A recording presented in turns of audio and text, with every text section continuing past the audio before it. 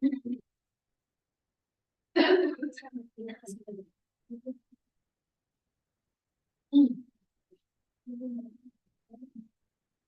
1, 2, 3. May I have your attention, please? Yeah. Good morning, ladies and gentlemen. My name is Tika Kuswandi.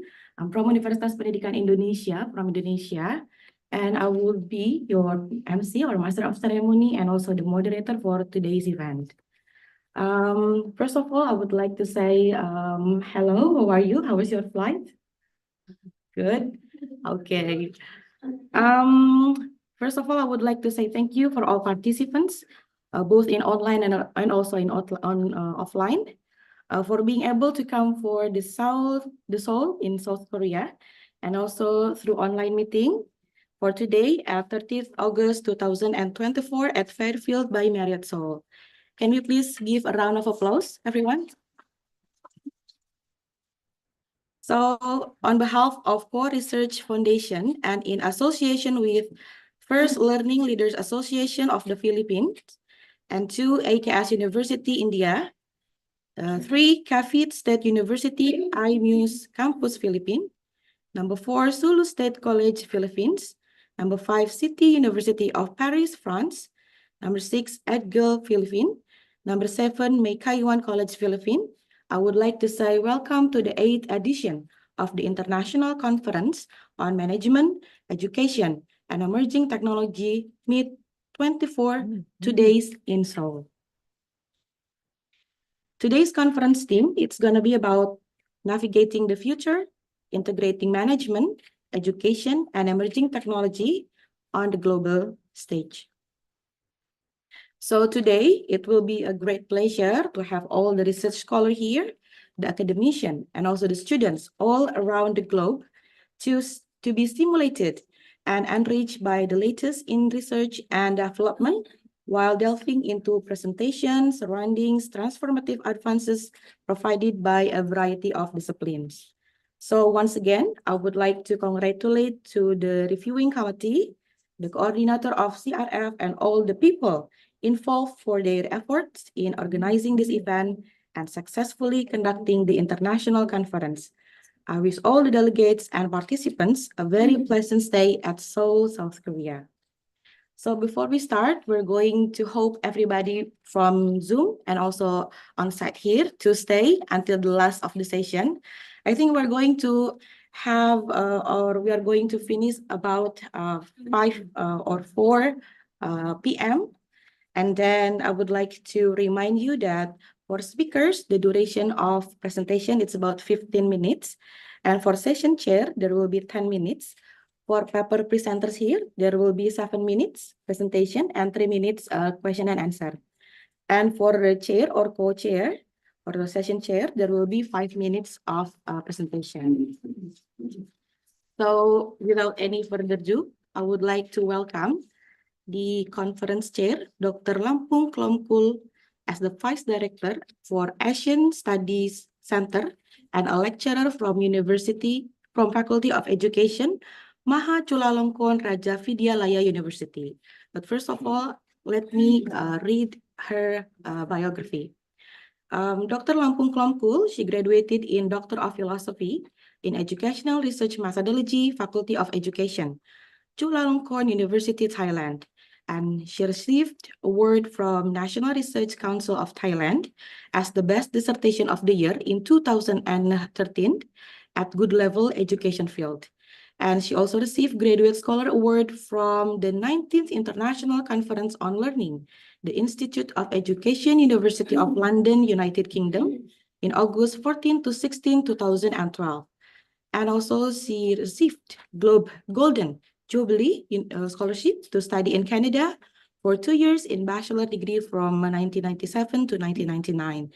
And also she received Best Researcher in the year of 2020 at excellent level from Buddhist Research Institute, Maha Chulalongkorn Raja Vidyalaya University. She is interested in conducting research in education and Asian study. And also, she is the author, co-author, and editor of more than 60 articles and books. She also has completed research projects in various research designs, such as Structural Equation Model or SEM, Ethnographic Delphi Future Research or EDFR, and also Mixed Method Research or MMR. Ladies and gentlemen, please welcome Dr. Lampung. The floor is yours.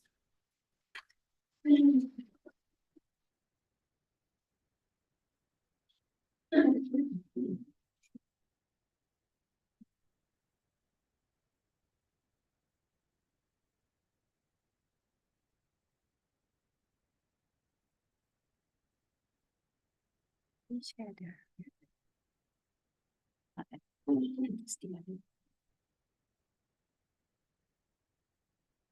Waiting first.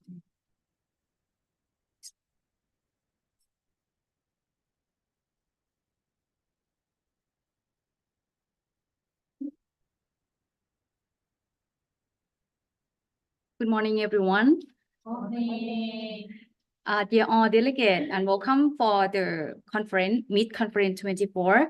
I would like to express my special thanks to the organizing committee of International Conference on Management, Education, and Emerging Technology, Meet 24, which will be held on 13 to 14 August 2024 in Seoul, South Korea, with organized by Core Research Foundation in India in cooperation with ADGLE Philippines Learning Leader of Association of the Philippines, Hawaii State University RMUS. Campus in Philippines, Sulu State University in Philippines, and AKS University, Sena MP India, in order to explore and navigate the future by integrating management, education, and emerging technologies on global stage. I believe that the Meet 24 will provide you the platform of excellent international conference and give a lot of benefits to the participants in discussing the latest finding in management, education, and emerging technologies. I'm particularly happy to be part of this conference, representing my point of view relating to the conference goals on education management and emerging technologies with members of relevant international participants. And on behalf of the conference chair, I would like to welcome you all to this conference and look forward to seeing your excellent participant in the Meet 2024. Myself, Dr. Lampong Kramkul, as the conference chair for Mahachulalongkorn Ratchavidyalaya University, Thailand. For today, I have a little bit of the topic of my research result to come and share. Actually, this research project have done almost 2 years, and now we come to the Meet 24. It's come to I bring the parts of important for the research utilization to share in this conference. The topics of for this conference share is about state of the art for the prototype area development of Khok Nong Na model. The Khok Nong Na is the technical word that we try to do the agricultural management area for the community in Thailand. So this is the part of the research project that how I need to I think myself will already know. This is the team of research that conduct this research project. We have the let me go to the story of this.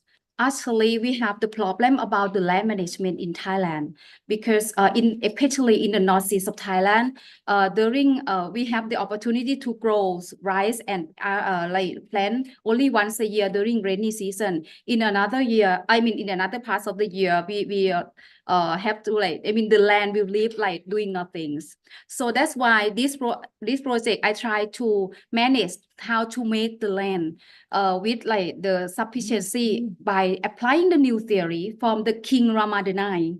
King Bhumibol, he already passed away, but he proposed about the theory to the Thai people.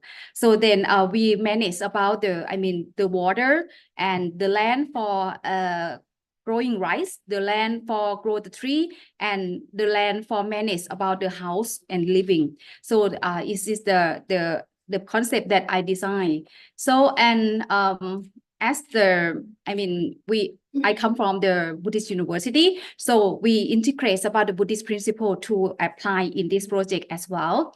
And also the concept for the research projects, we design about action research to use the process of PAOR, is the process of action research, to follow the step and design. Then the final of the research project is the scenario that I design is to building network about when we have the prototype model of making the land that we call Khok Nong Na. After we done this, so and then right now is the time go by, the people come and visit and see how the best practice from the land. And then I try to expand the network of this, try to develop a research project, and then make the article to public in international area, especially ASEAN country. And also right now it's ASEAN plus country I come into Korea. This is a great opportunity to share that. Next, this is the picture that have done so far. I'm not just only make the land to try to make the land for the best practice for the community. I also bring the student and the lecturer from my university into my land in the northeast of Thailand to visit and see how we organize. We also bring how gonna make the people live and have a good quality of life. I cooperate with the Cow Project Bank. The Cow Project Bank is normally the cow sometimes people sell for killing for food, but this project to protect the cow from killing. So the most venerable over there, he pay the money for the one who sell the cow and then bring the cow back to me, and then I bring the cow to the community. And the poor farmer, they have the opportunity to take care of the cow. And then right now 3-year project have done and bring the people who receive the cow have a better quality of life of this project. This is one of the parts of my research projects as well. And and I also have to organize the platform for monitoring about the cow. And right now we have more than 120 cows for the mother, and then have the baby cow. It's more than 40 baby cow already. When the cow got the baby, it belong to that farmer. We're not gonna request them back the cow. So that's why it will make them have good quality of life, because this is the model for growing rice during the year. Normally we grow rice once a year, but when I make this project, I have water all year long, so then we can grow rice three times a year. So it's this is the model. And also we grow lots of banana, and then they have the product of the banana to make the banana chip, and then I design the package. It's just the model, and then this is the land at the beginning that I designed. So you can see that if we have the area to preserve water, the area for plant the tree and farmer and farms. Okay, now I want to share about the research utilization. I'm not going to speak that long time. Okay, for the research utilization, after I have done the project of planning the area, makes the area complete, we set up the camp, the youth camp, to provide the student to come and learn 3 days long for camping, and student learn how to grow rice, how to grow, to plant the tree, to prepare, to make a QR code with the tree naming, and then for learning community sources for the people. And this is okay, wait. The cow project I already talked about it, and also this is the product from the community. I mean, and we also have this at the Buddhist University, so we have the symbol. The symbol for our religion. My student, he proposed to me, Dr. Lam Hong, you want the Buddha image for, I mean, in your area. Normally, the people, we're not gonna have Buddha image in the area, but because I'm planning to make it like the learning community for the Buddhist University as well. So that's why we build or create about the Buddha image in that land in order to be the center for the Buddhist learning community. So we have people from different religions, and so I just like to share. It's just only for the symbol for the place for the learning community. But when I set up the land, people from like different religion, because my student is come from sometimes not just Buddhist student in the university, we have another religion to come and attend in my university as well, and especially students from ASEAN study there. I mean ASEAN country come and join in a lot. So lastly, that I would like to share to you, because of the, I mean, the land in the areas in Thailand, we don't have like, you know, a very like full of everything for the people in the place in Thailand. So that's why this project have done, because I want to make a good quality of life for the people. And right now the project have done already. And this is the good opportunity for me to come and share you about the research utilization for this conference, the MIST conference, and hope everyone will, I mean, see the image of the, I mean, the project that I have done. And thank you very much for your listening, and glad to meet everyone again in the future conference. Okay, thank you.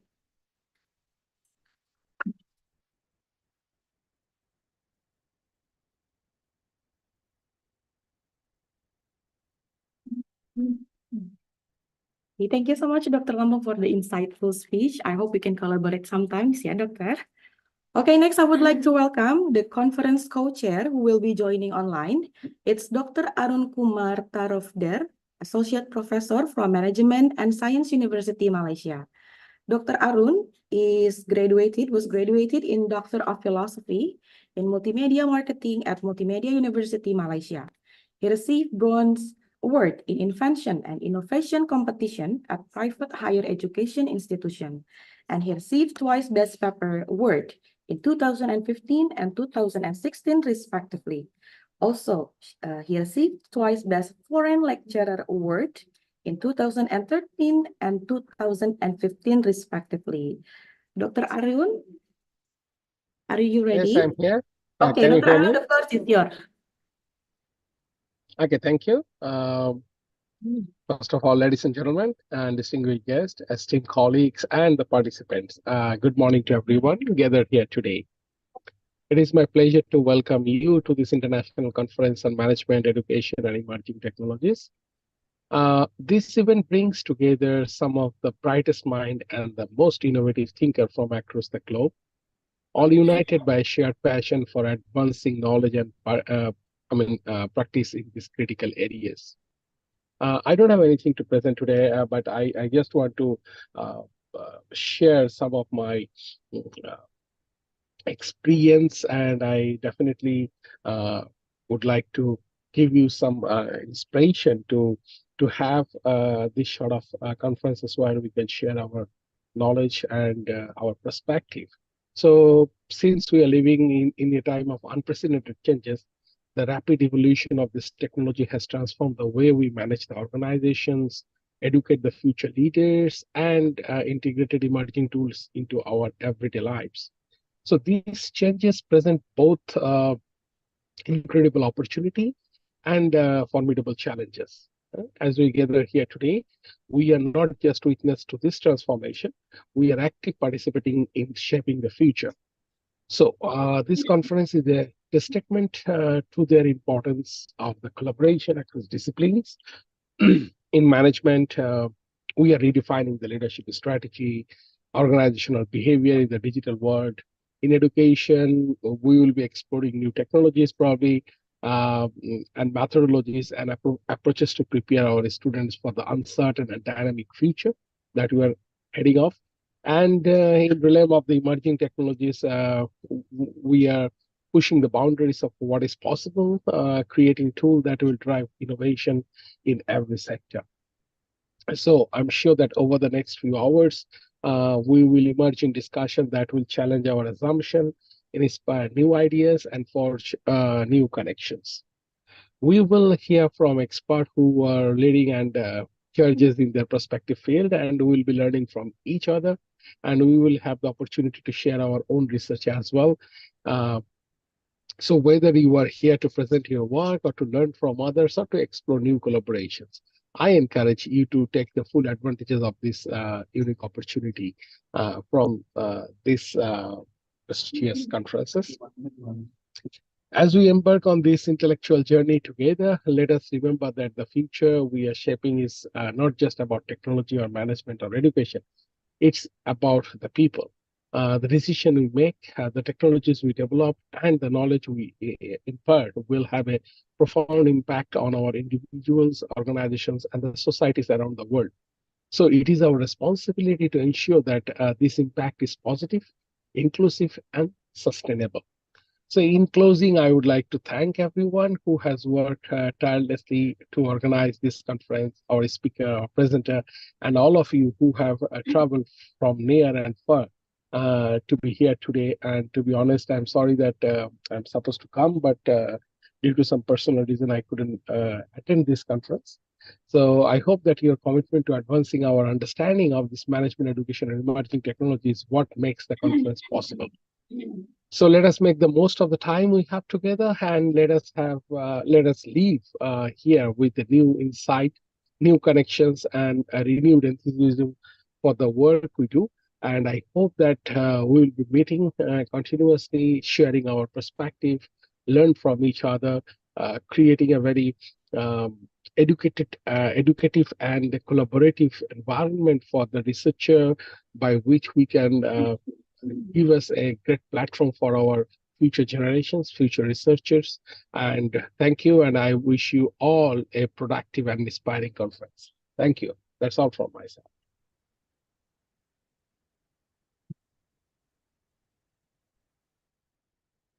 Okay, let's give round of applause for Dr. Arun. Thank you so much for the insightful speech once again. Next, I would like to invite the session chair.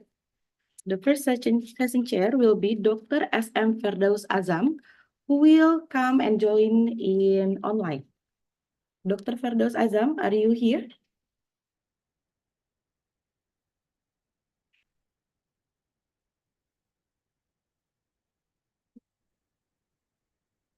Yeah, Dr. Azam, can you hear my voice?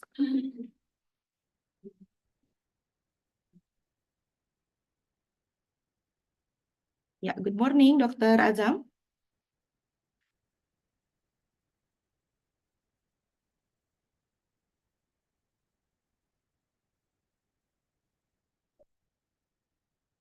Yeah, good morning. Okay, let's wait for a little bit. I think he's trying to connect. Oh, okay. Because it's a technical problem with Dr. Firdaus Azam, we're going to move to the next session chair. It will be Dr. Divya Thakur, who will join for today through Zoom, yeah, online. Dr. Divya. Good morning, Dr. Divya. Yes, good morning, Professor. Okay. How are you? Good morning. Good. Floor is yours, Doctor.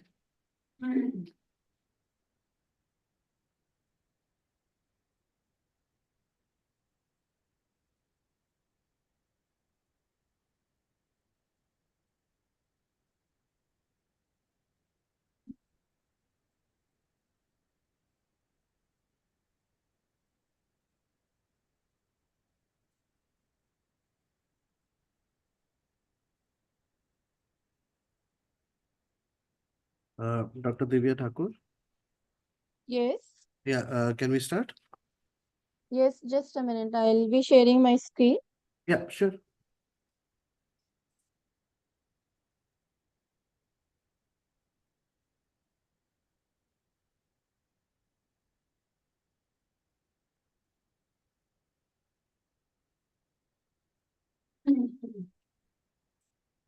I hope my screen is visible to everyone. Yes. Okay, so a very good morning to everyone. And first of all, thank you very much to giving me this wonderful opportunity to join this 8th international conference that is based on the management, education, and emerging technology. That we can navigate the future integrating management, education, and emerging technology on the global stage. So thank you everyone. Now I will be going to start my presentation. So this is the topic that I will discuss only for the 5 to 7 minutes, that navigating the future with integration of management, education, and emerging technology. So how we can navigate at the future of us, our researchers, with the help of the management education and the emerging technologies, which type of the emerging technologies we can use, right? So this is the me, and this is my biography. So first of all, myself, Dr. Divya Thakur, and I have a PhD in management. I'm working in currently Chandigarh University as a professor and program head of the business analytics. I have a 14 years of academic and experience. I have published 36 research papers, 4 books as first editor, and as well as the many of the patents and the copyrights, right? So these are the some biography tips that I have given to you about myself. So now we are talking about the emerging technology and future of the education, right? So first of all, I will let you know about the overview of the navigating the future with integration of management, education, and the emerging technology. So landscape of the management education is rapidly that evolving due to the integration of the emerging technologies. So first of all, I would like to introduce about the emerging technologies that is very useful nowadays in management education. So first of all, there is the artificial intelligence and the machine learning. That is the most impacts, right? And the blockchain, big data analytics, and the virtual augment of the reality, that you can say that the VR and the ARs, right? So artificial intelligence, these type of the technologies that used to personalize the learning experience as well as the analyze the large data sets in the business insights, and that almost the automate the routine tasks every time they are, that is very helpful to allowing the students to focus on the strategic decision making, right? If we talk about the big data analytics, that we can see that there are so many tools that enable the management students to handle the work complex data sets, and the extract actionable insights, and that make data driven decisions which are critical today's business environment, right? If we talk about the transforming of the uh, the curriculum, right? That is based on the integration of tech skills and interdisciplinary learnings, enhancing the experience of the learning. And that is based on the online learning platforms as well as the simulations, that both are very helpful for the enhancing the experience learning, right? If we talk about the future leaders, right? Future leaders, that is digital literacy, you can say that, and that the traditional management skills, that is there is a growing need for digital literacy, where the future leaders must understand and leverage the technology to driven the innovations and growth, right? So next one is the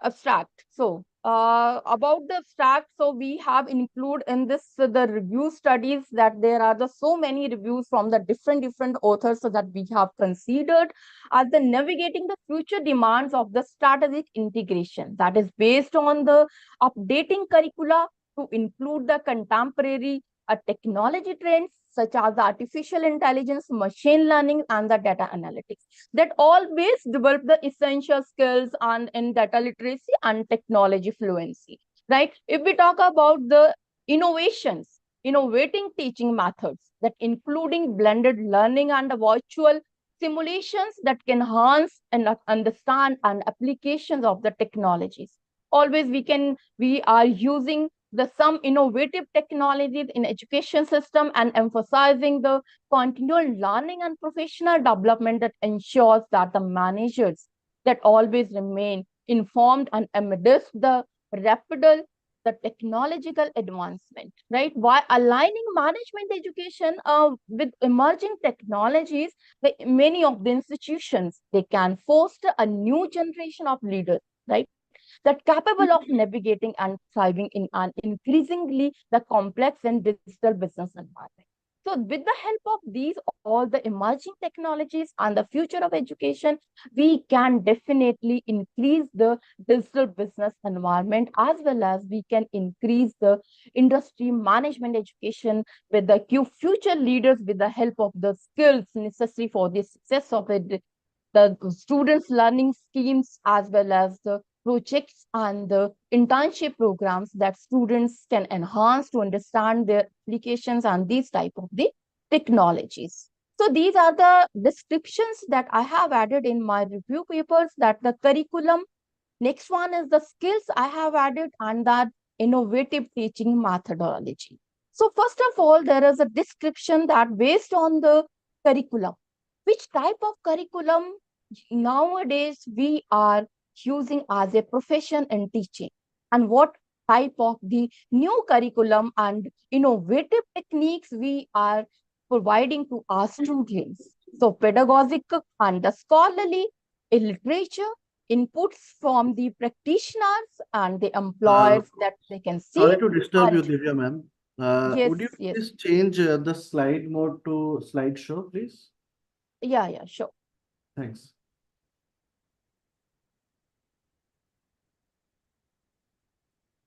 Yeah, thank you and sorry for the disturbance. No, it's okay. Okay, so we are talking about the description that is based on the curriculum, and we can see that the inputs that from the practitioners and employers, that current students and alumni. These all the we can consider in the one line, and we can take many types of the inputs from these all the practitioners. Those are doing the research on different areas on, and these are the most of the employers and the current students and the most of the alumni, those have completed their educations and what nowadays they are doing the now research and on which areas they are working on. Next one will institutional learnings and the technology teaching policies. Which type of the institutional learnings we are providing to the our researchers, are the students, and which type of the teaching policies we are adhering to for the students, right? Next one is the available of the resources, which type of the resources we are providing to our learners, are the researchers. Those can include all the innovative research for the future perspectives. And next one is the program framework and the time constraints. So many government has provided so many facilities as a project researchers for the students, for the researchers, so that they can enhance their skills with the help of the research, right? So skills, exactly, that is based on the knowledge, learning, competence, and the training programs, experience, ability, advanced training, and the growth. So these are the main things that we can include it in all the skills, right? So exactly what is innovative teaching? So we can say that innovative teaching is the new tools that we are giving and we are using to enhance the students' learning.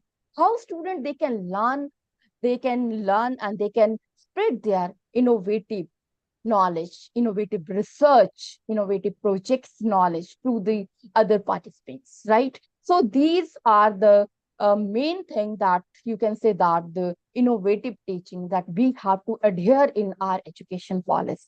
So innovative teaching is a collection of the strategies that uses the creative practices and to improve the overall learning experience and performance of the students. So it is too much useful, that innovative teaching, and with the help of nowadays, we can say that the artificial intelligence and the machine learning, that also we can consider as innovative teachings, and we can provide the most of the help to the students so that they can enhance their skills.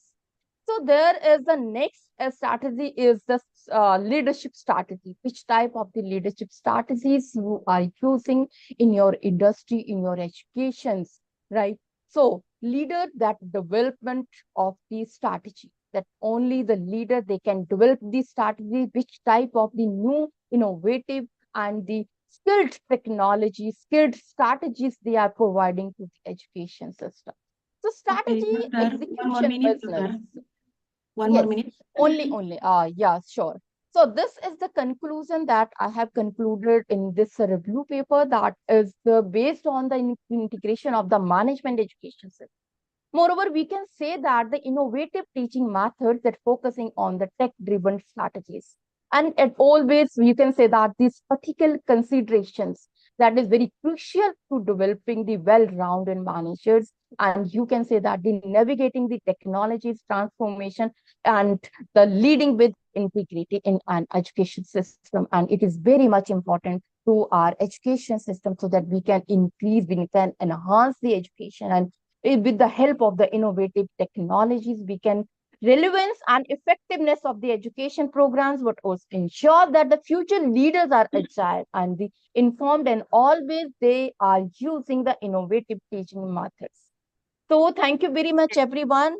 This is from my side, and thank you for giving this wonderful opportunity. Thank you very much, everyone. Thank you very much, Dr. Divya Thakur. Thank you for your presentation and have a good day.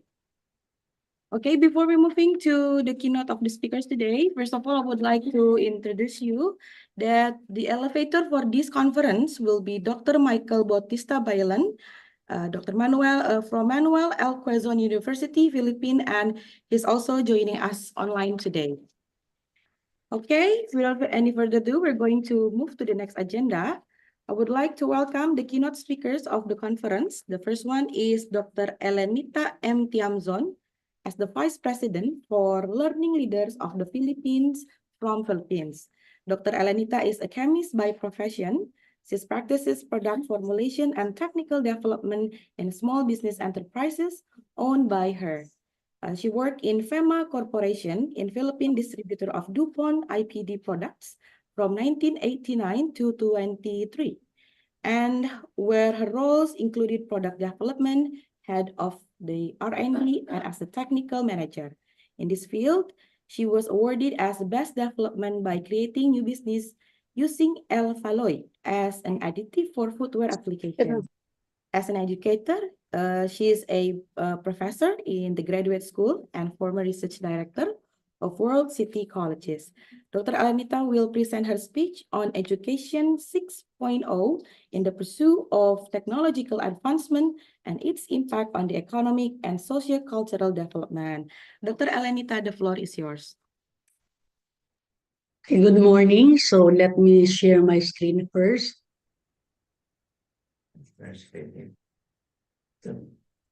Tapos, i-click. Tapos, double click.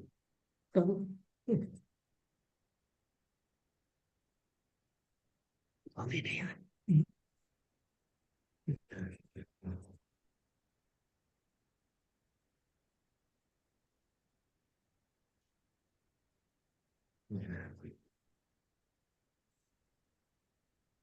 Okay. Is my screen visible? Is my slide presentation? It's visible. It's visible, madam. Yeah, doctor, we can see. Okay. So audio also clear? Yes. Okay. So good morning. My speech is about Education 6.0 in the pursuit and technological advancement and its impact on the economic and social cultural development.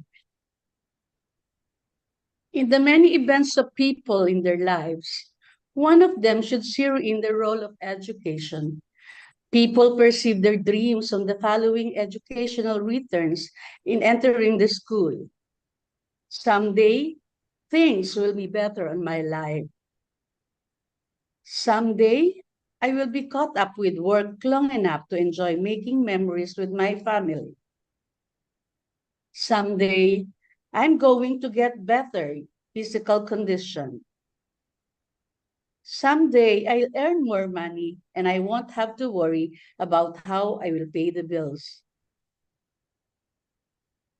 Someday, I have a better relationship with God and enjoy more of His goodness, only to realize that this someday never come. We can't do anything about the past and we don't know what the future holds, but we can live our full potential right now. Today is the only day we have. As we continue to enlarge our vision and live with our full potential, we can find themes, ways, and means to improve our lives. Unless we take the improvements in enlarging our academic vision and understanding, steps and initiatives in technology growth and social cultural development, we will be in the forefront of dying and endangered species. The role of education as instrument of social change development is widely accepted in the present society. Social change include changes in nature, social institutions, social behaviors, or social relations. Change means accepting new ideas, leading to evolution and development. Social change takes place as a result of many types of changes that takes place in the social and non-social environment. Change is inevitable in a society. Education, in every sense, is one of the fundamental factors of development. No country can achieve sustainable development without substantial investment in human capital. Education plays a major role in eradicating poverty by granting access to different employment opportunities. The very reason why education is undergoing a deep valuing of Education 6.0 as a means of eradicating the past on concepts, insights made by Education 4.0 on the knowledge, skills, values of the youth, and at all ages affected by the scheme. The post-industrial 4.0 educational revolution has undertaken palliative steps in introducing new concepts in technology during the pandemic era of COVID-19. Especially nowadays that the world is currently undergoing a rapid digital transformation, there is an urgency for educational system to adapt. The landscape of educational technology was transformed by the Industrial Revolution 4.0. The rapid changes of knowledge have developed the new model of education for the future speed, fusion of different technologies, breadth and depth, and return to scale make the fourth industrial revolution different. The first landscape changing landscape of employment where jobs that are available now may be obsolete in the future, but new types of jobs will emerge to meet the demands of IR 4.0. Second landscape, shaking landscape of technologies. The exponential digital age brings with it unfamiliar technologies. Hence, university need to consistently anticipate and prepare for changing skills and new knowledge. Landscape number 3 is changing students' attitude and behavior from digital immigrants to digital native. The last one, changing landscape of demand, we may confronted with unforeseen problems and houses in the future. Due to rapid economic and social change, school university has to prepare students for jobs that have not yet been created, technologies that have not yet been invented, and problems that we don't know yet will rise. However, come our responsibilities as educators in our desire to contribute in the goals of Education 6.0, which starts with the new ways of teaching of technology and harnessing both social cultural aspects of human development. This imparting of knowledge is basic to all undertakers, teachers of the curriculum. The education landscape in the Philippines has been undergoing a significant transformation in recent years. As the world moves towards the era of Industry 4.0, the traditional education system has been replaced by Education 6.0. This new system is characterized by the integration of cutting-edge technology, innovative teaching techniques, and focus on lifelong learning and skill building. The origin of Education 6.0 can be traced back to the widespread adoption of technology in education. With technology integrating itself during the Fourth Industrial Revolution, the logical step was to integrate it into education. Education 6.0 is basically what came out of the integration. In a world that is ever evolving, it is imperative that education evolves as well. Education 6.0 answers the call to adapt. With technology accelerating at an exponential rate, the learning landscape remains the last to catch up. Education 6.0 is necessary because it allows students and educators to adapt to the pace of change. Moreover, it helps to deliver education that is personalized to the needs of each student. It also allows for greater collaboration between students and educators, improving the learning experience. In order to solve the issues on Fourth Industrial Revolution, Education 4.0, changing it to Education 6.0, the adoption of the theory of modern growth of economics is hereby considered. This theory focuses on two channels of ensuring growth through expenses on research and development on the core components of knowledge, innovation. First channel is the impact on the available goods and services, and the other one is the impact on the stock of knowledge phenomena. This is Dipankar Dasgupta, 2010.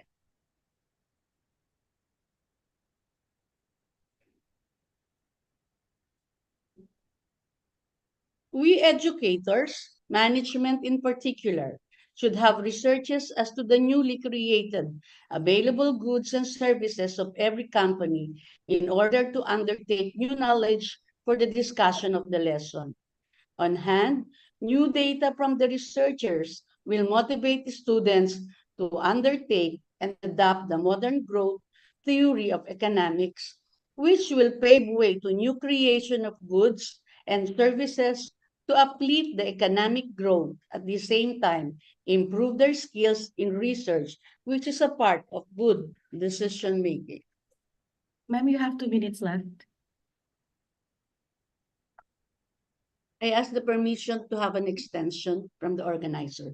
Vygotsky theory of cognitive learning development explains the socio-cultural theory of cognitive development, which explains the influence of the world in individual development.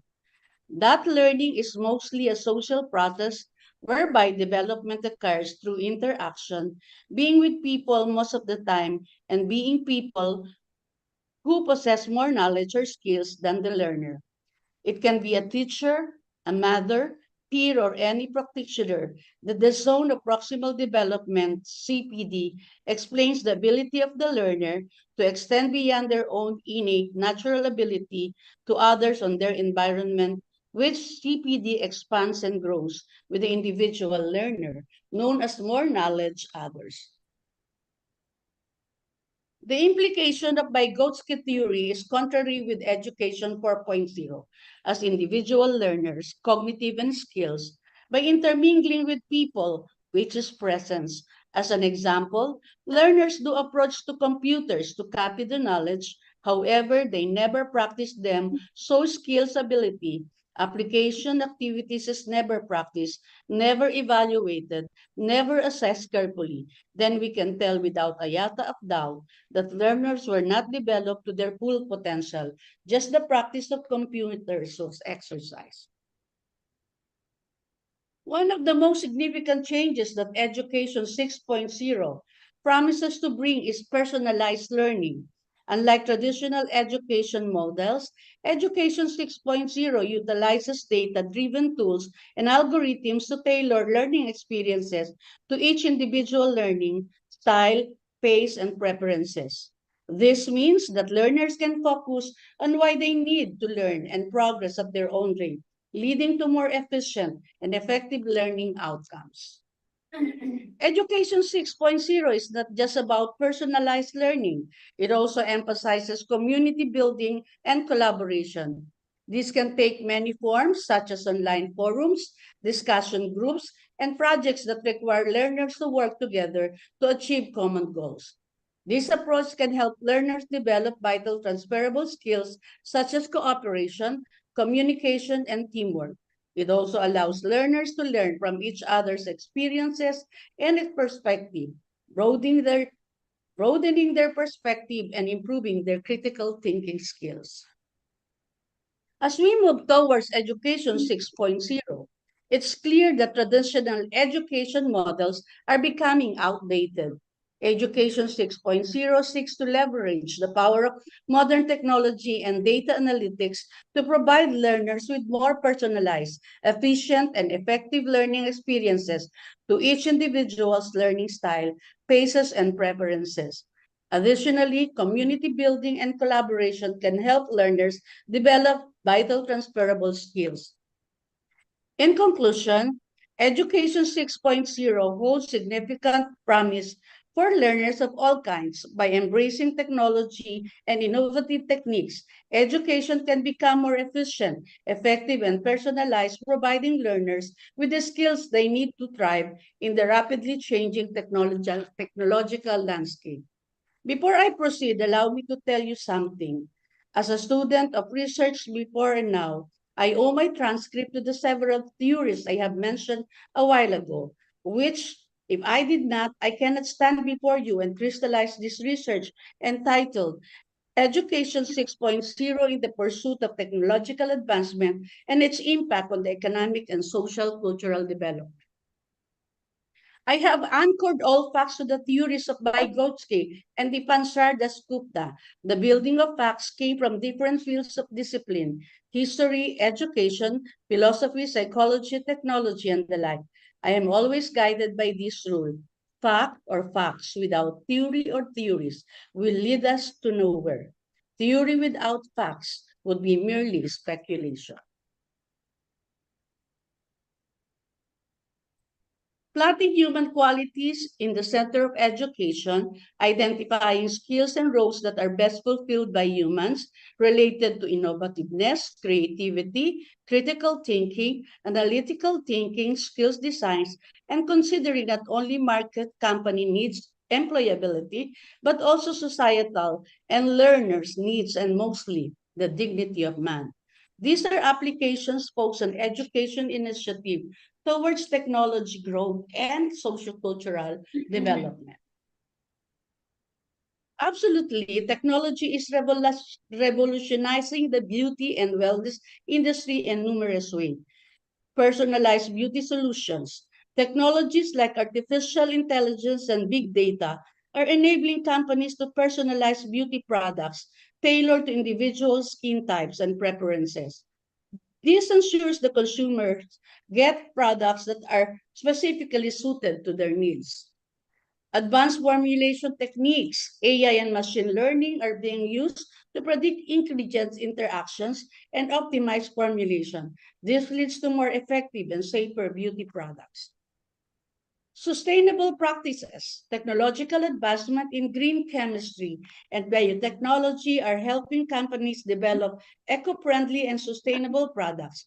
This meets the growing consumer demand for environmentally responsible beauty and wellness solutions. Enhanced quality control, technologies like blockchain and Internet of Things are being integrated into the supply chain to ensure products' quality and authenticity. This helps in maintaining high standards and building consumer trust. Digital wellness platforms. The wellness industry is leveraging technology to offer digital solutions such as wearable devices, telehealth, and mental health apps. These platforms provide personalized wellness plan, monitor health metrics, and other virtual consultations. Virtual and augmented reality are being used to provide immersive learning experiences and virtual try-ons. This enhances consumers' engagement and helps in training professionals on new techniques and product application. Consumer education. Online platforms, social media, and mobile apps are being used to educate consumers about beauty and wellness products. This includes information on ingredients, usage instructions, and benefits, empowering consumers to make informed decisions. Education and technology is indeed transforming the beauty and wellness industry, making it more innovative, sustainable, and consumers. As part of my learning inquiry experiences, I discovered the following products using the new technology. AI, machine learning. This enables us to personalize beauty products that are specifically suited to the needs of our customers. As mentioned a while ago, these are the ingredients, and you have the benefits to educate the consumers. So these are the products that we have developed.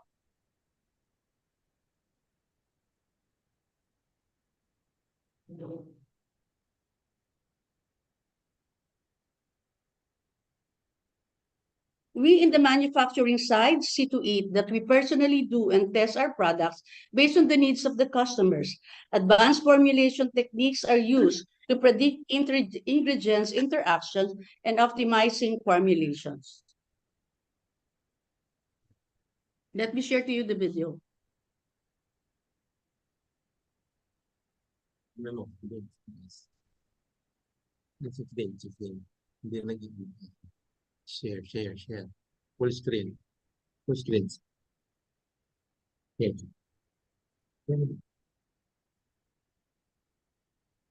Yeah. Can you see it?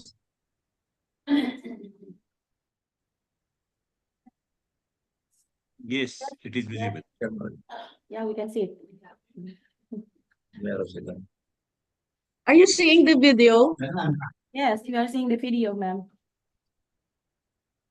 So to sustain products based on consumer demand for environmentally responsible beauty and wellness solutions, we look forward to technological advancement wherein quality control of the products are enhanced.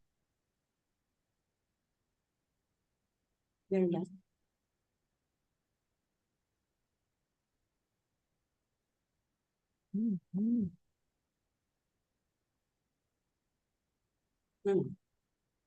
Tapos, Diba? I-skip mo na yung iba. Matagal. stop mo. Stop mo na. It's minimize mo. Ayan. Diretso mo na. I-skip mo na yun.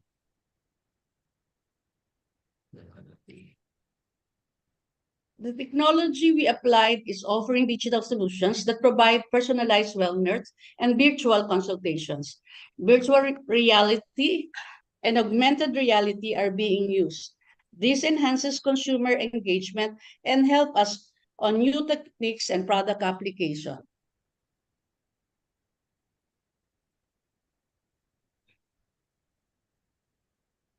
Education and technology is indeed transforming the beauty and wellness industry, making it more innovative, sustainable, and consumer-centric.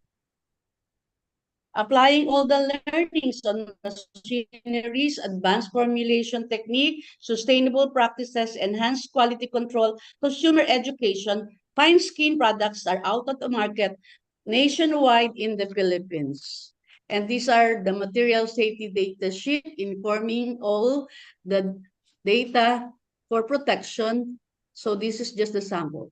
And then, my dear listeners and delegates to this conference, after having presented to you the Education 6.0 paradigm, offering us knowledge on how to undertake scientific steps on the teaching learning process, I encourage you to put into action the plans and programs of your institution, giving our best services to our leaders in the best offering we can give to the learners. As the saying goes, humankind owes the child the best it has to give. Let me have a verse from Philippians chapter 2, verse 3. Do nothing out of selfish ambition or vain conceit. Rather, in humility, value others above yourself, not looking to your own interests, but each of you to the interests of others. Thank you, and these are my references. Again, good morning. Okay, thank you so much, Dr. Alimita, for the insightful presentation, and have a good day. All right, ladies and gentlemen, before we move to the next keynote speaker, I would like to remind you again to please stick to the timeline that we have given to you. Okay, the second keynote speaker is Dr. Amar Prakasgard. He is a Dean Academics and Director and Research at Applied Science at Swami Vivekananda Subarti University, India. Dr. Amar has 48 years of teaching 25 na. and research experience in microbiology, biotechnology, and environmental science, as well as agriculture and food technology. Currently, he's working as a Dean Academics and Director Research at Swami Vivekananda Subarti University at Meerut, India. Dr. Amar today will present his speech on heat wave and sustainable urbanization. Dr. Amar, you have 10 minutes to present. Are you ready? Thank you very much. Yeah. So thank you very much and good morning to all. Let me share my screen. Is it visible? Yeah. My screen is visible? Yes. Yes, we can see it. Yeah. Yes. Okay. Thank you very much. It's great. First of all, thanks to all participants and the organizers for giving me an opportunity to express my views and I'm my sorry to cut you off, Dr. Amar. I would request you to kindly switch on the slideshow mode. okay. Thank you. Just a minute. Fine? Yeah. Yes. Yeah, Thank fine, Doctor. Yes. Yep. Okay, fine. So the topic what I have selected, it is the heat waves and the sustainable urbanization. You know that during the recent past, particularly in the last 20 years, now the heat waves are coming to the urban cities. And the recent studies, they have shown that 996 cities in the world, their nights have gone warmer by 2 degrees Celsius. So what is the real cause and how we can make our cities sustainable? The real cause, if you go into the details, you will find that our comfortable life and the use of the air conditioning units, the transport, and the heat evolving processes, what have been added to the day-to-day life are responsible for the generation of the heat. In India, we conducted a survey and we found that the adjoining areas, for example, I am living near to Delhi. So Delhi is having 4 to 5 degrees Celsius temperature higher than the adjoining areas. And if we go beyond to the rural areas, then again the temperature is 2 degree further less. So what is the reason? The reason behind is that the evolving gases, carbon emissions, and the heat generation process, what we are generally using as a comfort. So this is just my brief CV. I have been in Western countries for a long time, for 5 to 7 years. And there also now, when I am interacting with my colleagues in Germany, Britain, US, Canada, and the other countries, I found that even in these countries, the people are feeling the same as we are feeling in India and the other Asian and the African countries. So if we take into account, then in the 2024 itself, during this summer, the temperature of some of the cities in Rajasthan and Madhya Pradesh, it reached to 52.9 degrees Celsius. A very too much. And even Delhi, it witnessed 46 degrees Celsius temperature, including the very many cities of Uttar Pradesh, Odisha, Chhattisgarh, Madhya Pradesh, Jharkhand, in several places. So my contention is that the rising temperature is one of the most important phenomena at present. And this rising temperature, particularly in the cities, it is causing a great, although most of the environmentalists, they are relating it to the El Nino effect, a natural climate cycle which is occurring every 5 to 7 years. But this El Nino effect, it is mainly confined to the coastal areas and other things. So if we think, or if we consider that this is because of the El Nino effect, then the rural people or the rural climate should also have been affected in the same way. But in my opinion, this is not, in fact, the El Nino effect. To some extent it is, but not entirely it is responsible. The responsibility is that our comfortable life, our use of the air conditioning units, our use of the transport system, which is based on the fossil fuel, and our use of the industrial gases, the release of the industrial gases. I come on this. You will find that when we just consider that the South Africa, this widespread starvation, it required 5.5 billion of the aid. Because of the heat waves, now the agriculture is being devastated. Industrial devastation. The lives are going to threaten. And not only this, the floods. We have seen the floods in the Brazil. We have seen the floods in the Dubai. We have seen the floods even in the Rajasthan, which is supposed to be a desert area. So these effects, catastrophic effect, these have displaced millions of people and caused huge financial losses. And to overcome these, the question is that the mitigation of the urban heat islands. This requires the need for the address at such a international platform for the discussion and for some solutions. The solution, where it lies? The solution lies that our buildings, our houses, they should be constructed in such a way that they should need the less air conditioning units. And for that purpose, what we can do, we can have the light color materials outside the house, inside, and the roofs can be just like that is tapering. Solar panels should be installed, roofs should be cooled, energy efficient windows, and there should be some ventilators at the top, air ventilations. So these air ventilations, tranquil water heaters, and these appliances and the proper ventilation and the proper radiant cooling technology, when we use, then the temperature of the house can be kept down 2 to 4 degrees Celsius. So if a temperature of the house is 4 degrees Celsius lesser than the current technology what is being used, then the use of the requirements of the AC units will be reduced.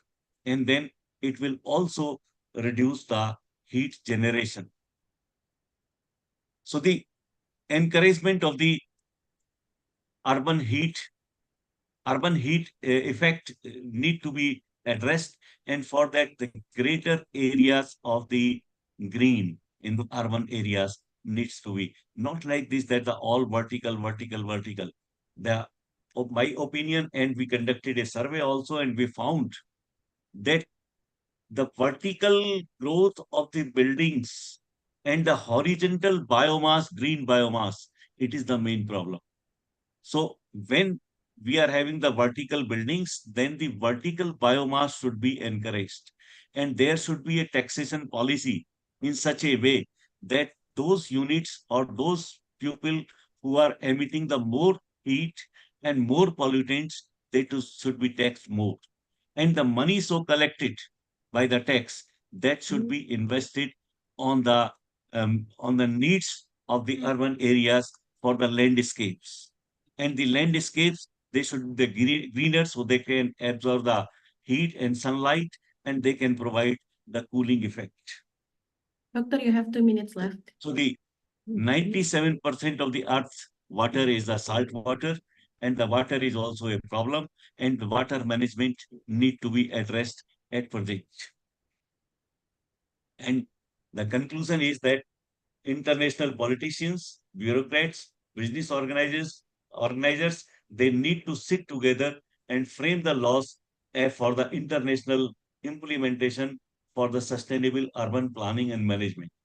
Use of the green hydrogen in the industries, electric and the solar power-backed public transport in the urban planning and management is the need of the hour, and the climate resilient smart technologies for the urban agriculture, rainwater harvesting management are the key solutions for the urban, for the sustainable urban cities.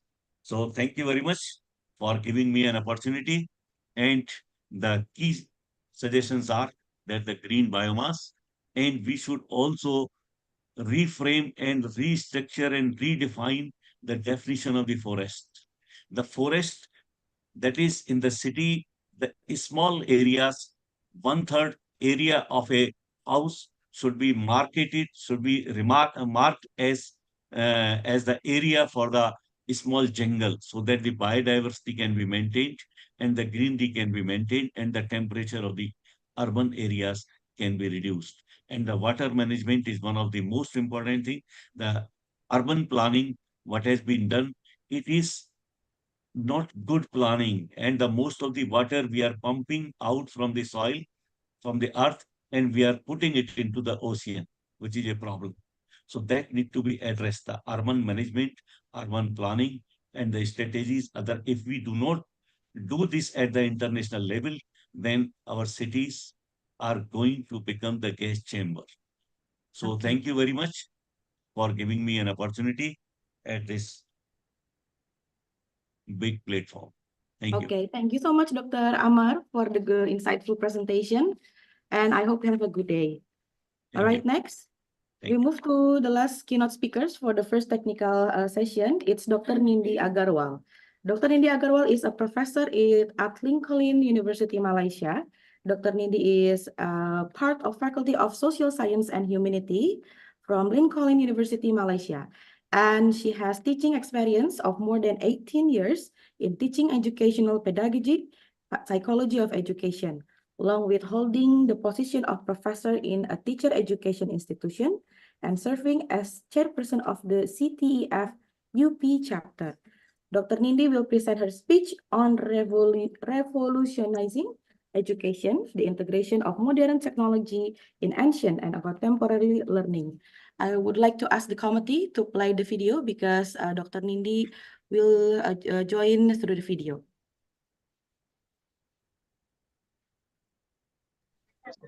Thank you, Doctor.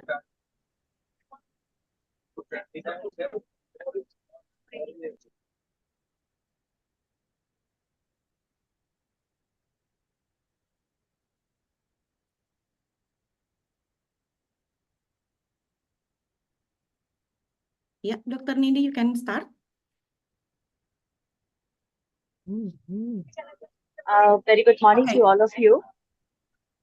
Yeah, actually, I'm traveling today, Okay, the so I video. shared my video with the organizers. Yeah. Okay, the video. I'm sorry, the committee, can you please play the video? Okay, wait a minute, Dr. Nindi. The committee, can you please help to play her video for Dr. Nindi videos? Yeah.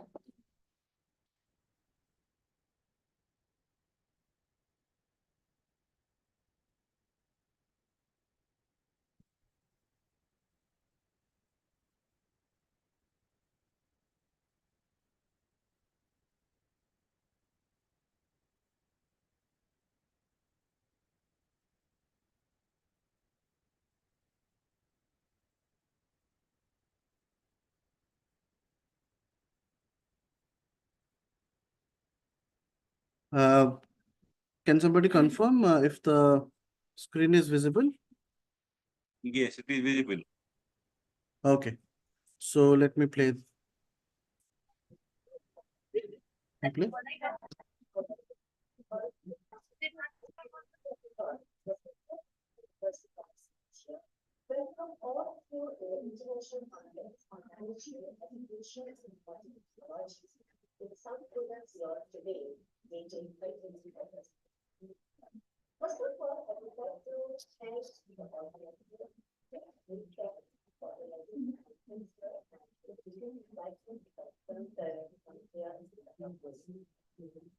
It's not audible. It's not audible.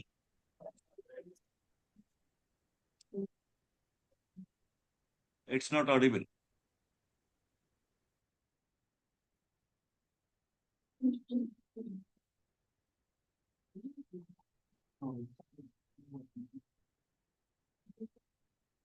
There is nothing, can we?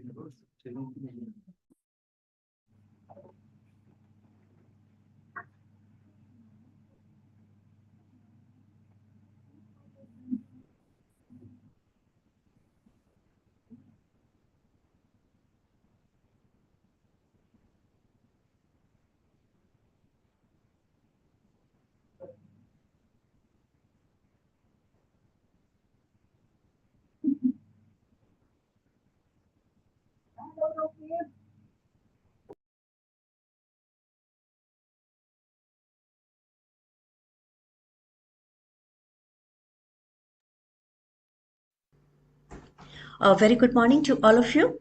Is it I am audible Dr. now? Nidhi Agarwal, Professor in Lincoln University College, Malaysia. Welcome all of you in the International Conference on Management, Education and Emerging Technology in South Korea, Seoul today, dated 13th of August. First of all, I would like to thank the organizer and congratulate them to organizing this conference here and give me this platform to coming here in front of you. I'm here to present my topic, Revolutionizing Education, the Integration of Modern Technology in Ancient and Contemporary Learning. So before starting my presentation, I just would like to confirm that, do you know about what is actually the real education?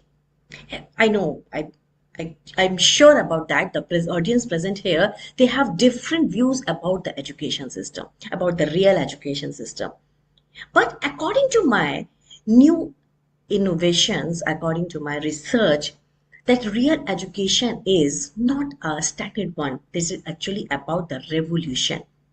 The rapid development of the modern technology that has resulted in fundamental shift in the nature of educational landscape. And you know, this research study takes a deep dive into the topic of revolutionizing the social science education or the major normal education into the modern technology. The objective of my presentation is by investigating and subsequently putting into practice the combination of ancient and modern form of technology. The purpose of this research is to bring about a sea change in the way how the social science is taught. This research endeavor seeks to improve students' learning experiences, engagement levels, and the overall grasp of the social science subject by combining time-honored teaching strategies with the most cutting edge of technological tools available. When I was doing the research, there was the overview of the research study. When I was doing the research, there was the two perception in front of me. First perception was the integration of ancient and contemporary technology that is trying to redefine how we approach the study of human society. And another one is fundamentally transform the landscape of social science education by synergistically merging the insight of ancient wisdom with the capability of contemporary technology. In the first perception, if we are talking about the history and technology together, it aims to empower learners with a deeper, more interconnected understanding of the social sciences, enriching their academic journey and preparing them to navigate the complexity of ever-changing world. On the other side, in the second perception, this endeavor seeks to reimagine the pedagogical approaches, enhancing the learning outcomes, deeper understanding of human societies through a harmonious convergence of historical knowledge and modern innovation. So when in the two classrooms, if we are taking the two classrooms simultaneously and we are observing them, in the first classroom, a teacher knows everything. Teacher knows everything. He has a good knowledge. Mistake 0. At that classroom, teacher questions and kids listen. Students are listening the teacher. Goal is to get the good grades. Memorize the facts. Finish the pages. One size fits for all. And these the rules enforced. On the other side, in the classroom B, teacher work as a learner. Mistakes? Learning. Kids questions and kids think. Goal is to achieve the learning, to solve the problem, to create. One size fits each. Rules unnecessary. So what is the difference between the two classrooms? Classroom 1 is good for the robot and classroom 2 is good for the kids. So this is the difference in the two classrooms, and this is the tale of classroom.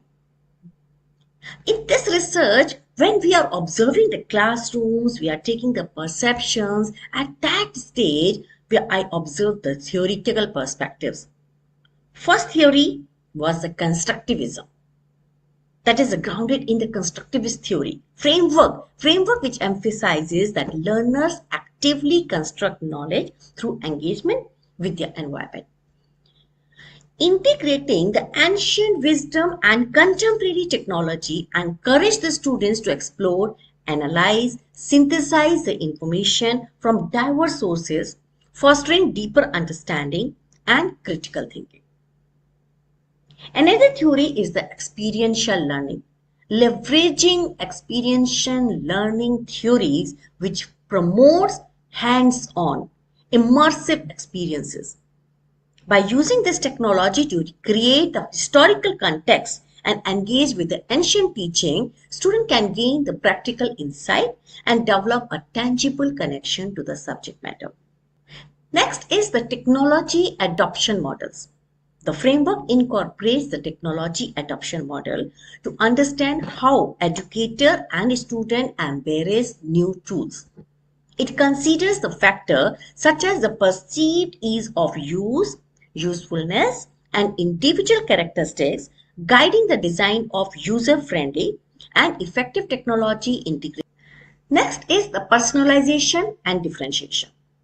Drawing from the theories of personalized and differentiated instruction, the framework emphasizes tailoring learning experiences to individual student needs, preference, abilities. Technology enables the adaptive content delivery catering to diverse learning styles. That was the theoretical perspectives. What is the practical implementations? Integration of ancient and contemporary technology in social sciences education is not just a theoretical concept, it's a practical approach that can transform the classrooms. And this section explores the varieties in which educators can leverage technological tools such as virtual reality, simulations, and data analysis platform to create immersive learning environment. And it showcases the real-world examples of institutions that have successfully adopted this approach, like virtual reality and simulations, data visualization and analysis, online collaborative platform, gamification and interactive learning, online lectures and webinars, mobile apps, and interactive content. So here is today's classroom. With your mobile device, teacher was saying, with your mobile device, tweet in 140 characters or less, how was your summer vacation? And the problem is, oh my God, my battery is dead. I have no Wi-Fi connection. I'm not synced. This is the situation where the school resumed around the country, teachers transition children slowly. So this is actually the situation happened in today's classroom. I measured the graph also. In this, the more learners are assessing the online learning situation from 2016 till 2021 data. Students, number of registered learners shift from the 21 million till 92 millions. And the total number of enrollments, 26 million still won 89 millions. So this is the demand of online learning on Coursera after the pandemic situation or during the pandemic situation. And what is the reason? What is the benefit in the contemporary education, in the technology? AI. AI is the bridge between both of them. That is, the artificial intelligence, which is rapidly advancing, has the potential to revolutionize the education system. And it can be used to personalize learning, provide feedback, generate simulations, which can be used to track students' progress, learning style, provide them with personalized learning experiences, provide the students with feedback on their work, can be used to generate the simulations of real-world phenomena and about the complex concept and system in an interactive environment. It can be used to identify the patterns in large data set, create new knowledge by combining and analyzing large data sets, integration of ancient and contemporary technologies that can help to ensure that AI is used in responsible and ethical way, such as the philosophy and critical thinking that can help to ensure that AI is used to promote human values and avoid the potential biases. Contemporary technologies such as machine learning and natural language processing can help to ensure that AI is used to generate accurate and unbiased insights. What are the benefits and impact? By combining ancient wisdom and modern technology, educators can tap into the advantages of both approaches. This section outlines the potential benefit, including improved critical thinking skills, enhancing the cross-cultural understanding, ability to analyze the complex social dynamic through data-driven method, and discusses how integration can foster a great sense of relevance and engagement among the students as they witness the practical application of historical insights in contemporary context. But whenever we do the research, there are so many challenges. With the integration of ancient and contemporary technologies, it comes with challenges. Number one, access to technology that I show in the figure, the real classroom. One of the primary challenges is integrating technology into education is ensuring equitable access for all students. And this problem is not for one country, this problem is globally. Cultural sensitivity and biasness. When merging, there should be maybe a risk of cultural biasness. Educator must be cautious when integrating the cultural insights into the modern context, ensuring that the content is respectful and accurately represent diverse perspective. Teacher training and preparedness. Educators need to be proficient in both the content of ancient theories and use of modern technologies. So they require the ongoing professional development to keep up with the landscape of educational technology. And the future perspective, the section speculates on future implication of revolutionizing the social science education through integration of ancient wisdom and contemporary technology. And it can be done by interdisciplinary synergy, personalized learning with AI, ethical considerations, and many more. In conclusion, the integration of ancient and contemporary technology in social science education holds the promise of transforming the way students engage with the subject matter. By drawing on timeless wisdom and harnessing the capability of modern tools, educators can create a dynamic learning environment that prepares the student to navigate the complexities of rapid change world. As education continues to evolve, the fusion of ancient insight and technological advancement exemplify a forward-looking approach that honors tradition while embracing innovation. And this paper calls for educators, researchers, institutions to collaborate and explore the vast potential of this revolutionary approach to social science education system. Last but not the least, we are changing the world with technology. the few word by the Bill Gates. Thank you so much. Okay, thank you so much, Dr. Mindy, for the insightful presentations, and have a good day. All right, ladies and gentlemen, we're going to go to the main event. But in this first technical session, there will be 11 presenters. So I would like to remind you again that we're going to have 7 minutes for presenting and then 3 minutes for Q&A. And we can have open discussion with all the participants here and also the participants from the online, yeah? But before that, I would like to ask all the participants to please enjoy the coffee break first in our 5 minutes. Yeah, only 5 minutes. We are going to have a coffee break. The committee have provided all the food and also the coffee outside, so you can take some and then have a break for 5 minutes.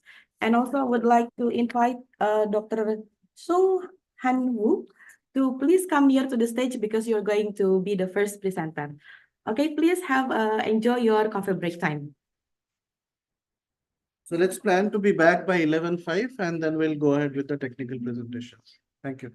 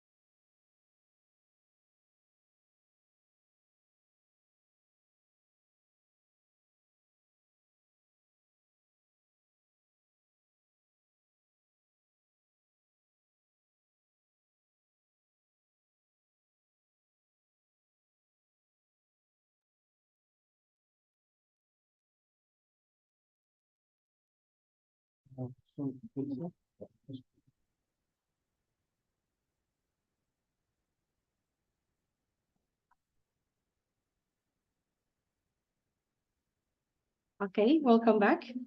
All right, ladies and gentlemen, we're going to start the technical session 1.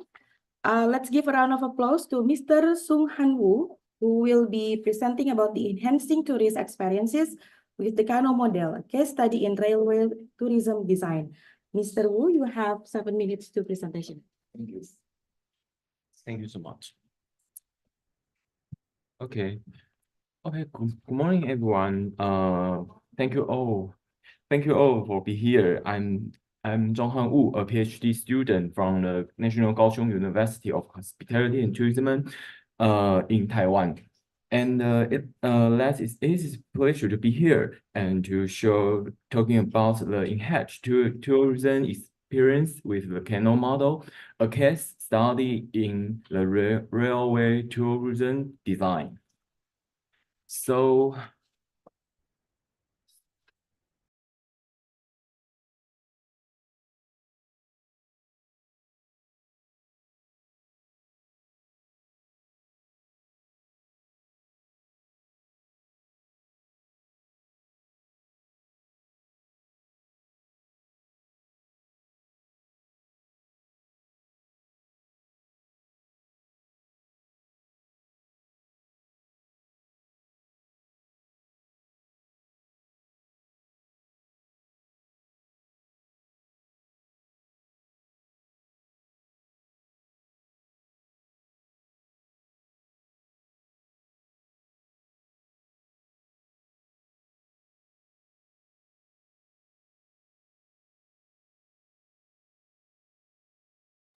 It's muted.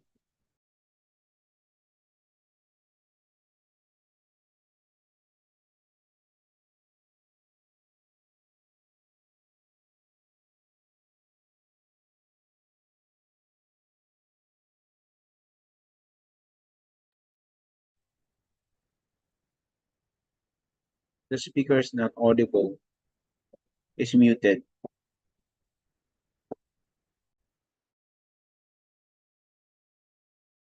okay. Okay. Thank you. Since that is the end of 2019, the global impact of the pandemic has been eroded to tourism industry has been hard hit with a long road to recovery. And in this study, we also to use the Kano model to try to innovative from the railway tourism design. In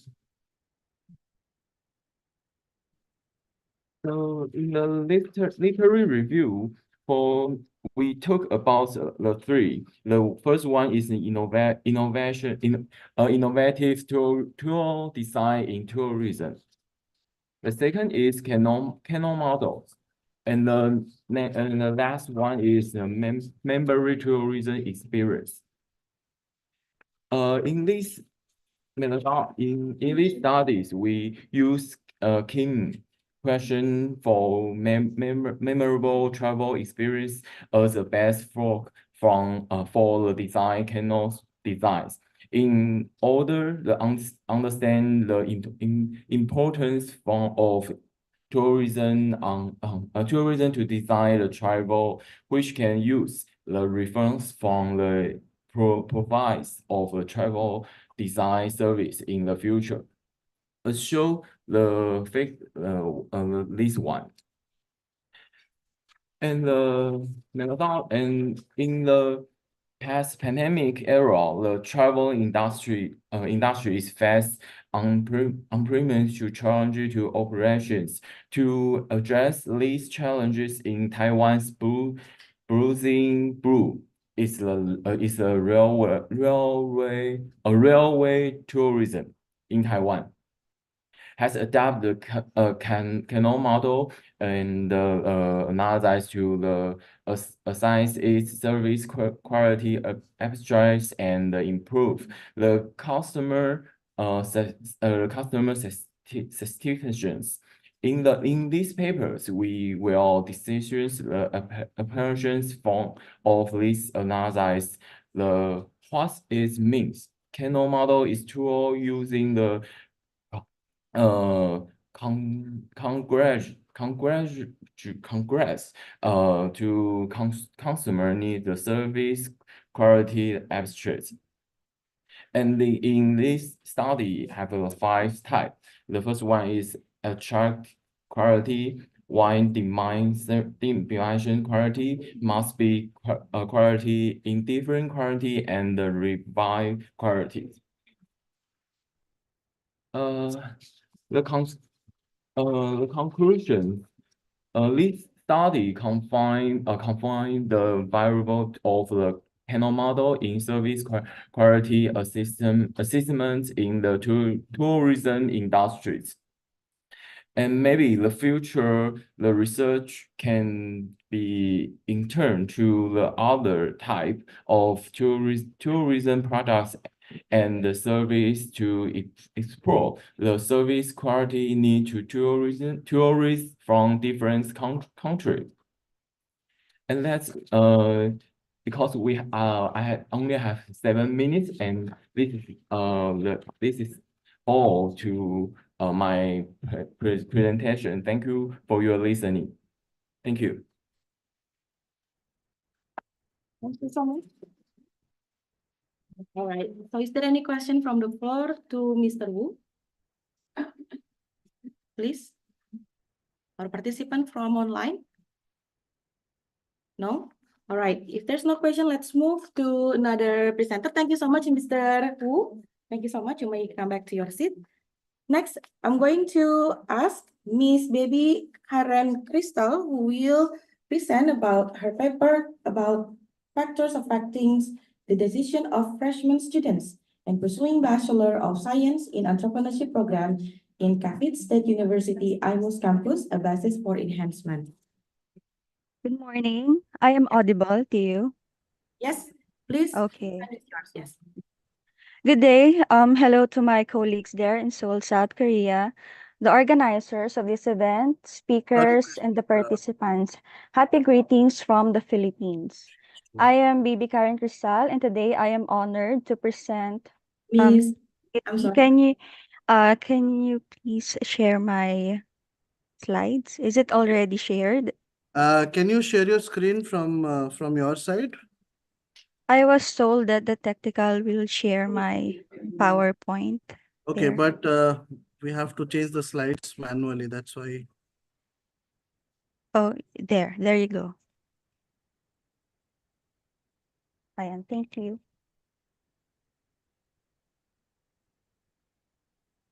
Thank you. To proceed my presentation, I am Baby Karen Cristal, and today I am honored to present the findings of the study entitled Factors Affecting the Decision of Freshman Students in Pursuing Bachelor of Science in Entrepreneurship program in Cavite State University IMUS campus, a basis for enhancement. Next slide, please.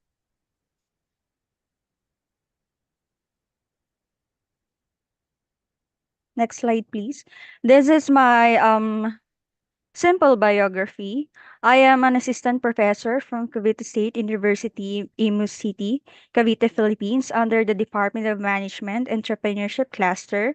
I have been in the academe for more than 10 years, and I obtained my degree of Bachelor of Science in Economics from Cavite State University main campus, and completed my Master's of Arts in Economics from the Polytechnic University of the Philippines.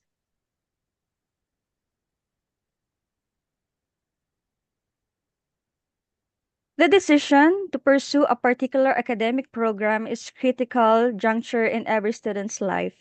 It is influenced by a variety of factors, from personal interests to external pressures. That's why this study aimed to explore the specific factors that influence freshman students at Cavite State University IMUS campus in choosing the Bachelor of Science in Entrepreneurship program. The factors, which is limited to personal factors, economic factors, social factors, environment, and other factors. So understanding this Mentioned factors is essential for developing strategies to enhance the program and attract more students in our university. Next slide, please. According to the data from our registrar's office, we have 121 freshmen and are now enrolled in the Bachelor of Science and Entrepreneurship program. So primary data and information were acquired from Cavite State University Imus campus through comprehensive enumeration. The primary tool for data collection was a survey questionnaire. So after receiving the scale from the respondents, the scores were calculated, and the data collected was used to generate simple graphic analysis such as frequency distribution, mean, and percentage. Next slide, please. This is the illustration. This illustration shows the model of the study. Inputs are first the demographic profile of the participants that is limited to age, sex, class section, existing family business, weekly allowance, and estimated monthly family income.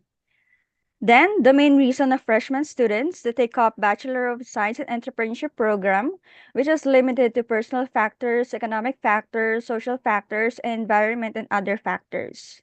I conducted a descriptive research study using a survey method. Structured questionnaire was distributed to freshman students enrolled in BS Entrepreneurship in Cavite State University.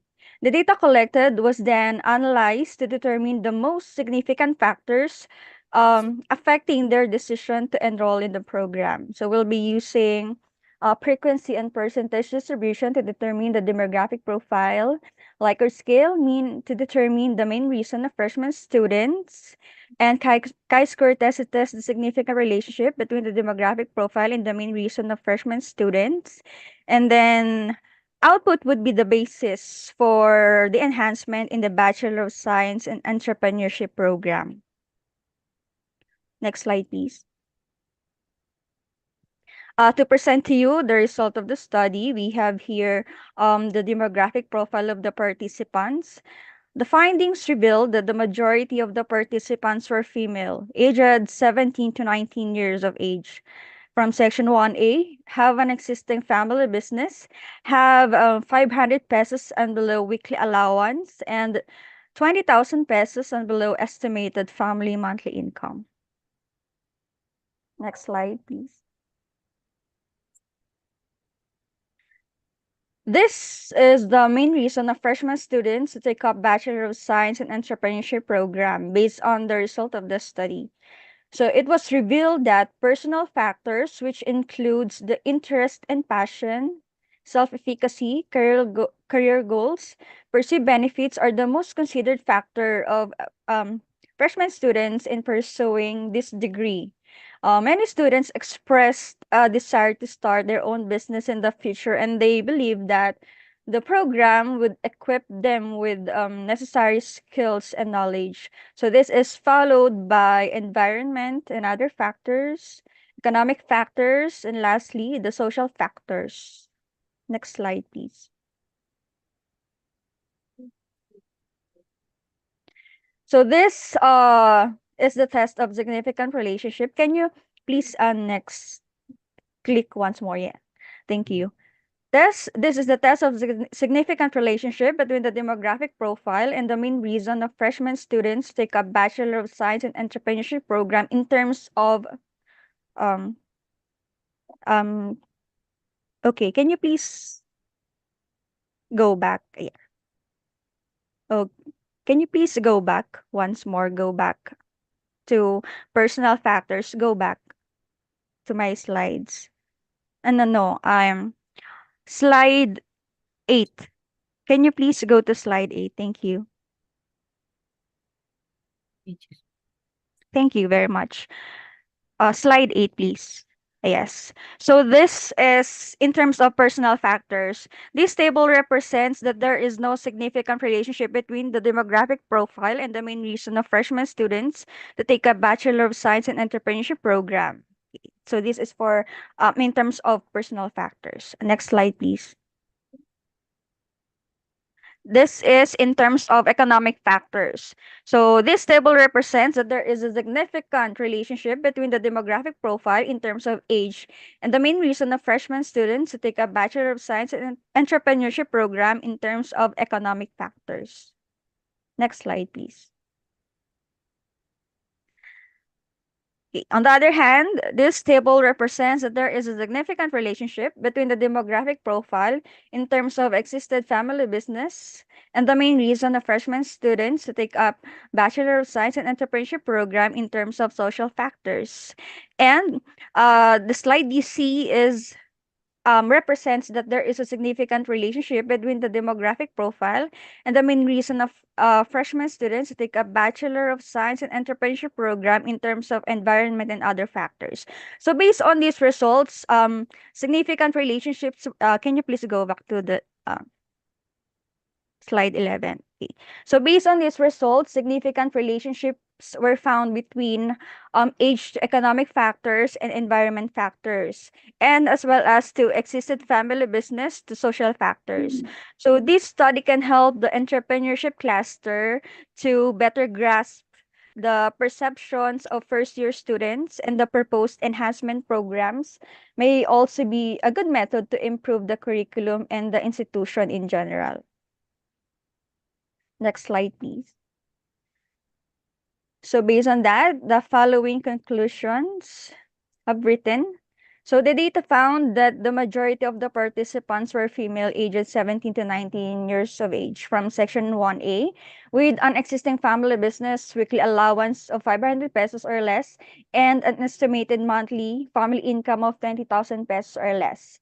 The study also shows that the primary factors affecting the decision of freshman students in taking up Bachelor of Science in Entrepreneurship is personal factors that includes interest and passion, self-efficacy, career goals, and perceived benefits. Lastly, within the demographic profile and the factors affecting the decision of freshman students, significant relationships were found between age to economic factors and environment factors, and existed family business or social factors, while other variables do not show either.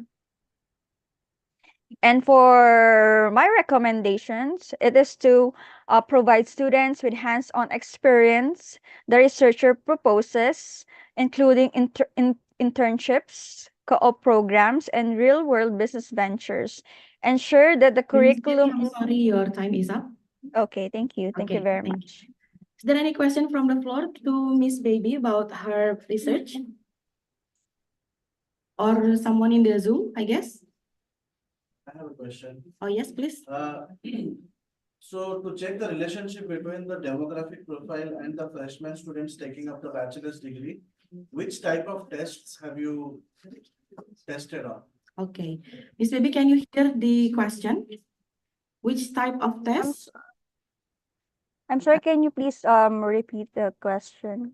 Sorry. So you told that the relationship between the demographic profile and the freshman students taking up the bachelor's degree, you had conducted some statistical tests, right? Because of which your p-value was 0.01 for the age category. So which type of statistical tests have you followed? Okay. Which type of statistical test? Yeah. Okay, Yeah, so I use in the study the chi-square test to determine if there is significant association. In this study, example, I use the chi-square test to determine if there is a significant association between the demographic profile and the factors affecting the students in pursuing the Bachelor of Science and Entrepreneurship program. So it shows the relationship between the mentioned variables earlier on, and it helps to determine if these variables are independent of each other or if there is a significant association. Why did you use chi-square? Why not ANOVA? Why did you use chi-square instead of ANOVA? Because I believe that it helps us understand if the observed data differs significantly from the expected data. By comparing the two data sets, we can draw conclusions about whether the variables have a meaningful association. Okay, thank you so much, Miss Baby. Let's give a round of applause once again to Miss Baby. I hope you have a Thank good you day. very much. All right, let's move to the next presenters. I would like to invite Mr. Rongwit Nilkote, who will present about a paper, Multi-Level of Educational Administration on Emotional Intelligence and Buddhist Moral Organization for Professional Learning Community in Thailand.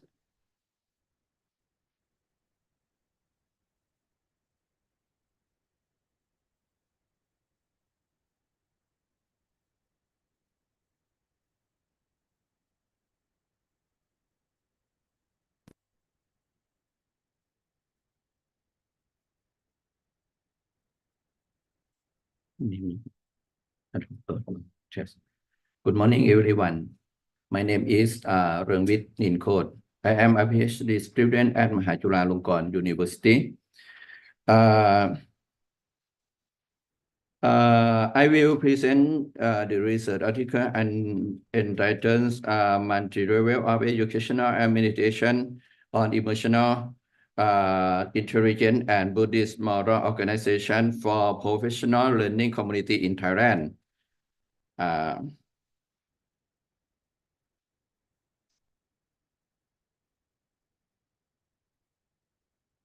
Researcher.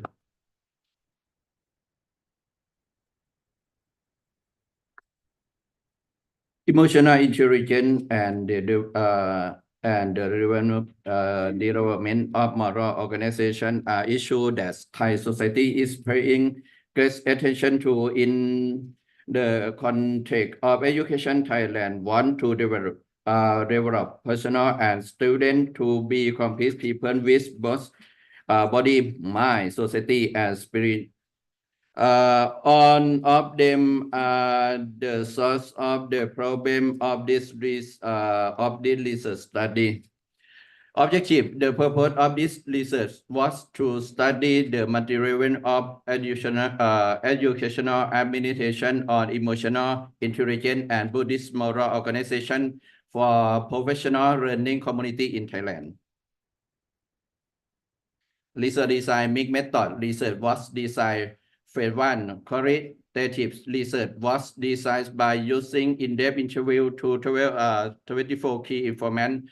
2 semi-structured interview forms were designed and used for data collection, both professional level and organization level. Data was analyzed by using analytic deduction. Phase 2, qualitative research was also designed by using questionnaire to correct 400 samples for model 1 and 50 samples for model 2. Structural emotion model was analyzed. Direct and indirect effects were also interpreted both personal level and organization level. Result indicates that in personal level, focus on emotional intelligence of teacher in primary school consists of 3 main variables, which were first, focus on emotional intelligence empowerment. Second, Buddhist principle of Buddhism. 4, the last one, emotional intelligence.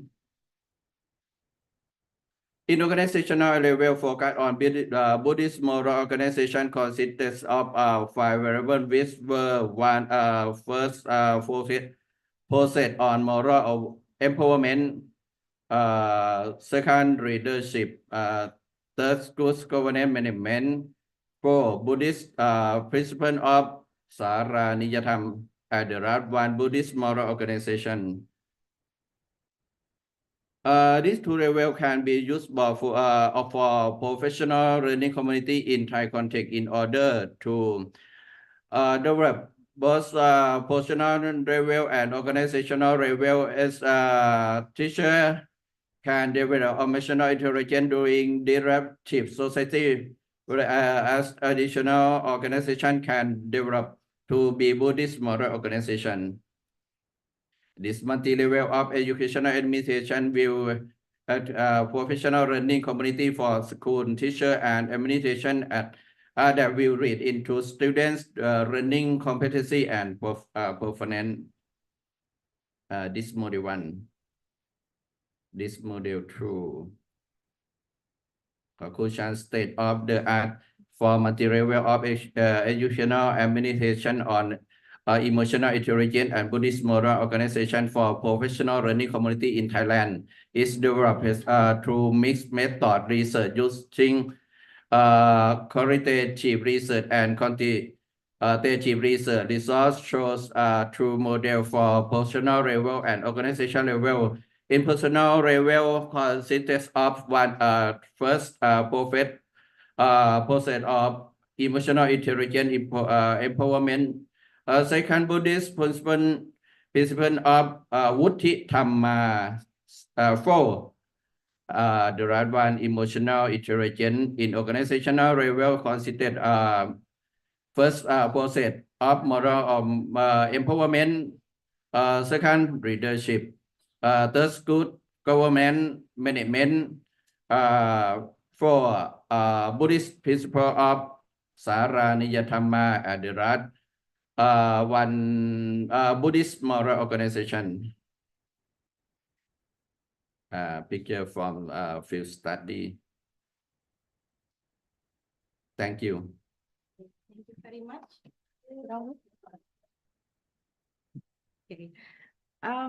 Mr. Rongwit, wait. Is there any question from the floor for Mr. Rongwit? No? All right, let's move to the next presenter.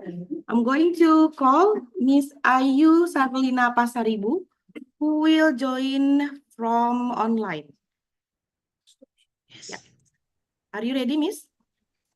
Yeah, I'm ready. Let me Please. open my. Can you listen to my voice clearly? Yeah. Yes, we can hear you and we can see you. But your PowerPoint, it's not showing. Okay.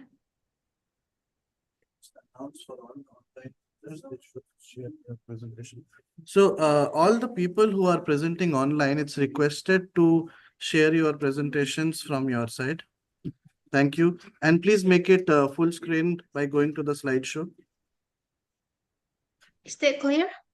Yeah, it's Yeah. clear. Thanks. Okay, good morning, everyone. Thank you for this change. As we know, today conference is about management, education, and emerging technology. And today I bring my research topic with understanding the gender differences in aspirations of learning STEM career. But let me introduce myself. I'm Ayu, and I'm studying a master degree at National Pingtung University, Taiwan. So, yeah, today about STEM education. First of all, I want to let you know STEM is about science, technology, engineering, and mathematics. So yes, the theory and practice combined together that make it more wonderful and fun to learn. So here the abstract. The study explores the significant factors by gender differences of Indonesian senior high school students, and it take 47 males and 72 females, and the age around 15 to 19 years old. And the data collection is skill surveys to assess students' aspirations towards STEM careers. It's all about expectancy of success, counter beliefs, self-efficacy, activities inside and outside the classroom, and also social influences. This research uses quantitative research.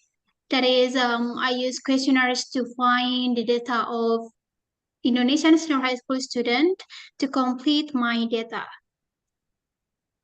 So this is the background of or objective of my research. Like we can see here, there is Handayani L20 and 20. Several studies have highlight the influence of gender stereotypes on students' career aspiration in STEM fields. And this is some background or objective that I use to make my research more complete. And there are two research questions that I used to complete my data. The first one, what are senior high school students' perceptions regarding motivational and environmental factors on STEM career aspirations among males and female students of Indonesian senior high school students? The second question, what significant factors influences senior high school students' STEM careers aspirations among males and females? Well, I already told you before that participants is about 119, male for 47, and the female is 72. And also I have 23 questions that I used to complete my data. Now I will going to talking about my finding and result. And I will talking about the first questions. What are senior high school students' perceptions regarding motivational and environmental factors on STEM career aspirations among males and females? Okay, here the table of the senior high school students' perceptions regarding motivational and environmental factors on STEM career aspirations. There is males and female students with the sub-factors. There are expectancy of success, control belief, self-efficacy, activities outside the classroom and media influences, activities in classroom and social influences. This is the finding explanation by this table. Like we can see that male students have higher mean aspiration score, 2.90, compared to female students who has 2.48. But the t-test reveals a statistically significant difference, p, or 0.005, indicating that male students generally have higher aspirations toward STEM careers. What this means? It means that the male students really have a high aspirations towards STEM career based on the t-test significant differences. Both male and female students have the same mean expectancy of success score 3.78. So for the expectancy of success, they have no difference for the main result, which is 3.78. However, the significant p-value is 0.004, suggests a statistically significant difference in variability between genders. And we can read the other information here. And I think is make it complete and explain more about their finding and result. This is also another explanation by the table that I showed you before.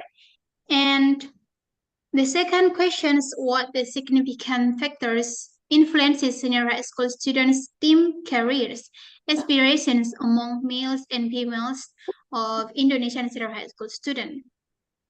This is the table. We can see the big difference. Why difference? Because we only have found one result from the 6 sub-contract. That is control belief. And this the dependent variables, students' aspiration and selecting only cases for which gender, that is males. So this for the males result of regression results. I have explained by figure here, that is control belief have beta 442, and the significance is 002. Towards students' aspiration in learning STEM careers. So we can see that it's significant for control belief. And then I will move to the females' results of regression results. They have a difference. For the male students have a control belief significant towards students' aspiration is learning STEM careers. But for female students, this data found that activities outside the classroom and media influences is significant towards students' aspiration in learning STEM careers, with the results beta 579 and this. Yeah. Sorry? Miss Ayu, I'm sorry, your time is up. Oh. Yeah. Okay, let's open for the question session to Miss Ayu Charlina. Is there any question from the floor? No question? All right then. If there's no question, we would like to say thank you, Miss Ayu, and I hope you have a great day, yeah? All right. Let's move to Miss Milagros Fiado. She will present her paper about food safety of food business establishment in the immediate vicinity of Cavite State University IMUS campus. Yeah. Miss Milagros, are you there? Yes, hello, I'm here. Okay. You are going to have 7 minutes, yeah, Miss? All right, Miss, you have 7 minutes to present your paper. Okay. Okay. So just wait for a while. I will share my my PowerPoint presentation.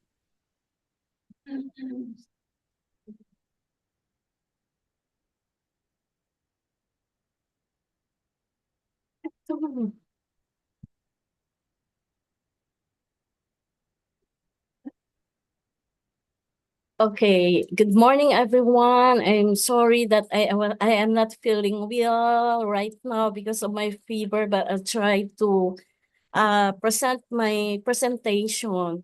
So I will present my study, which is all about the food safety of food business establishment in the immediate vicinity of Cavite State University IMUS campus. And I am proud to say that I am the professor or assistant professor in Cavite State University under the Department of Biological and Physical Sciences. So for my abstract, street foods, the consumers, is these consumable goods are being sold anywhere in the streets. However, it was found that consuming street foods right now bring disease to its consumers due to often environment, exposures, and contamination. Thus, this study examined the food safety knowledge, attitudes, and practices. Scores of food business establishments in the immediate vicinity of Cavite State University IMUS campus, and during the data gathering, 22 respondents answered the survey of the researchers used in the descriptive survey of this research design, in terms of interpretation of the collected data. Pearson's correlation coefficient was used to determine the relationship between the CAP, knowledge, attitude, and practices. Scores of the respondents, while Spearman correlation was used to determine the relationship among socio-demographic profiles of the respondents, their knowledge, attitudes, and practices scores. Additionally, independent t-tests and one way of analysis of variance ANOVA were also used to determine the differences among ranges of their demographic data. The youth showed that the level of food safety knowledge and attitudes of vendors were acceptable. However, the level of food safety practices of street food vendors had the majority on half between mid-zoom and low level. The researcher suggests conducting food safety program focusing the practices and have a food inspection along with it. So the methods that we use, which I use the research design, descriptive survey, sampling, and participants, total number of population, once I used to conduct, research instrument, questionnaire that I use, of course, the data gathering procedure through survey, statistical analysis, independence of the t-test, one-way ANOVA, Spearman's ROC, correlation coefficient, persons correlation coefficient. Letter of consent to the participants, of course, the most important. And of course, the result of this study, which is all about in the establishment To answer the first problem about the demographic profile of the respondents' age, sex, monthly income, years of experience, completed education, and type of business premise were shown in the table A. Total of 23 food business establishment vendor of the Cavite State University Imus campus. Participated respondents of the study consisted at 17 female and 6 males. There were 3 respondents who were below 20 years, and 4 of them were 21 to 30 years and above. So 41 to 50 years old and 5 years, 51 years old and above, most of the respondents had a monthly income, and below 20,000 were the last number of respondents had a monthly income of 10,000. On the other hand, the other respondents, naturally, they have different income. So same as what as the demographic profile. As the result, remaining vendors were in the acceptable level of the vendors, and others will. There are 6 upper secondary school, while other of 6 colleges attainment and 1 vendor attainment postgrad. It was stated there.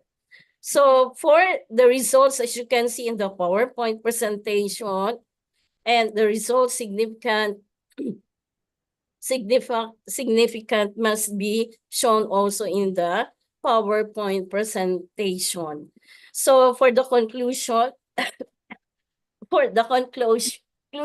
food safety knowledge and attitudes of food business establishment nearby Cavite State University Imus campus were found acceptable based on its obtained results, wherein the majority of the answers made by the respondents were interpreted in line of the aforementioned level. However, it was found that the food safety practices of nearby food vendors were found its majority on half practices and knowledge were found positive weak correlation, and the relationship between food safety knowledge and practices were found in the negative weak correlation, while between food safety attitudes and other practices were found no correlation. Addition to the result, insignificant difference obtained. Data as well found no significant differences among educational attainment, monthly, family,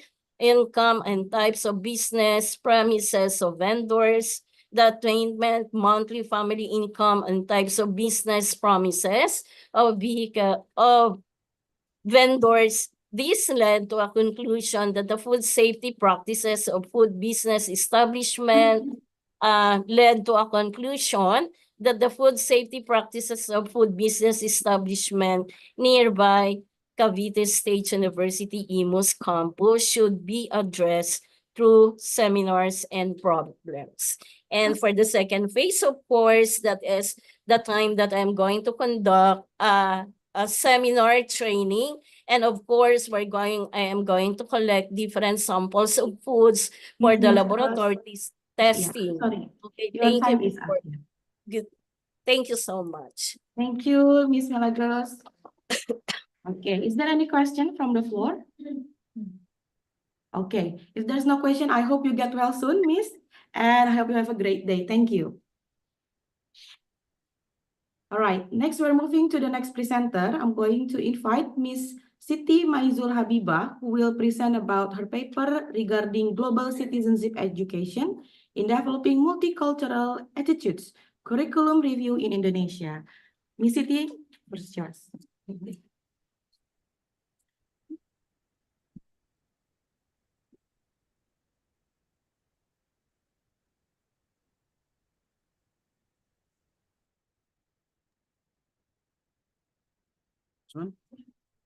Yes. But it's not short template because I made personally. It's okay? Atau because the template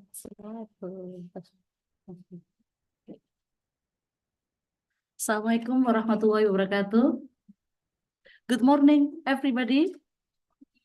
I repeat, good morning, everybody. Okay, thank you very much. You're coming to my session. It's an honor to be here with you all to share my presentation. Let me introduce my chef. I am Izul. My nickname Izul. My name is Siti Maizul Habibah. I am from Indonesia. Where is Indonesia? You know? You know Indonesia? Yeah, Alhamdulillah. Okay. I'm lecturer and Department of Civic Education from Universitas Negeri Surabaya. But I am a doctoral student from Universitas Pendidikan Indonesia in Bandung. Okay, I will presentation my research the global citizenship education in developing multicultural attitude and curriculum review in Indonesia. Okay, I will define it, disseminate my research finding about 5 minutes, Miss Moderator? Oh, 7 minutes, okay, it's okay. Maybe firstly background and then method, discussion and conclusion. So let me to introduction. Okay. In here, so I think you know Indonesia. As we'll know, Indonesia is a large island. Maybe you know Bali. Bali is small, just small. We large, gitu. Village, yeah. Okay. So in with currently and 1,300 island, you know, and then 2,000 language. We different. We very different. So we must to unity diversity. This is important for our country. So global citizenship is important to unity my country. But I think you must know we just the archipelago, but religion different. We are I think Muslim. There is Muslim, there is Catholic, there is Protestant, there is Buddhist and Konghucu, and then various belief. Very different. So global citizenship to a permanent global student because this is you know to support pitch the word. This is important, like to support peace, to support sustainable development goal in mainly education is very important. And then I think to look fact in issue and the developing and can be human in the art and the environment we live in. So we need be idea to save the art it's sustainably, so that there is no extension, there is no conflict from the country and in the world. I hope, yeah, I hope. We hope. Okay. I will show next slide presentation. The Global Citizenship Program has begun introduced primary school, secondary school, but the country not concerned, gitu ya, not concerned. The global citizenship approach individual group within an outside education sector can take action on issue of human rights and treat and poverty and health and the environment. Because this is you know UNESCO, this is legally to global education, citizenship education, but with my in my country this is not concerned. Just we progress to implementation. And then this is my picture to theory curriculum, how to implementation curriculum to building multicultural in student. This is curriculum dimension, curriculum in idea conception, in curriculum written plan, and then curriculum activity and curriculum and learning outcome. The dimension in as follow curriculum and idea curriculum is concept. This and they will always change according to the time. This is very possible. Why very possible? Because basically education must also to able to respond to global challenge and how we can be informed in thinking and acting globally. And then curriculum as written plan, the idea regarding this blend global based in Indonesia civic education. And then curriculum activity to support to sustainable for student to carry out teaching and learning activity to have perspective. And then global based civic can have impact on student. And then this is regularly to how to implementation global citizenship education in my country. And then this is why multicultural important because okay enough nggak mau pulang. Okay, I think so. Okay, ladies and gentlemen, thank you very much. Okay. Okay. Okay. Okay. Ini acknowledgement. Nggak ada acknowledgement. Oh, ya udah. Oke. Oke. Oke, thank you. Thank you very much, ladies and gentlemen. Assalamualaikum warahmatullahi wabarakatuh. Thank you very much. I can feel your nervous, yeah, Mr. Titi, yeah. But thank you very much. Is there any question from the floor? No? All right, then if there's no question, let's move to the next presenter. I would like to invite Miss Vivian van Nigbatan, who will present online. And her research is about exploring learning style instruction for Bachelor of Secondary Education, building effective learning technique in English.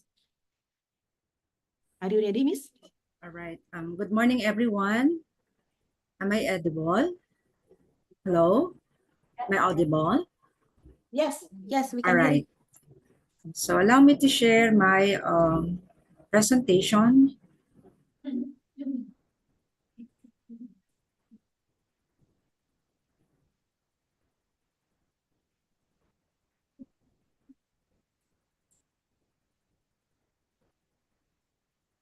For a while. Can you please share your screen? Yes. Yeah. Can you see it now? Yes. All right. Once again, good morning, everyone. It is my honor. Sorry, just start the slideshow from beginning. All right. For the title of this research, Exploring Learning Styles Instruction for Bachelor of Secondary Education, Building Effective Learning Technique in English. But before I proceed to this research presentation, allow me to introduce to you myself. Again, I'm Vivian Panigbatan, as an assistant professor, one from the Cavite State University Imus campus. I graduated with a degree Masters of Arts in Educational Management from St. Francis of Assisi College, Las Piñas City.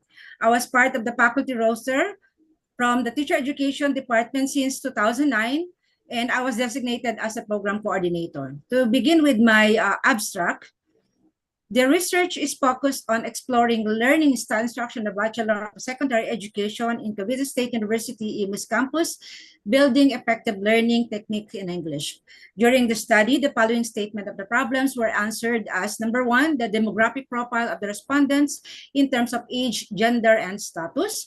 For number two, the back learning style of the Bachelor in Secondary Education students in terms of visual learning style, auditory learning style, and kinesthetic learning styles. For the number three questions, determine the most dominantly used of the respondents using back learning styles. For the fourth question, significant differences in the back learning styles of the respondents when grouped according to their demographic profile. And for the last questions, propose a learning technique in English based on the outcomes of the study. This study is a quantitative type of research method in form of descriptive research design. The data were gathered through collecting valuable information from the participants' validated survey questionnaire. The respondents were limited only to 100 students from first year to fourth year Bachelor of Secondary Education who are officially enrolled at Cavite State University Imus campus, handled by the researcher, of course, and who were selected by using statistical treatment and analysis of data made possible using the following methods: percentage, the weighted means, which is the two-way analysis of variance, or the ANOVA. Based on the findings of the study, it showed that kinesthetic is a dominant learning style and which is in favor from the respondents. The respondents were able to convey ideas when participating actively, which is one of their advantages in learning. This also concluded that different studies have different learning styles. At this point, the researcher proposed a learning technique in English that would cater the visual, auditory, as well as the kinesthetic learning style need of the students, focus on two major macro skills, which is the reading and viewing. Now, for the paradigm of the study, on the first illustration that contains the inputs of this study, such as the demographic profile of the Bachelor of Secondary Education, which are the age in terms of age, sex, and status. The researcher determined the back learning styles models such as the visual, auditory, and kinesthetic learning. As the outcome of the study, the researcher have proposed for crafting a learning technique in English. For the methods of the study, the researcher used a research design, which is the quantitative descriptive method. And for the sampling participant with a total of population sampling that acquires only 100 students from different year level from first year to fourth year. Now, for the research instrument, the researcher used the back learning style inventory questionnaire adapted from O'Brien in 1990. For the data gathering procedure, of course, the researcher used the survey questionnaire. And for for the statistical analysis of data, the researcher used the two-way analysis of variance, which is the ANOVA. And of course, the researchers was able to provide a letter of consent to the participant for some potential ethical issues. To discuss the result in terms of the demographic profile of the respondent in terms of age, so the bracket age is from 18 to 22 with a frequency of 7 to 1 or the total of 71%. For the age of 23 to 27, got the frequency of 22 or the 22%. For the age of respondents from 28 to 32, got the fourth frequency or 4%. And for the 33 and older of the respondents, got 3% or 3 frequency with a total of 100%. Now, for the demographic profile of the respondents in terms of gender, we have male and female. For the male, we got 19%, and for the female, got 81% of the total of 100. As you can see, majority of the respondents came from the female in terms of gender. Now, for that demographic profile of the respondents in terms of civil status, we have here the single and the married. For the single, it got a 91 frequency with the total of 21%, and for the married got a 9 frequency or a total of 9% with a total of 100% respondents.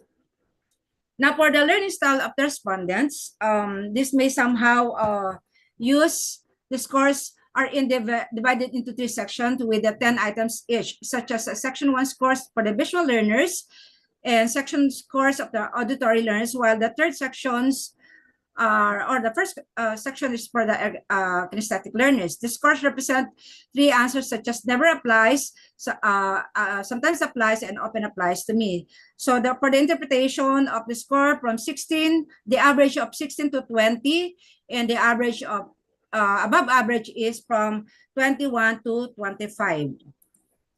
Now for the visual learning style respondents, for the result, as you can see, for the legend often applies to me with a total of 2.34 to 3, sometimes applies to me with a total of 2.63, and never applies to me, which is 1 to 1.90, with an overall mean of 1.93 for the visual. That interpretation is sometimes applies to me. Now for the auditory, learning style of the respondents, the legend is often applies to me again with a total of 2.34 to 3, while sometimes applies to me got a 1.67 to 2.33, and never applies to me got 1 to 1.66, with the overall mean under the auditory learning, which is 1.96, sometimes applied to me. For the kinesthetic learning, I'm sorry? Your time is up? No. Your time is up. Yeah, thank you so much. Okay. Okay, let's open the question from the floor. Is there any question to Miss Vivian about her research? I want to see the results of Okay. Kobe and Mabah. Okay. All right. Miss Vivian, can you please show us about the result? Yes. Yes, please. Which one, ma'am? Yeah, this one. The ANOVA results. ANOVA results. The annual research results. Yeah, this one. Annual result. The ANOVA statistical test results. This one. Yeah, ANOVA. Yeah. Yes, ma'am. For the significant difference on learning style responded, the group responded when group according to age, it says that the visual and the auditory and kinesthetic with a significant of 0.089 and 0.090, and for the kinesthetic is 0.707, which is the respondents accepted. And for the significant difference of learning style respondent in terms of gender, the result was for the visual got a significant of 0.755, which is accepted. For the auditory, got the significant of 6.15, which is also accepted. And for the kinesthetic, got the significant of 0.764, which is accepted. Now, for the significant difference in learning style of respondent when group in terms of civil status, for the visual learning got 0.253, which is the result is accepted. For the auditory, got the result of 0.187, which is also accepted. And for the kinesthetic, got 0.136, which is also accepted. Is that answering? Is that answering? Yes. Yeah. Okay. Thank you so much, Miss Vivian. Yes, ma'am. Thank you hope so you have much. a great day. Thank you so much. Yes, thank you so Let's much. give a round of applause. One last question. Oh, there's one last question. Which type of sampling technique did you use to collect the results? Which technique sampling that you use for collecting the result? The technique sampling is the purposive sampling methods. Purposive sampling methods. Yes, used to select the sample of and a back modality questionnaire through the use of back modality questionnaire. Okay. Is that answering? Okay. Thank you, Miss Vivian. You may have. Thank you so much. Yeah. Thank you so much. Yeah. All right, ladies and gentlemen, we're going to move to the next presenter. I'm going to call Miss Vika Nuraini Rusmi Taningsi. She will be presenting about enhancing motor skills and engagement in swimming lessons through differentiated learning and block scheduling, a case study in Indonesia. Miss Vika, the time's yours.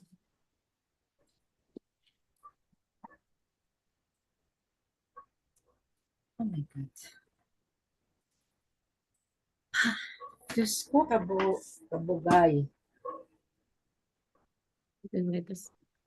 Yeah, Yes, you sent the latest one? yeah. Okay. Should be here.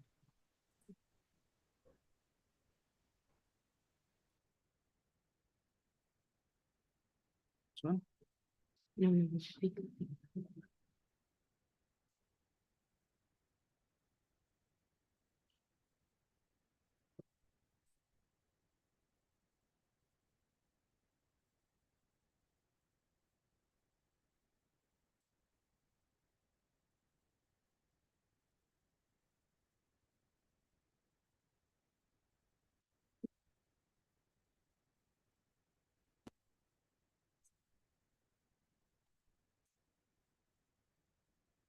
Hi, good morning, everyone. Thank you. I'm glad to be here. Let me introduce myself. I cannot tell.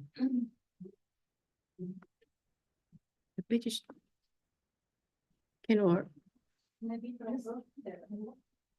Not working.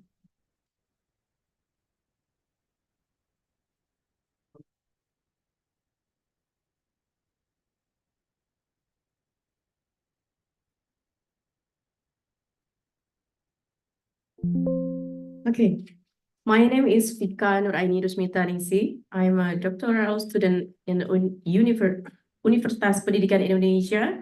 I am a teacher, vocational high school in Tegal, Central Java, Indonesia. And my author, Prof. Dr. Amung Makmun, MPD, is the head of the Postgraduate Sport Education Studies Program in Universitas Pendidikan Indonesia. My title is Improving Swimming Motor Skill and Engagement with Differentiated Learning and Block Scheduling, an Indonesian case study. Abstract. This study investigates the integration of differentiated learning strategies and block scheduling in swimming lesson for vocational high school students in Tegal, Central Java, Indonesia. Objective is to evaluate the effectiveness of differentiated learning in improving motor skill, assess the impact of block scheduling on physical education outcomes, and determine the efficacy of tailored swimming exercise in improving student performance and engagement. A qualitative case study approach was employed, collecting data through semi-structured interviews, participant observation, and document analysis. Finding, differentiated learning and block scheduling significantly improved student motor skill, confidence, and motivation. Personalized instruction and structured learning process facilitated gradual skill development and increased student engagement. Conclusion, combined differentiation learning and block scheduling in swimming lessons can significantly improve student motor skill by providing more focused and personalized instruction. Introduction. Swimming is fundamental skill in physical education, crucial for students, safety and physical fitness. However, high school swimming programs have often faced significant challenges due to the diverse abilities of students. Some students advance rapidly, while others struggle to meet basic curriculum requirements.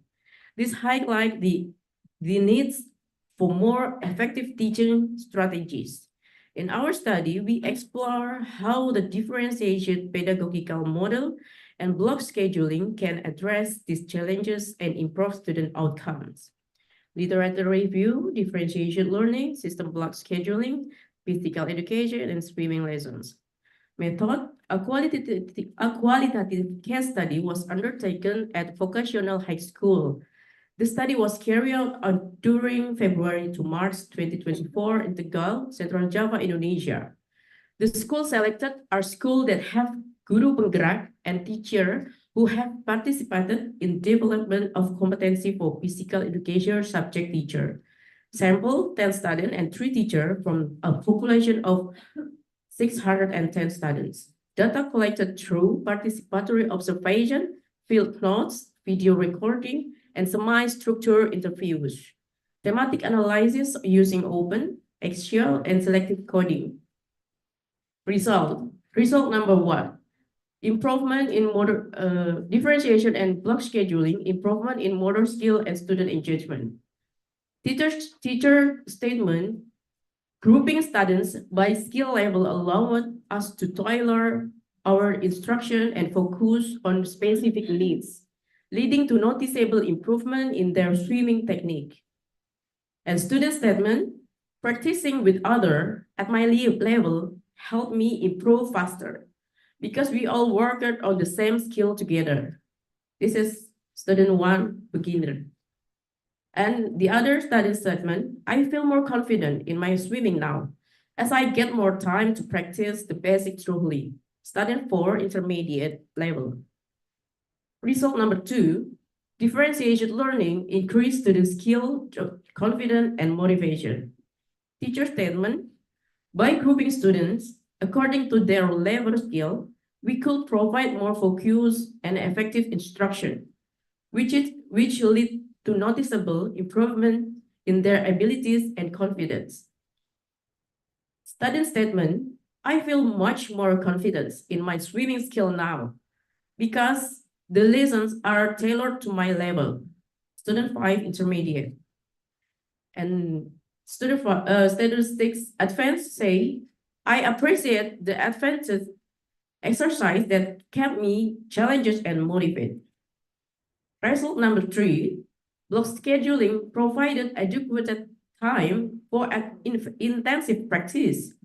Teacher statement, the block schedule allowed us to spend more time on each skill, ensuring students had ample practice to master each technique before moving on. Teacher 1. Student statement, with the longer session, I can focus on improving my stroke without feeling rushed. Student 2, intermediate level. Another student 6, advanced. The extended time helped me build my stamina and refine my technique. Next result, challenges, managing time and attention for students with different abilities. Discussion, differentiation, instruction design, effective in grouping students by initial abilities. Next discussion, utilization of time in block scheduling, beneficial for both beginner and advanced students. Next discussion, teacher collaboration, essential for creating a supportive learning environment. Discussion next, importance of formative assessment and continuous feedback. Continuous formative assessment and feedback are essential for monitoring student progress and providing the necessary support. Real-time feedback helps teachers make immediate adjustment to their instructional methods. Conclusion, differentiation instruction without a block scheduling system effectively improving student learning outcome.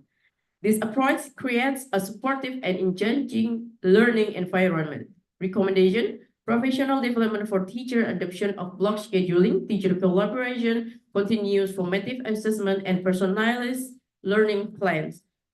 Acknowledgement, thanks to all parties who have supported this research, the author would like to express their deepest gratitude to the Higher Education Financing Center, BPPT Center for Financing Higher Education, and the Institute for Educational Fund Management, LPDB Indonesia, for supporting this research. Thank you. Thank you, Ms. Vika. All right. Is there any question from the floor? Yes, please. Part of your extracurricular activities or is the main? Ini bagian dari disertasi atau sebagian kecil atau dari semuanya?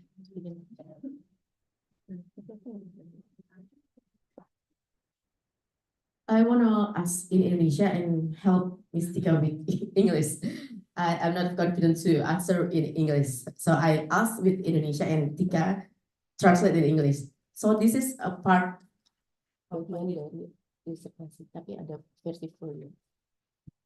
So she said that this is part of her dissertation, only a little bit part of dissertation, and she researched a bigger type from this result. Yeah. Is that answering? Yeah, so it's interesting actually, but I want to mention formative assessment.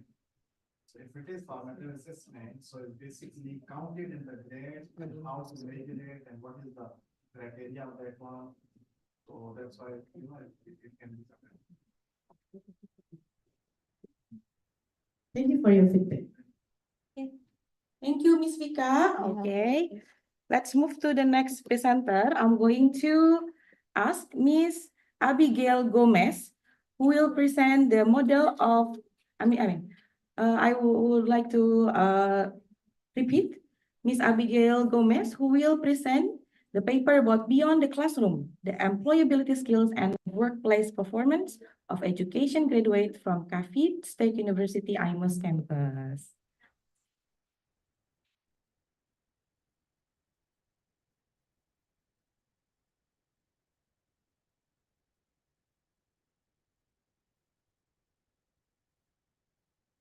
Okay, you have something. Yes, okay. Hello, good morning. So good morning also to those who are online here. Let me present to you this morning our study entitled Beyond the Classroom, Exploring the Employability Skills and Work Performance of Education Graduates from Cavite State University Imus campus. I'm here with our main co-author, Ms. Annabella Gomez, and online we also have Ms. Vivian Panigratan, and in our country, Ms. Maria Carlota Baguian. So these are our profile.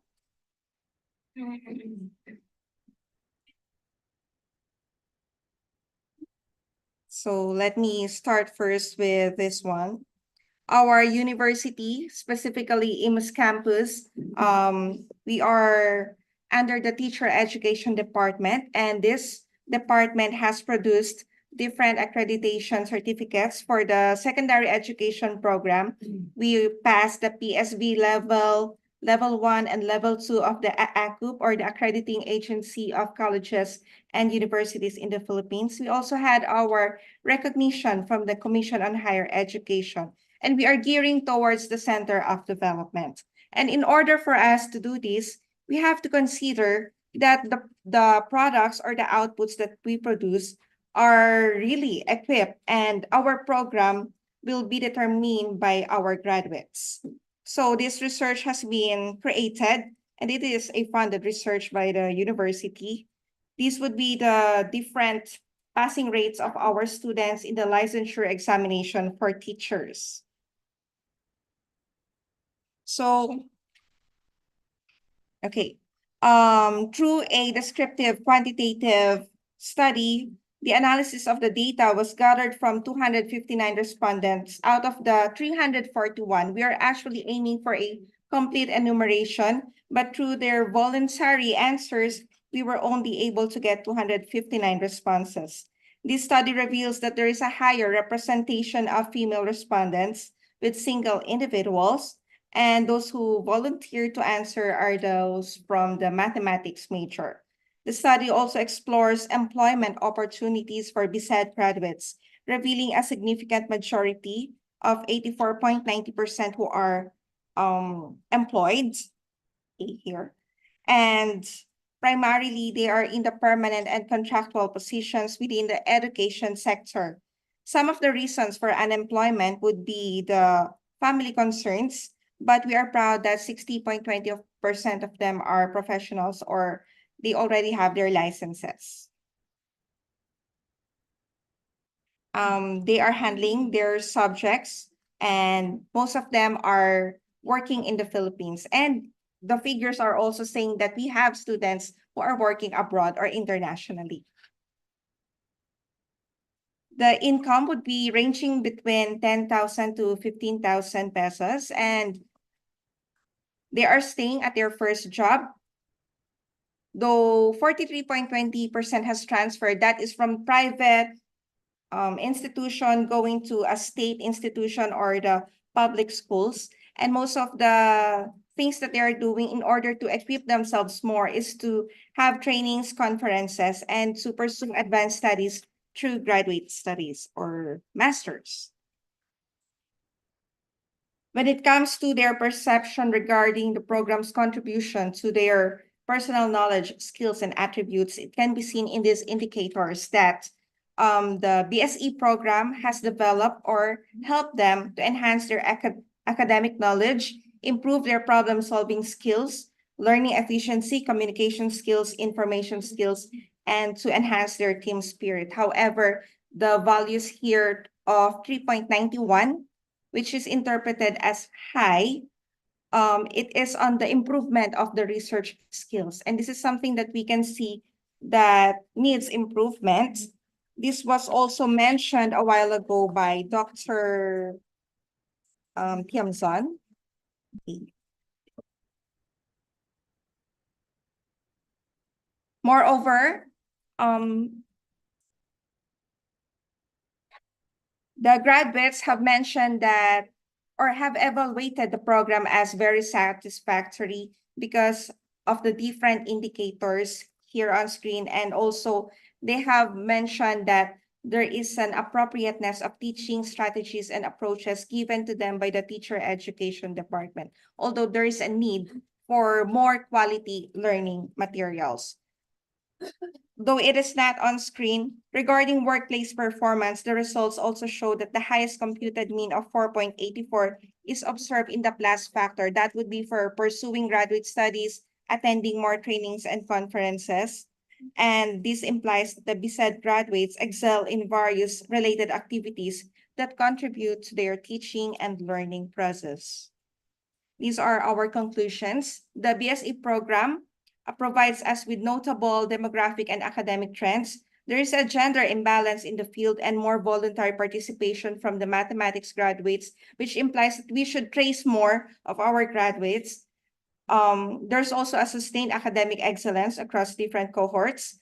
And the TED has a strong foundation for the students to pass the licensure examination for professional teachers. Our graduates have the desire to pursue advanced studies, and they perceive the BSE program positively. The program also has a very high contribution to their development. And this is the need that we have to answer. There's a need to improve on their research skills, but still they have a strong satisfaction level and positive perception regarding the BSE program. Before I end this, let me just mention that,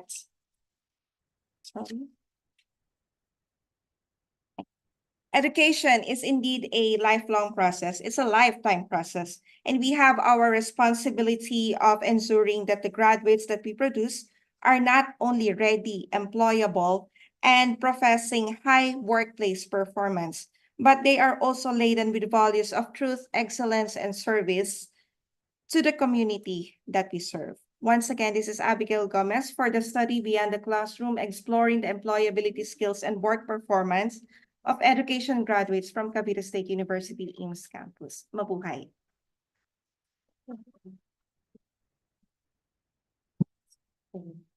Thank you so much, Ms. Abigail. Is there any question from the floor?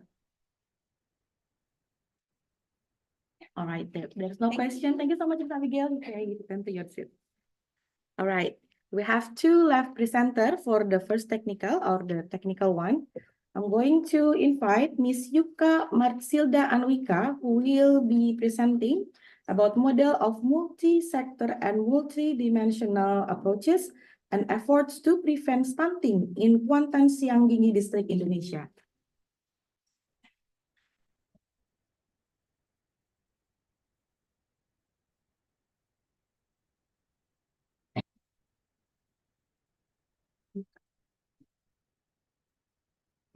This one? This one. Yes.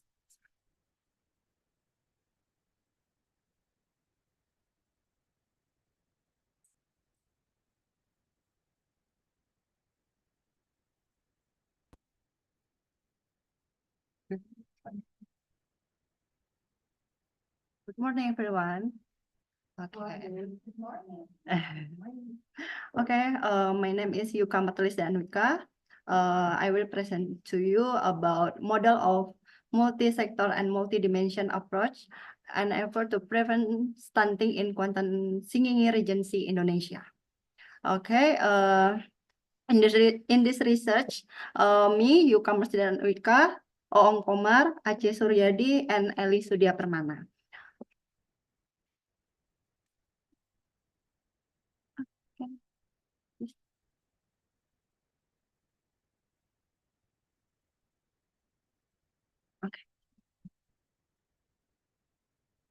Okay, I will introduce myself. I'm a doctoral student at Department of Community Education, Faculty of Education, Universitas Pendidikan Indonesia.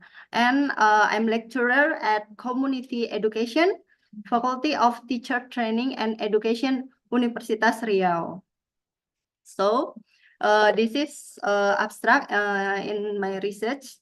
This research aim to find out what the multi-sector and multi-dimension approach model is an effort to prevent stunting in Kuantan Sengingi Regency.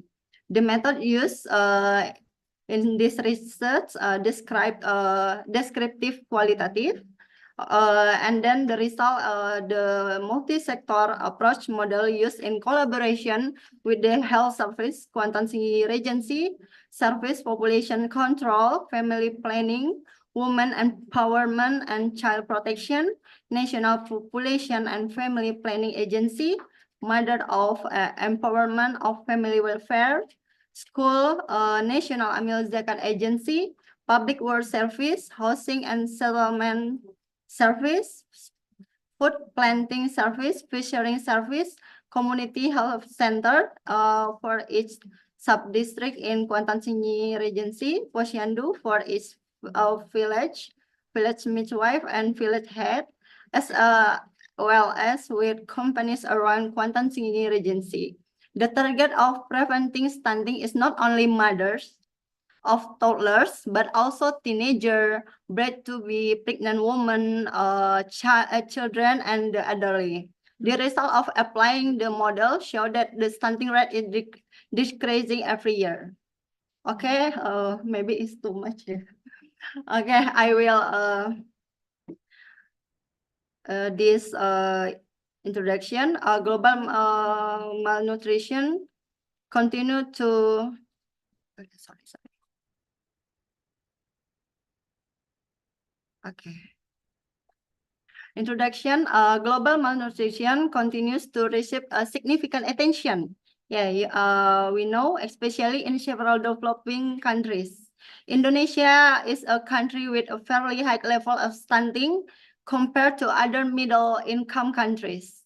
Although according to Indonesian Nutrient Status Survey from 2018 to 2021, the prevalence of stunting decreased by 6.3%. Okay, stunting prevention must account for all causal factors, and handling stunting requires coordination between sector and involve various stakeholders, such as central government, regional government, business world, general public, and others. So, Kuantan Sengingi Regency is the district in Riau province, which is one of the district where the stunting prevalence rate continues to decline from 2019 to 2023. Okay. The Kuantan Sengingi Regency government effort to reduce stunting include posyandu activity in each village.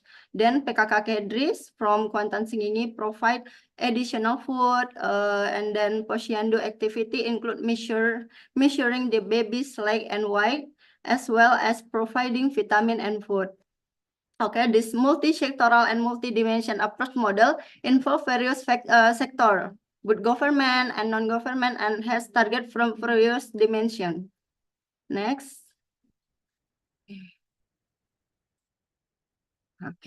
Okay, this method in this research use qualitative with descriptive approach and informant 5 people from Department of Population Control, Family Planning, Women Environment and Child Protection, 1 from the Health Service, 1 from the Community Health Center, and 1 from Stunting Reduction Acceleration Team, and then 1 from Posyandu. data collection technique were out through in-depth interview, literature study, participant observation, and documentation. And data analysis was carried out qualitative through data reduction, presentation, conclusion, and verification. Sorry. And the result, you can see Kuantan Sengingi have number of core population Kuantan Sengingi Regency maybe decrease every year, but still high maybe. Still high when we see the data. Okay, then majority of livelihood population Kuantan Sengingi Regency mostly agricultural. Yes. And then highest education level Kuantan Sengingi Regency is older high school. And then this table above show nutritional conditional of people Kuantan Sengingi Regency seen from the wake of newborn babies. So maybe high presented and low presented wake baby, Beringin Jaya, Sungai Buloh, Lubuk Jambi, and Lubuk Ramo. If you compare the number of newborn to the number of newborn weight, you can conclude that all newborns should be weighed. However, some districts are not treated and well. Newborn baby with low weight require special attention to ensure that their weight increase and their nutrition inadequate. Sorry, model. Okay. So this is model multi-dimension and multi-sectoral how to prevent stunting in Kuantan Sengingi Regency. So integrated, we can look this from central level, vice president, come to provincial level, to district level, and other external level company, and turn to village level and make agent of change. This is a family planning assistance, stunting reduction acceleration team, family ini. Okay, acknowledgement. Sorry, maybe too long. Okay, acknowledgement. Thanks to all parties who have supported this research. The author will like to express their deepest gratitude to Higher Education Financing Center and the Institute for Educational Fund Management, LPDP, Indonesian and Fund for Education, Indonesia, for supporting this research. Thank you. Okay, thank you very much, Ms. Vika. Is there any question from the floor to Ms. Yuka? All right, then if there's no question, thank you so much, Ms. Yuka. You may come back to your seat. All right, we're going to call the last presenter of our first technical session. It's Ms. Dia Ekasari, who will presenting an analysis of values in Batak Toba Wedding Umpasa, a literary anthropology study. Ms. Dia, the floor is yours.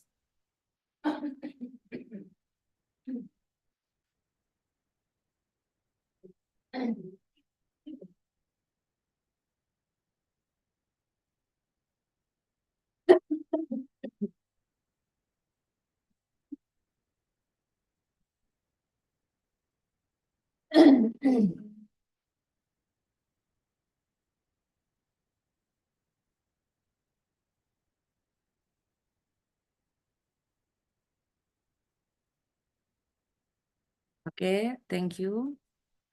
Good morning, everyone. Thank you for joining us today. I'm Dia Ekasari, doctoral student from Indonesia. Okay, your presentation and topic and analysis of values in Batak Toba Wedding Umpasa, a literary anthropology study. Okay, Umpasa in a traditional ceremony is considered and as important thing that shall be implemented because Umpasa is used as a medium for conveying direction and messages to certain parties carrying out traditional ceremonies.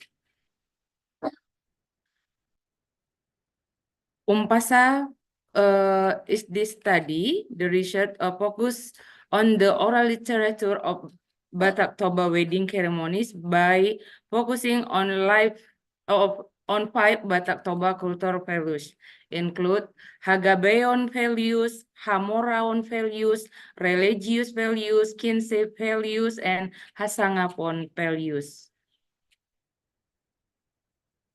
Okay, research method. The data source in this research is Umpasa oral literature, but by analyzing the meaning and values of Umpasa in Batak Toba marriage, spoken by a speaker aged 15 years of over or a traditional figure who is respected by the community and has knowledge of Umpasa oral literature in Perangogi village, Silima Pangupa district, Dairi Regency. The steps taken by research to collect data include interviewing, recording, transcribing, analyzing, and reading Umpasa oral literature, and analyzing the meaning and values of Umpasa, which has been translated intensively. Result and discussion. The result of this research there are values in Batak Toba wedding Umpasa. Umpasa oral literature at Batak Toba wedding ceremonies has 5 Toba Batak cultural values, including Hagabeon values, Hamoraon values, religion values, kinship of values, and Hasangapon values. It is Hagabeon values. The values of Hagabeon means the hope of long life, having children and grandchildren. For the Batak people, it is said to be a gap if a family has many sons and daughters, as well as grandchildren and great-grandchildren. In Umpasa oral literature, there is Hagabeon values in the Kwetbeng. Tinampul bulung nisala, tarihut bulung singkoru. Saitibu manasida mangabing anak jalatibu mangompa boru. Is Hamoraon values. This can be seen in this Umpasa quote below. Riris majolma diginjang torop mapinahan ditoru. Jadi rows of people above this house, lot of livestock below, under. Okay, religion values. The following are Umpasa that have religion values as follows. Dolok ni janji mauli, hatubuan ni situlan. Banunga hudok angka hatanauli, say saud mai di bahen Tuhan. Jadi kinship values in kinship system is carried out during Marhata events in traditional activities. For example, the Batak Toba traditional wedding ceremony in which the Umpasa oral literature is delivered. The following are Umpasa that have kinship values as below. Obuk do jambulan binahen gabe samara. Pasu-pasu ni hula-hula pada sahid dohot mara. Hasangapon values, the following are Umpasa with contain Hasangapon values as follow. Say matorok maparum pamunjala maribur, sahut matangka majuara. And conclusion, based on the result of the data analysis carried out in this research, it can be concluded that Batak Toba wedding ceremonies have 5 elements of cultural values. Include Hagabeon values, Hamoraon values, religion values, kinship values, and Hasangapon culture values. These 5 cultural values as interrelate with each other. Okay, thank you for your thank you. Okay, thank you. See you next time. All right. Is there any question from the floor to Miss Dia Eka? No? It's very interesting, because we're talking about the Batak language. Thank you so much, Miss Okay. Eka. Okay. All right, everyone. Now we are at the end of the technical one, but before we moving to the technical two, I would like to invite the session chair to give their thoughts for this session. So I heard that one of the session chair is here. It's Dr. Satyajit Patnaik. I will be talking later. Yeah. We Okay. have this too. Yeah. We can start Arvind. Oh, okay. So we don't have any session. What session? Okay. Do we have Arvind? He's from online, right? Yeah, right. You can request him to be. Okay. So I'm this. All right. So first. Okay. How about Dr. Arvin Roxas? Do you have any thoughts for this session, Dr. Roxas or Dr. Philip? And also Dr. John Edgar?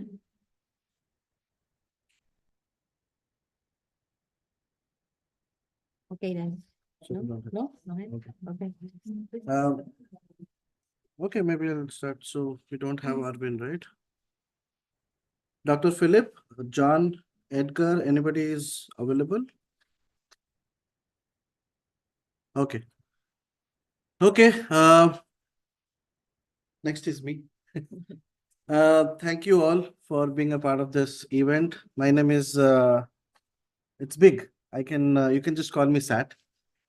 So thank you all for being in this event. I'm going to be one of your session chairs, and I'm a part-time organizer as well because the organizer team had some issues. So anyways, it's a great conference. We have seen a lot of people presenting. Talking about myself, I have around 13 years of industrial experience. And over the past 10 years, I have been working in the space of data science, analytics, AI, generative AI. I don't have pretty much anything to share right now. I don't have any presentations. I usually go with whiteboardings, and we don't have a whiteboard here. So I'll try to take some examples and try to talk about something related to generative AI. How many of you know about ChatGPT? Can we have a raise of hand? ChatGPT. ChatGPT is not new, right? It's been almost like 2 years in the market and everybody is aware of ChatGPT. How many of you know what exactly happens behind the curtains? How ChatGPT is able to respond you back? Anybody who wants to give at least a one-liner or two-liner about ChatGPT? Anything about ChatGPT? We know that ChatGPT is basically generating some text, right? But what's happening under the curtains? Anybody knows? So I'll try to make it more informative. Yeah, anybody? Yeah, please. Yeah, hello. Yes, please. Yeah, I think the ChatGPT generate the answers from the available data in the internet. So Yeah. it becomes data touch points and sort of mix all these informations. Yeah. But then the quality of this information may depend on the prompt that you give to the ChatGPT. Thank you. Yeah, that's a great point. So I'll try to have more information about ChatGPT and these kind of things in the next 10 minutes. I have 10 minutes to talk about a lot of things. So first of all, ChatGPT is a generative model, right? Everybody knows about generative model. It helps you to generate the text. And how does it does? ChatGPT is basically using the GPT architecture. Okay, GPT is generative pre-trained transformers. Now, AI is not new. Everybody knows about AI. It's been like 20, 30, 40 years. Researchers have been doing a lot of things into AI, right? Generative AI is the new thing, popped up 2 years back. Generative AI basically means to generate something, right? And when we are talking about ChatGPT, it is mostly around textual data. We are able to generate text. There are generation of images, generation of videos as well. OpenAI has recently released like 2-3 months back called as Sora, S-O-R-A. That is a video generation tool, right? Now talking about ChatGPT, how is it able to interpret and tell you answers? So basically, we are using a concept called as natural language processing here, right? As a human being, as a user, when you're asking a question, let's say, write me a 5 minutes YouTube script for one of the videos for my channel. Now, what's happening is your entire sentence that you are passing to ChatGPT is basically your user input. Okay. And the user input is nothing but a sentence. It's a textual data. And how are we interacting right now? I'm speaking English. You're able to understand, right? Now that is NLP, natural language processing. We are talking in natural language. Our brain is able to process word by word and we are able to interact, right? So what happens is when we are sending a question to ChatGPT, your entire sentence is broken down into tokens. Okay. The simplest example of tokenization is word-to-word tokenization. Write me a YouTube script. So write me a YouTube script. These are 5 tokens. Now there are different types of tokenization. I don't want to get into the technicalities. Once the sentences are broken down into tokens, it then changes into vectors. We are basically converting words into vectors. In simple terms, we are converting categorical data or textual data into numerical format. Now what? OpenAI is already having a brain with trillions of data being populated and trained, right? So what happens is OpenAI already has a huge vector space. That means trillions of textual data that has been trained is already converted into vectors and it has a memory. Imagine there is something where you have millions and millions of vectors, right? That means a lot of information. He knows about Roger Federer. He knows about Sachin Tendulkar. He knows about everything, right? Now, if you ask him about me, obviously he might not know, right? Because I'm not that famous. Now, when you're asking a question, your sentence is broken down into numerical attributes. And then those numerical attributes technically are called as vectors. So when you're passing a vector to that, using a similarity check, it is basically getting all the context related to the question asked by the user. If you ask who is Roger Federer, what will happen is it already has millions of information about Roger Federer. Now it is going to check with each and every vector. And then it will get you like 5 or 6 vectors that are very similar to your question. And then from those 5 or 6 vectors, it will basically do a chat completion and you are able to get the final answer. So that's the story behind how GPT works. And technically speaking, GPT is nothing but a decoder only transformer architecture. Now, transformers are not new. They are in the industry since last 5-6 years. BERT was introduced like 6-7 years back, and then Roberta, then Albert, then Distilbert. Those were all encoder only architectures. Nowadays, we have decoder only architecture. So GPT is one of the examples. Now we have GPT-4o Mini. OpenAI has recently launched GPT-4o Mini, which is the latest GPT that we have. Apart from OpenAI, there are also big companies playing around LLMs. We have Llama by Meta. We have, Cloud. We have Mistral, lot of large language models are playing around and they are fighting with each other in the market right now. However, OpenAI is kind of dominating, but you never know in the next few years what will happen. We also have Gemini, which is by Google. Now, I'll hardly take 2 more minutes. Do I have 2 more minutes? So we will be showing a simple prompt engineering exercise.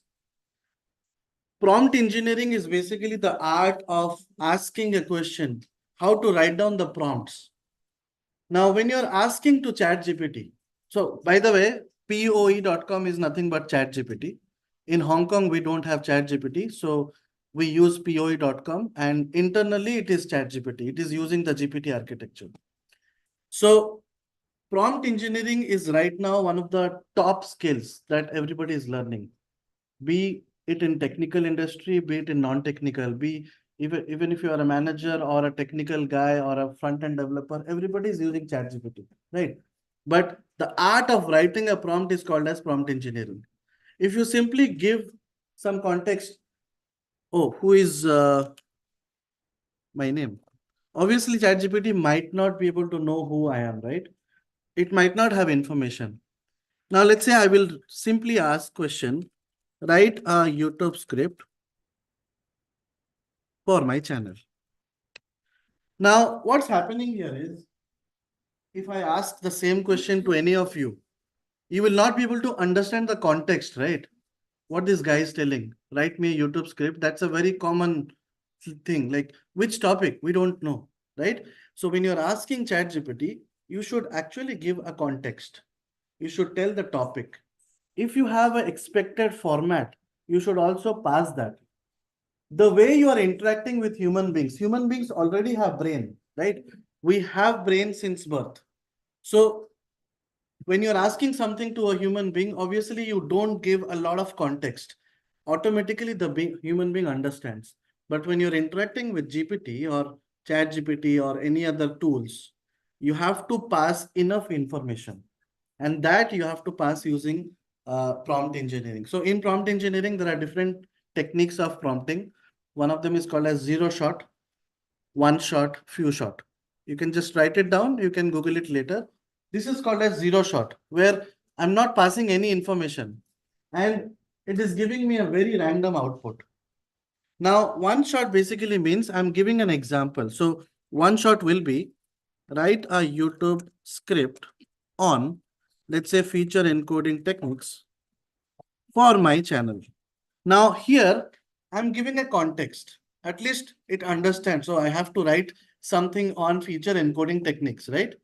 So it will tell you, oh, feature encoding techniques, we have one hot encoding, we have dummy encoding, we have hash encoding, and blah, blah, blah, blah, blah, right? That is one shot. What is few shot? Few shot means you're giving enough information with context, with everything. So the way I write prompts, it's something like this. Write a 5-minute YouTube script on feature encoding techniques. Try to give examples in Python. Start the script with a hook and end the script with a question for my YouTube channel. Oh, by the way, I have a YouTube channel. You can search it on YouTube on my name. I have 80,000 subscribers and I teach data and AI over there. So this is a very refined prompt that I have given. I explicitly want a video on feature encoding techniques. And my video has to be 5 minutes, not more than that. People will get bored, right? And I want to start the script with a hook. Hook basically means something that keeps the viewers engaged.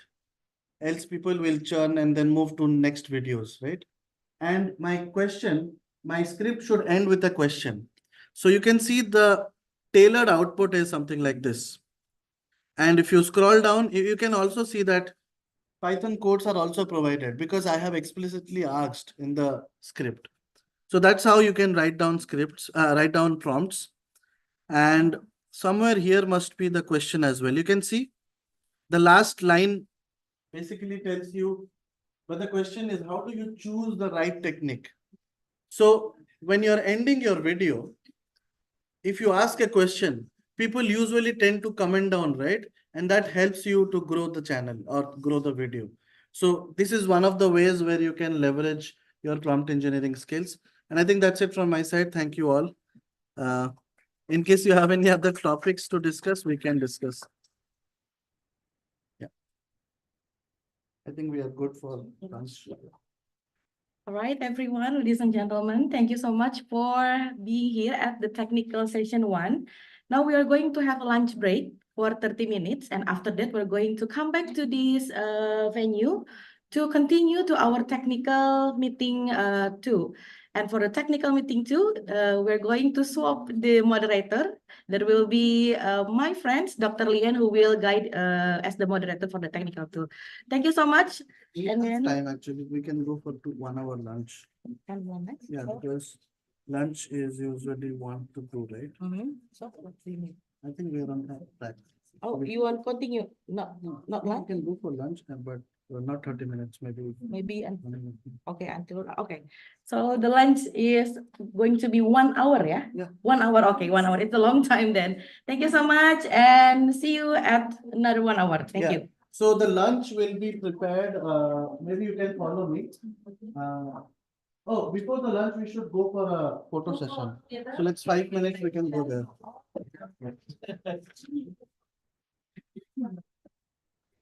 Okay, so online people will catch up at 2 o'clock Korean time, and offline people will go for photo session and then go for lunch.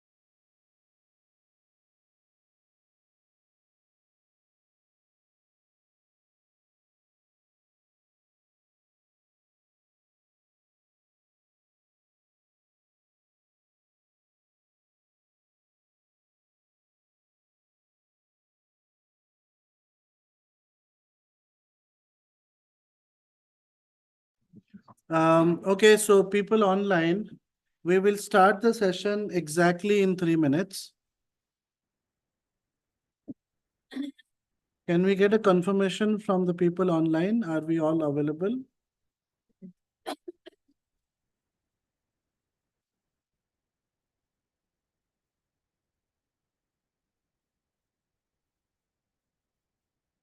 Can we have a confirmation from everybody who is online? Just write down yes, and we'll start in 3 minutes.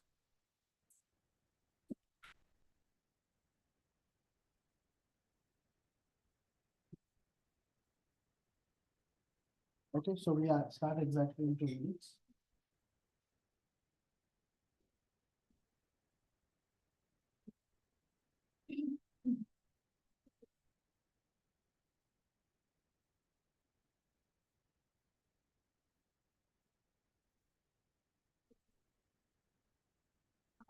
So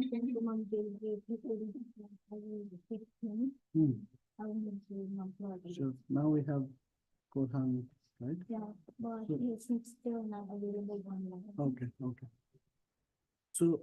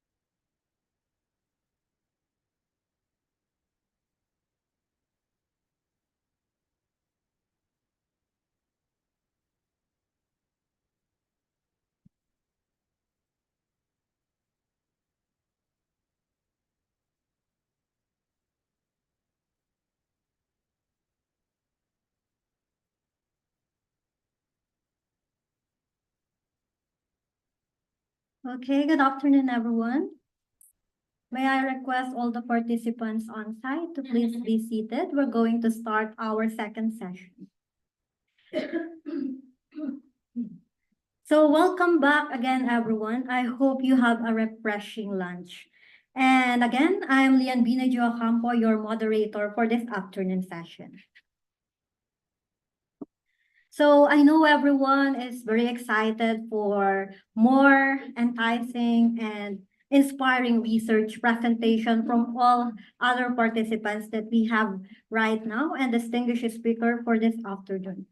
So without further ado, let's begin welcoming our first keynote speaker. So our first keynote speaker is a professor of the Philippines who is deeply committed to utilizing technology and innovation to promote equity and quality in education. Her passion lies in developing teaching material and curricula that benefits adult learner and career shifter. She is a certified Amazon Web Services cloud practitioner and continuously enhancing her skills in cloud computing. and conduct research in information technology in academia. She also served as a program director of Algo Filipino program, logistic head at Angular Philippines, community leader at AWSUG Builders Plus, among other notable positions.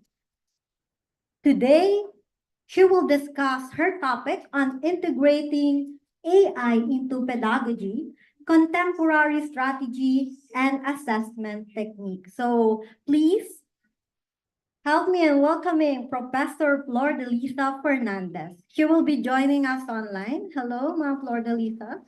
Hello everyone. Let me open my camera first. Ayan.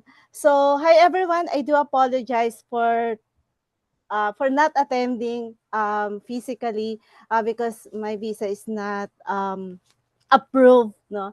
So by the way, thank you for this wonderful opportunity for me to be part of this big event. So today, let me share with you. Hold on. Let me share my slide first.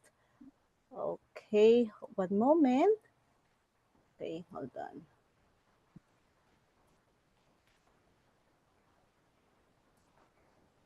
Let me share my slide. Share screen. Okay, there you go. I hope that you all my screen is visible. And yeah, here, let me share my presentation.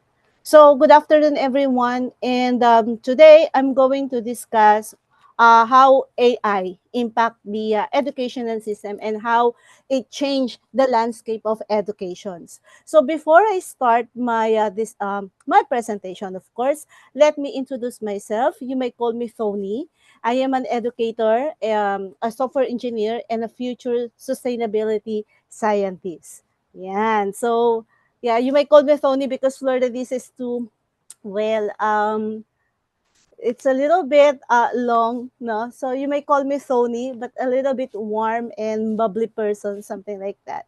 But um, yeah, but anyway, integrating artificial intelligence or AI into pedagogy, this is a one of the contemporary strategies and assessment technique. So this presentation, it explores how AI can be effectively integrated into educational practices. So we will delve into more on a contemporary strategies that leverage AI to enhance teaching and learning experiences, as well as innovative assessment techniques that cater to needs of the modern learners that we have. So we all know that we have challenges we are facing nowadays, especially here in the Philippines into a higher education. But I believe this is not only here in the Philippines, but also in different parts of the world, like in US or in other Southeast Asia countries. So the education sector here in the Philippines is currently facing significant challenges. We have stressful learning environments, to be honest with you guys. Aside from the stressful environment, we have financial constraints and inadequate infrastructure as well. And these things have led into the decline in student enrollment, as well as if we have decline in student enrollment, the graduation rates as well decline. So additionally, the perceived value of traditional college degrees is diminishing as more students seek into an alternative educational paths. We all know that. Aside from that, aside from the challenges that the higher education face, no, the role of AI as well. If you would notice, um, in the midst of these challenges, no, AI emerges as one of the powerful tools that can transform educations. Actually, it really happens in somewhere in year 2023 after the pandemic. AI's abilities to personalize the learning of our students. And aside from that, the AI also automate the routine of tasks, and it really offers to shift from traditional traditional teaching or traditional learning environment, assessment-driven model, to a more learner-centered approach. So that is the new approach of AI. We have learner-centered approach. And this point of view, it fostered the deeper engagement and better outcomes. So as an educator at FEU Alabang, I have a deep commitment to advancing the field of education through innovative practices. So my experience in higher education has provided me with the insight into the challenges and what are these opportunities that the educators face today. So with my background in a software engineering, I am particularly interested in how the technology, especially AI, can be harnessed or improve the educational outcomes. So my work bridges the gap between the technology and the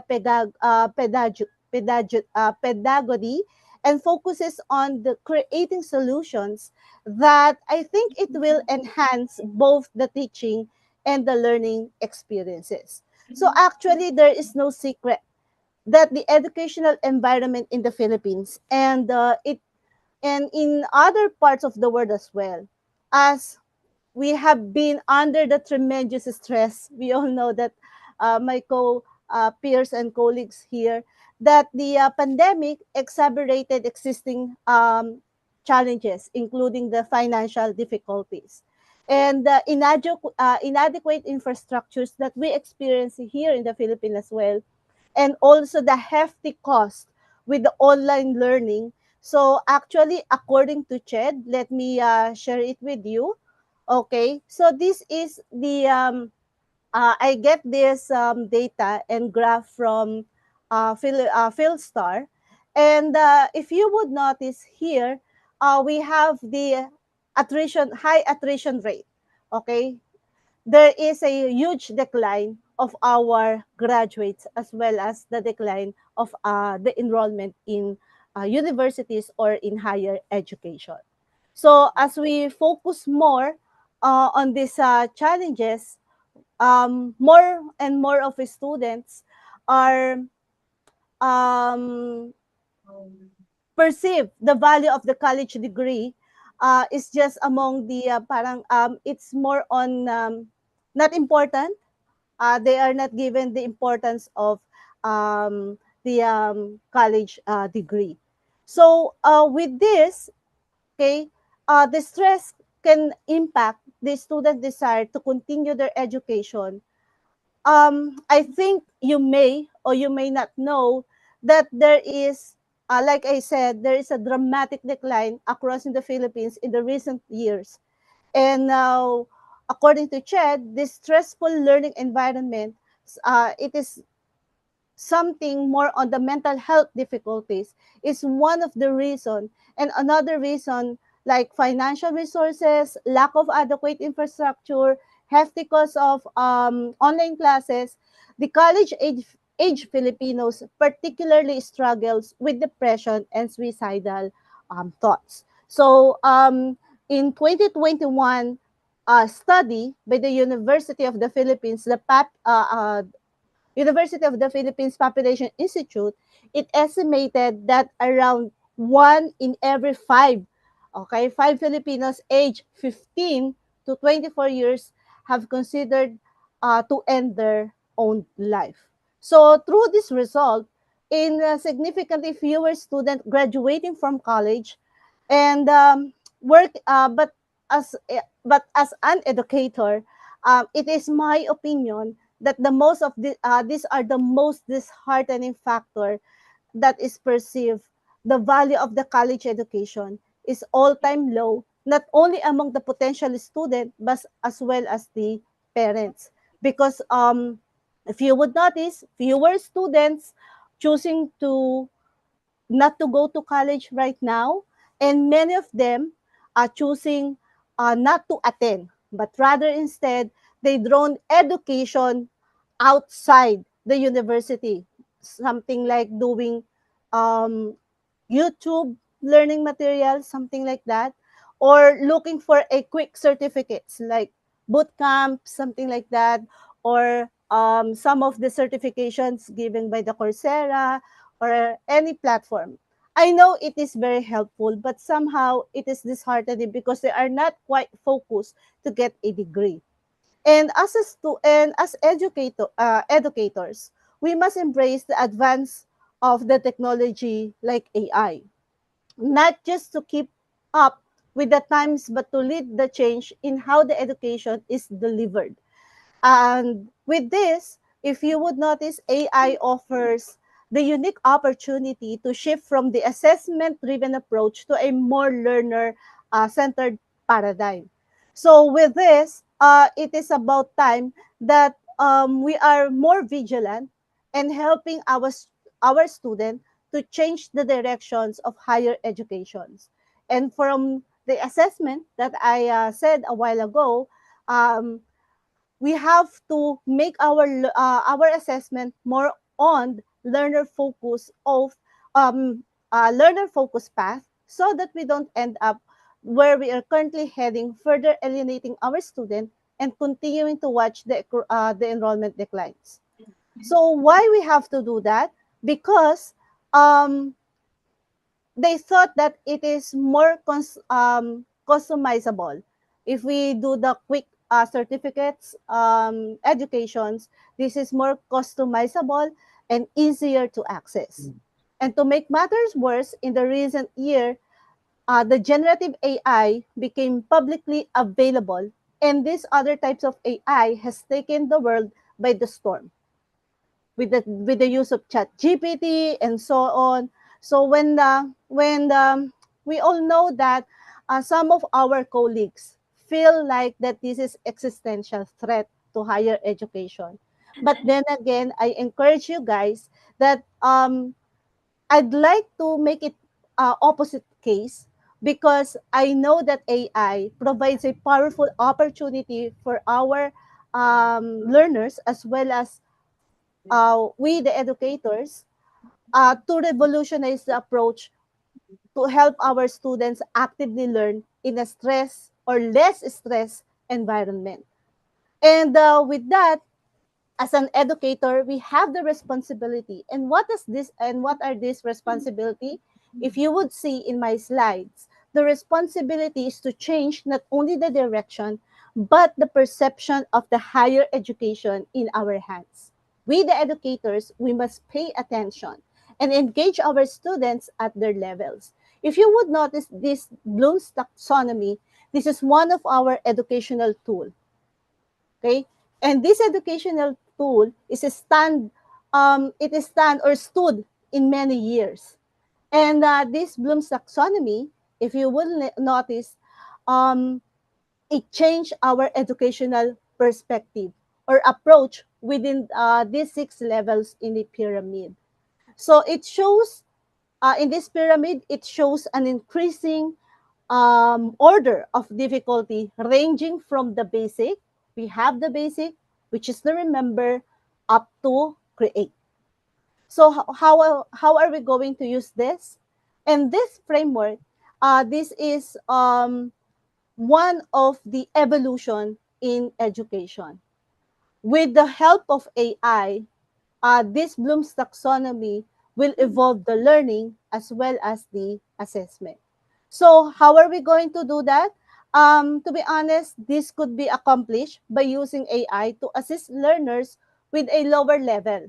So from the lower level, or the lower level taxonomy, by freeing some of the class from engaging more on the collaborative way into a higher levels, the taxonomy would help the student to develop better critical thinking skills. So I have a little story about on how are we going to implement this. As we all know, a highly intelligent person who is struggling with low-level tasks got failing grade, or rather quit schooling.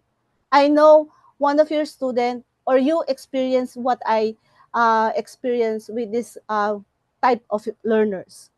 Many of us now, at least we have one story of this intelligent student who, after struggling with low-level tasks, got failing grade, or or rather quit schooling because he or she was struggling with the rote memory and the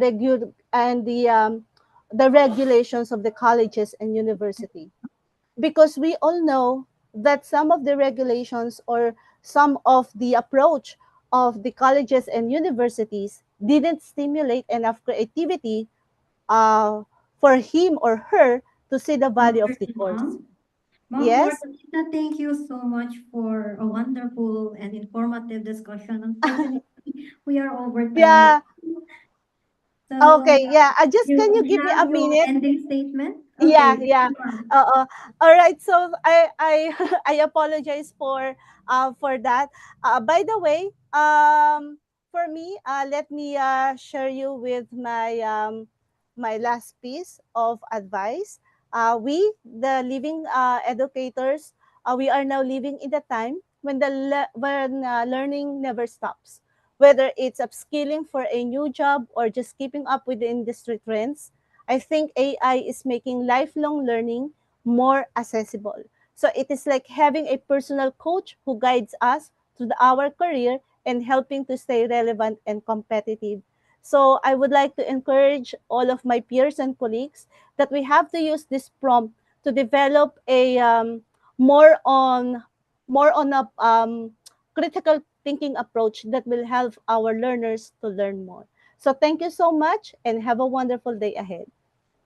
Okay, thank you so much. Again, let's give a round of applause for Ma'am Fernandez. So at this moment, let's give a short time for insights from our audience, if there are. Yeah, if you have questions, guys. Okay, it's your time to share your ideas and insights with regards to Ma'am Fernandez sharing.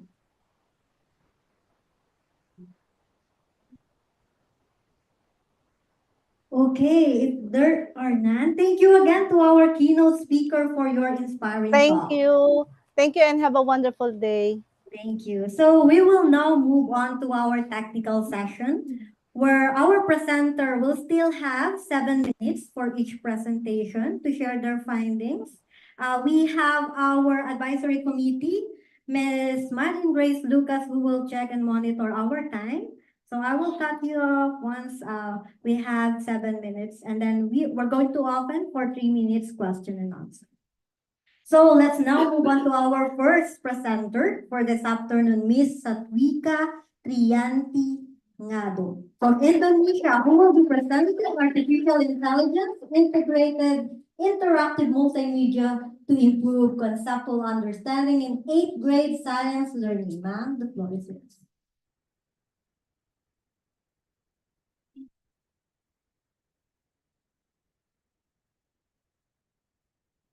Ma'am Satwika. Thank you. Thank you. Hello, everyone. Hello. Good afternoon. Okay, let me introduce myself. I am Satwika Trianti Ngado. I'm a PhD student in Universitas Pendidikan Indonesia, Bandung.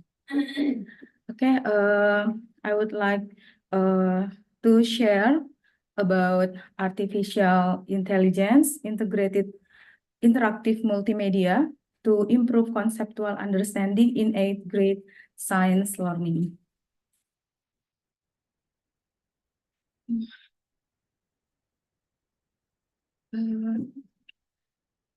It's not working. Okay. Yeah. Okay, let me introduce the co-authors. First, Mr. Riandi, Mr. Adi Rahmat, and Mr. Muslim, and they are my promoter team.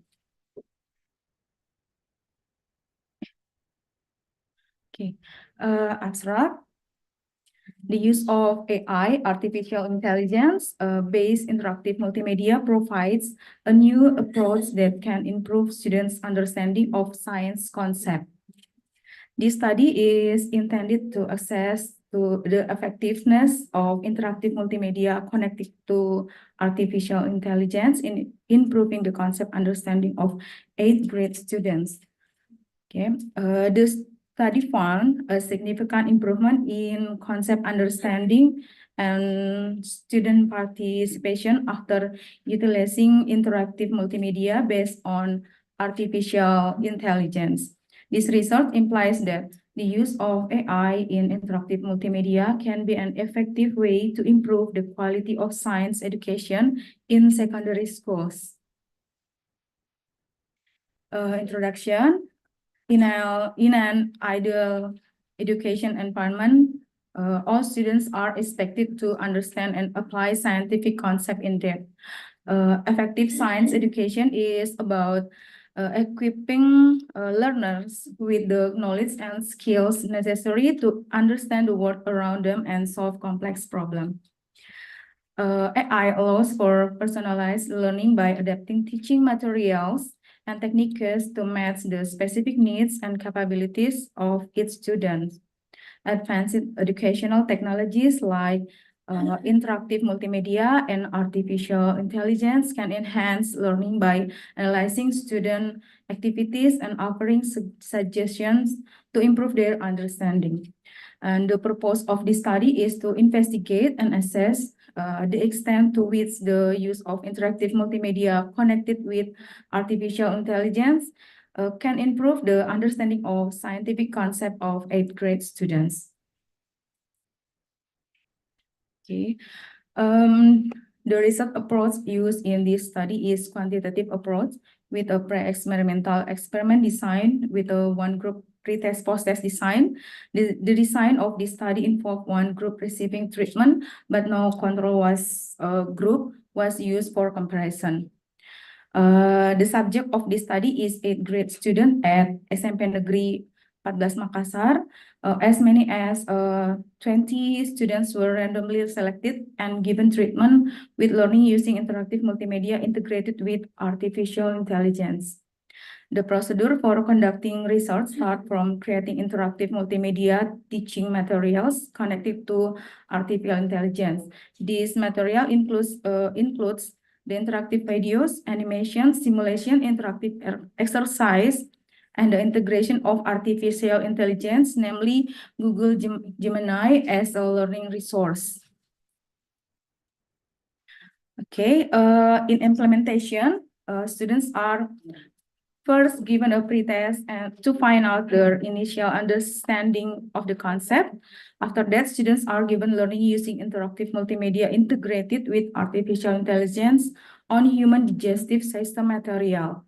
And there is an indicator of concept understanding, interpretation, and then exemplifies, and then classify, summarize, conclude, explain, and compare.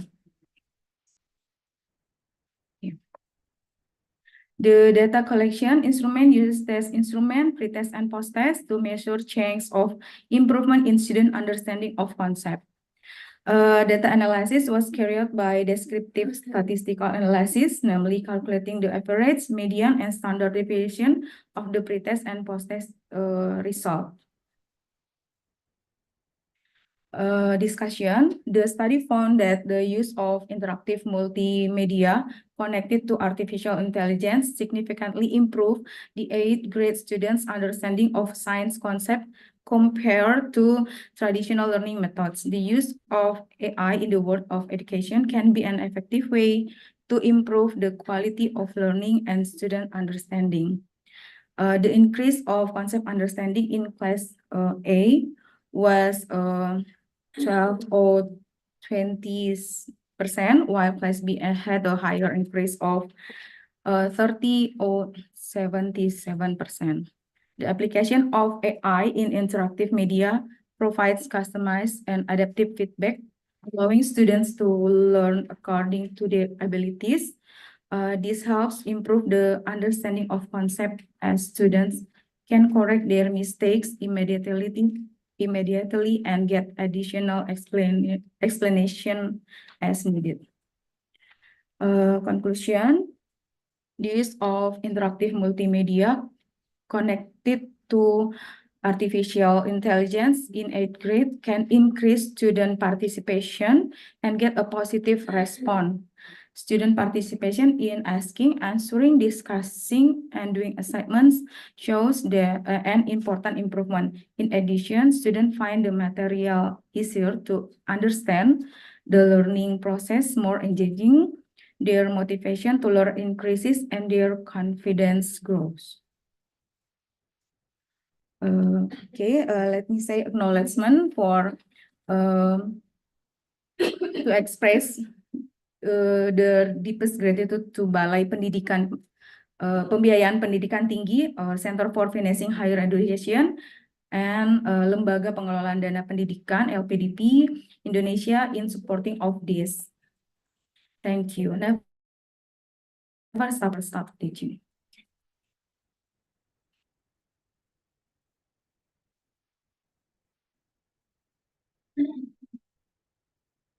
I have some questions. The sample size you have mentioned is 50 students, right? Okay, yes, right. Isn't it a small number? Pardon? Sample size is too small. Yes, because this is just apa ya, case study, just case study. So you talked about class A and class B, right? So class Yes, class B is the one with integrated learning with AI. Yes, but the different of material, the different. Can you give an example of what integrated multimedia with AI was used? Button? So you talked about integrated multimedia with AI, right? Give me an example. What was? Okay, I use artificial intelligence in my multimedia interactive. There is kayak tombol apa sih? Tombol. Oh yes. There is a button with label ask me gitu, ask me, and then student can click the button for ask artificial intelligence or Gemini. So you are using Gemini for that? Yes, I'm using Gemini. Why not something else? I think I usually kayak menggunakan. I usually use that because I'm not familiar with other AI. Okay. Okay. Thank you. Again, thank you so much, Miss Satvika Ngando. So now, we're supposed to proceed with Miss Garima Jolly. Unfortunately, she cannot attend us online. So we're going to move on with Miss Rina Ongsoto, and she will be sharing with us her research on STEM teachers, practices, opportunities, and challenges in the age of emerging technologies. Implication of education, administration, and teachers training. So she has prepared a video presentation for us.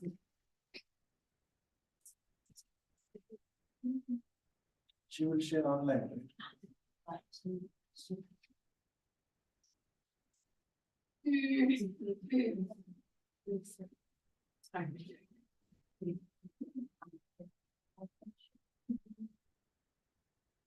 Is she available online? Rina, Hello, good afternoon. Hello, can you hear me? Hello, good afternoon to everyone. Hello. Hello, I can't see most of you. Hello. Oh, you can see me. Good. I prepared a video recording of my presentation because I don't want to go beyond the 7 minutes. So I sent it over to the organizers to play it.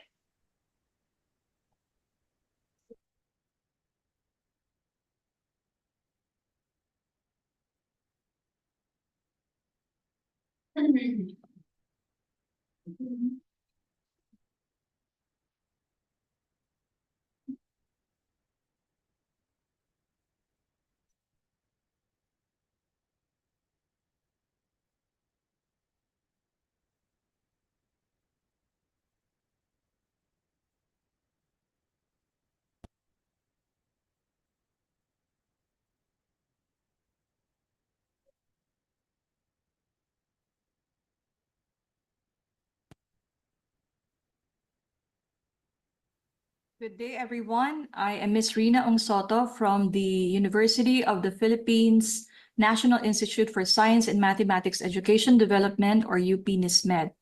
And I'll be presenting to you my research titled STEM Teachers' Practices, Opportunities, and Challenges in the Age of Emerging Technologies, Implications to Education, Administration, and Teacher Training. Before I start, I'd like to give you some information about my work. I am a science education specialist, and my work at the Institute revolves around 3 areas: research, curriculum development, and professional development and extension services. These are some of the projects I have worked on.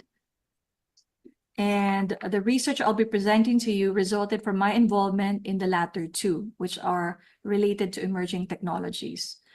So the first one is the Daily Contextualized Curriculum for Filipino Learners. DAILY stands for Developing AI Literacy, and I developed the contextualized curriculum and conducted the first pilot implementation.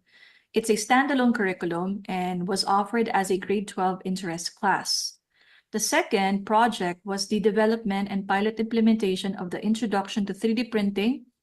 It's a curriculum I co-developed, and I was one of 3 lecturers from the first to the 3rd implementation. Although the 2 curricula were standalone and not intended for integration, I encountered many challenges as a pilot teacher, and I wondered if teachers using emerging technologies had the same issues.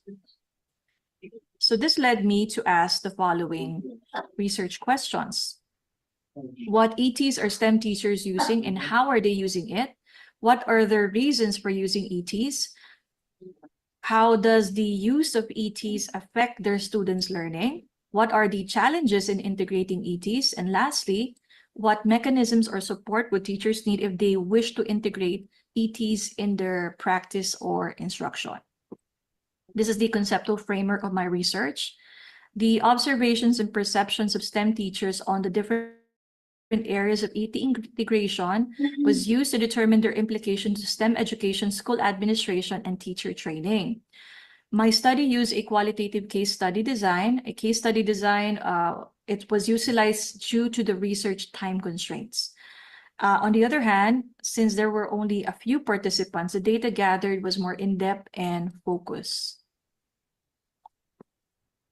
There were 6 teachers who participated in the study. Half were teachers in a public high school and the other half from a public science high school. All of the participants are high school teachers. 4 were science teachers, while the remaining 2 were math teachers. The study used an unstructured interview guide for the KIIs and FGD, which were conducted online via Zoom. The participants were grouped into ET users and non-ET users. There were 4 in group 1, while 2 in group 2. Each group comprised of teachers from different types of school. And a descriptive and thematic analysis of the KIIs and FGD transcriptions was done to interpret the research findings. The foremost finding of the study was that there was no difference in the responses from the ET users and non-ET users. For the first research question, AI ranked first, followed by IoT, and then 3D printing and AR in 3rd place. Group 1 used ETs in preparing learning materials, for research and prototyping class activities, and for creating 3D designs. While Group 2 want to use these technologies primarily because these are current buzzwords in education. For the second research question, the reasons for using ETs were as teaching aid or learning tool, to promote STEM education and encourage students to take up STEM careers, for upskilling of teachers on current teaching trends, and to train the future users, which are the students of this technology. For the third research question, both groups recognize the impact of ETs on student learning, and the effects could either be positive or negative. Positive effects include motivation or interest to learn, eagerness to use tech in learning, and its use encourages learners to pursue STEM degrees and careers. On the other hand, negative effects include its overuse, which tends to bore students after the initial excitement wears off, and the potential misuse of students. The challenges in integrating ETs were identified as resources in terms of equipment, curriculum materials, and support staff, training on the use of equipment and how to integrate ETs in their subject matter. Integration refers to points in the curriculum where ETs can be used, while the issue with misuse refers to the lack of guiding principles and policies on the responsible use of ETs in school. Finally, the suggested mechanisms or structures to enable or support integration are infrastructure and equipment, human resources such as tech support and curriculum resources, capacity building training on the operation of ETs and designing instruction using ETs, programs or initiatives to sustain and motivate teachers to use ETs. The data from the participants have implications on STEM education, school administration, and teacher training. The use of ETs in STEM education can promote STEM education and encourage students to take up STEM degrees and careers. It can also facilitate the development of future skills and dispositions of students. For school administrators, ETs require an investment in infrastructure, equipment, and resources, continuous capacity building trainings, policies, guidelines, and incentives on its use, and a search for teacher champions and exemplars, and the conduct of research to report gains and validate its integration. For teacher training institutes like NISMED, trainings offered should vary from the technical operation of ETs, development of curricular materials, utilization of appropriate pedagogical approach, and measures to address student misbehaviors. In addition, more than teacher training, NISMED can develop research-based and ready-made curriculum materials to effectively integrate ETs in STEM education. Thank you for your attention. And if you have any questions, I am now ready to address your questions. Thank you again. Do we have any questions?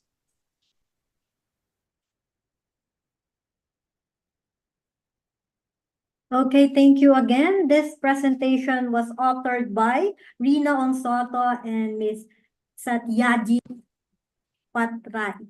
So thank you so much po. Now, since Ms. Garima is already here online, so our next presenter is Ms. Garima Jolly from India, and she will be presenting her paper on design and development of advanced spatio-temporal database model. Hello, Ms. Jolly.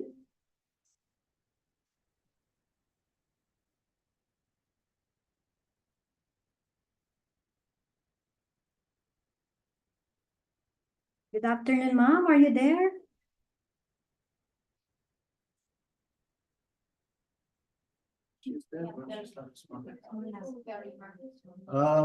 Ms. Garima Jolly, are you there online? We'll move on.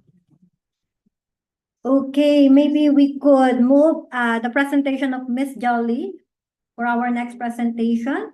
We have Mr. Jose Lerio B. Batula, and he will be presenting his paper Web Portal for Document Placement of Institutional Development Office of Cavite State University Imus Campus. Unfortunately, he cannot share his presentation right now. So instead, may we call on Dr. Luningning Valdez to share with us his presentation. Ma'am Luningning, are you there? Good afternoon. Let me just share my slide. Thank you.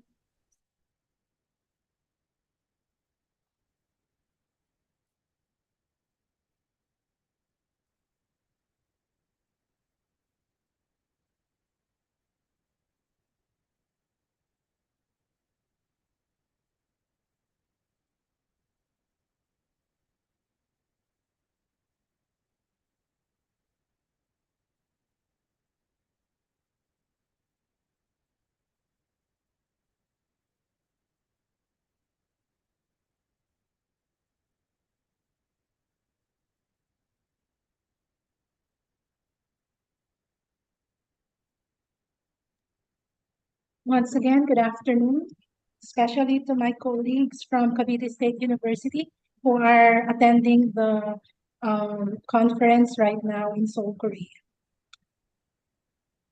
It is our pleasure to be part of this year's International Conference on Management, Education, and Emerging Technology, organized by Core Research Foundation. So our study is entitled Web Portal for Document Placement of Institutional Development Office at Cavite State University, Imus Campus.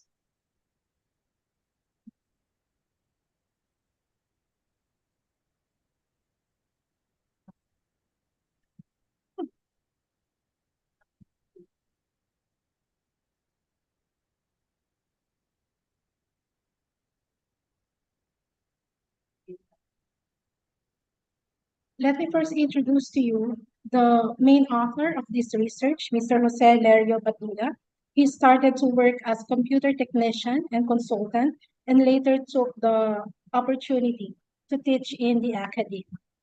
Currently, he is the sports coordinator of Cavite State University Imus Campus and a faculty member of the Department of Computer Studies. He received his Master of Science in Information Technology from AMA Computer College and earned another degree in Master in Information Technology at Technological University of the Philippines in Manila last 2018. Yours truly is Luningning Valdez, a candidate of Doctor in Philosophy and Commerce at University of Santo Tomas, currently faculty member of the Department of Management of Cavite State University, Imus Campus. My current research interest is in the areas of productivity and efficiency of small and medium enterprises, entrepreneurial behavior, and human resource management.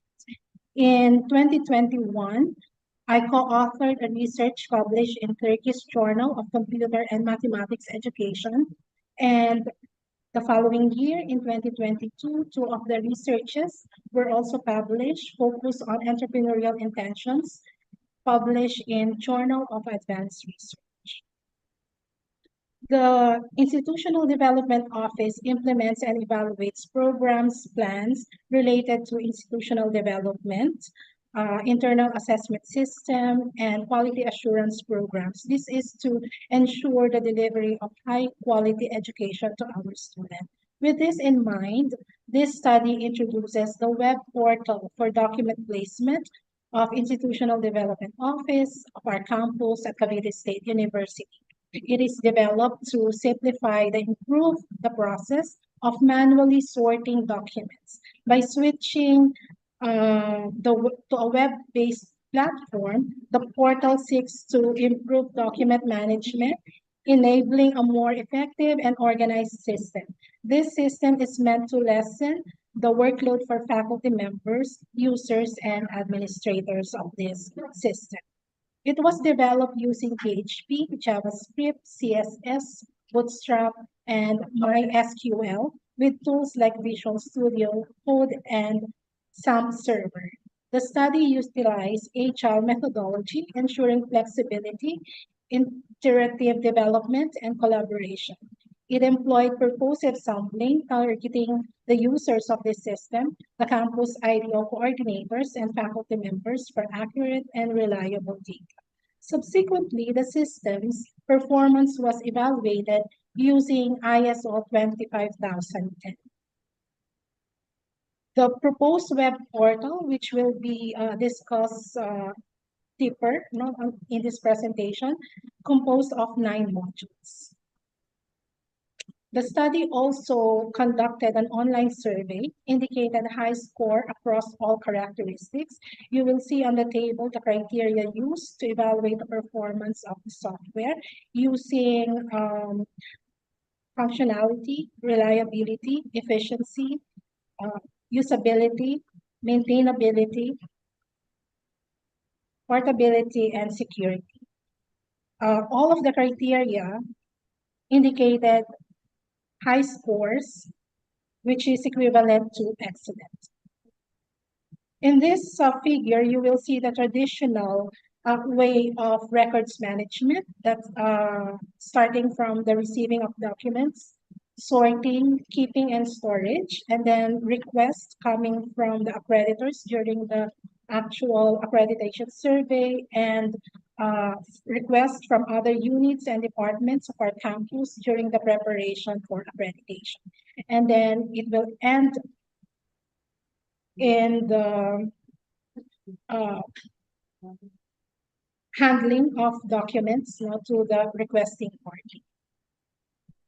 So the general scope of this study is to develop a web portal as a way to reform the traditional manual sorting of documents into a web portal for document placement that could help lessen the workload between faculty members, users, which also called the client of this software.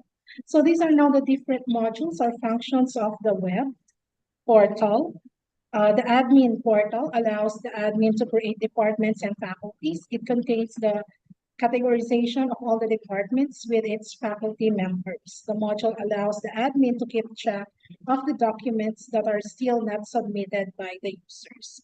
Another module is the account module for faculty members. The faculty members' responsibility in the web portal system include uploading of necessary documents and ensuring compliance with the requirements set by the admin of this web portal. They have access to view the requirements and must stay updated with any announcements And posted again, by Ms. the Denise Valdez. So sorry to interrupt you. May we have your last statement for this presentation since it's already time? Thank you. Okay. So in conclusion, the web portal transitions from traditional manual process to digital platform, reducing the workload for faculty, instructors, and admin. Second, the system was successfully tested in terms of average response time to ensure the functionality, suitability, reliability, performance, efficiency, usability, compatibility, maintainability, portability, and security. And lastly, the prototype was rated the system with a grand mean score of 4.63, classifying as excellent. Thank you very much and have a nice day. Thank you again, Ms. Daningning Valdez, and congratulations, Sir Batula. So now let's open this session. If there are questions from our audience, clarifications, insight.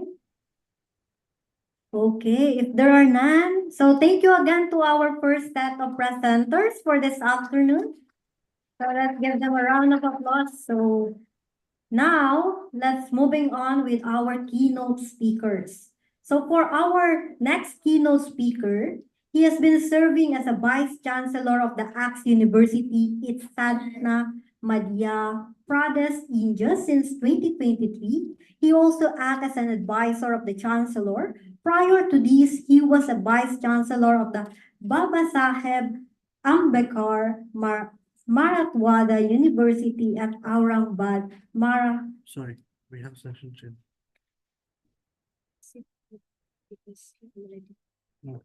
Okay, to continue. So she is also a Vice Chancellor of Babasaheb Ambedkar Marathwada University in Aurangabad, Maharashtra in 2014 to 2019, where he significantly advanced the institution as the premier university in India.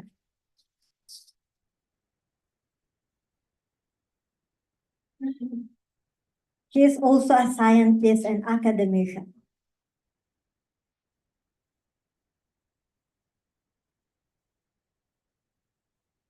And her research spans from microbiology, biotechnology, and nanotechnology. He is also a visionary leader and innovative academic administrator, currently leading the research division of Bhartiya Shiksha Mandal, Nagpur, and today he will deliver his keynote on design thinking in management education. So we have Dr. Balu Ananda Chopati. So are you online, sir? Dr. Balu?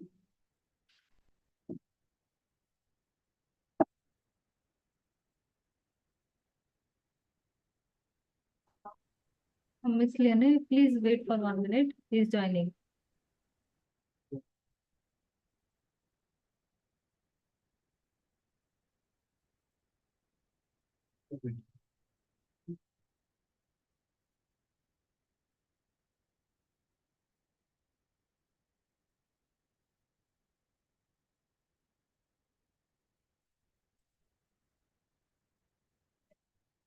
Okay, while waiting for Dr. Balu, let's move on to our next presenter. So our next keynote speaker is an associate professor and a chairperson of the Department of Management at Cavite State University Imus campus in the Philippines. She also acts as a coordinator in the Graduate School Learning Center of the university. Beyond her academic responsibility, she is an influential author and editor with the National Book Development Board of the Philippines. Her expertise in management, education, and research, particularly related to Society 5.0, position her as a leading voice in the field. Let us welcome Dr. Alpe M. Solina, who will be presenting her paper on strategies and management approach in research transformation smart for Society 5.0. Let's give him a round of applause. Thank you so much. Good afternoon, everyone. How are you? Still good. Right. We'll try to finish everything at 6 p.m. So this will be very, very short. So bear with me. 5 minutes for me. Okay. So I will not go to the details anymore because this is a very familiar and popular topic that we've been discussing every now and then if we, attending conferences here and in our local schools. Good afternoon again to our academicians who are around and online. It's my pleasure to be with you and present this simple paper. Now I have titled this SMART. No? It's an acronym for Strategies and Management Approach in Research Transformation for Society 5.0. Now, you've been, I'm pretty sure that you're very familiar with Society 5.0. So it's a super smart 5.0, Society 5.0. So let me. All right, so I've been introduced already, so I will not go anymore to my bio. So just look at my picture and that's it. All right, so the Society 5.0, right? It says Japanese government aiming. It's been popularized by our friends from Japan, creating a human-centered society where technology and digital tools address social issues and improve quality of life. So very familiar, very familiar already, those already. Now, this is the four are human-centric, integration of cyber and physical spaces, and sustainability and resilience. So by this time, we have to be very familiar already, and we have to make sure that we are infusing already what is happening around us, infusing all of those in our curriculum, in producing our learning materials in our respective universities and colleges. So maybe you're also familiar with the technological pillars, the AI. So we've been listening a while ago that our colleagues who presented their papers are into this. They have researches that are focused on AI and Internet of Things. We've been educated on this already. The big data and analytics, which help us in our decision making, particularly in the management level. We have to have the data-based and evidences so that we'll be able to make good and excellent decisions in our management. So we have as well robotics and automation. This is more on the experts from the field of engineering, and the blockchain technology. This is business in its aspect. Now, the impact here in this paper is that in the healthcare sector, in education, transportation, and urban development, this technology that are happening around us now which we need to embrace, really helping us in trying to have, all of the access in healthcare and making sure that in our transportation, we are reducing emissions and improve energy efficiency, right? And in education, we are so familiar already with how we will do the e-learning modality. And in order to have smart cities as well, no? So in the field of engineering, architecture, and all of those. All right, the challenge is here, no? So we are transforming our research endeavors. So we're not here in this conference just to present our paper, but we're making sure that we are making a difference, transforming our research endeavors into something that is vital in order to address societal challenges. So we would like to make sure that our paper will have an output, no, an outcome in advancing and leveraging technology at its best. So I will not go anymore on the details of this because we have a very limited time. We will try to address societal challenges. We are collaborating in order to, to have a strong linkage and strong partnership with our friends from different countries and universities. So we'll make sure that we're doing our best in order to come up with policies, because research should also put us in a very good position as far as our policies in our respective offices and organizations are concerned, right? And then we need to make sure that we are ensuring ethical and inclusive innovation, right? These tools, I'm sure you are also doing and maybe utilizing all of those. Collaborate in the sense you have researchers that are data-driven. You have making sure that your researchers are centered in human development, developing your human infrastructure. We need to have that agile methods in doing research and cross-sector partnership. That's what we did, no? The Core Research Foundation is our partner, right? So that's why we make sure that every now and then, if you have conferences, we are present and partnering with them in order to, educate people and strengthen our ties as far as research is concerned. All right. And, well, University of Tokyo, as well as Imperial College London, they are into this already, particularly the Imperial College, which, the wearable technologies. This, I got this from a paper, a briefing paper, wherein a sample of their transformative research is more on into health, health technologies and biomedical engineering. I hope in the Philippines as well, we will, continue doing things that are more technology-based, and we hope to be to have more robotics. No? So we have one school in the Philippines, like De La Salle University. You can search that school. They are into this already, and other engineering schools. All right, these are the references where I extracted the information I am presenting now. And that's it. No, let's all shape the future where our actions make a meaningful difference. Thank you so much. 4 minutes. Thank you. Thank you. Thank you so much.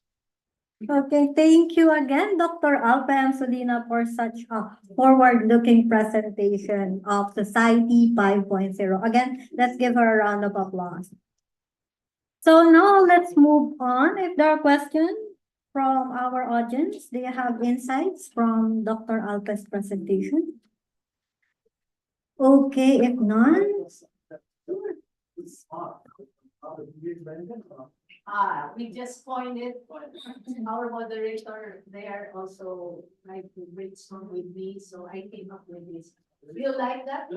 Oh, thank you. We can collaborate on that, on future collaboration with regards to smart technology. So for those who are online, so they have discussion on smart technology during the 5.0 So we are looking forward for future collaboration with all of you. Thank you, guys. So now let's go back to one of the most anticipated presentation of Dr. Chopadi on design thinking in management education.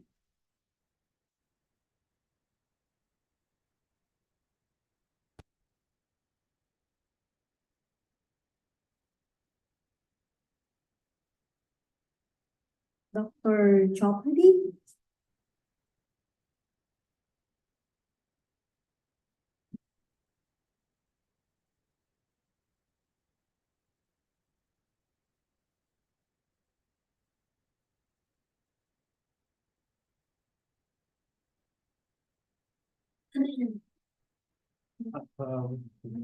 What about Dr. B?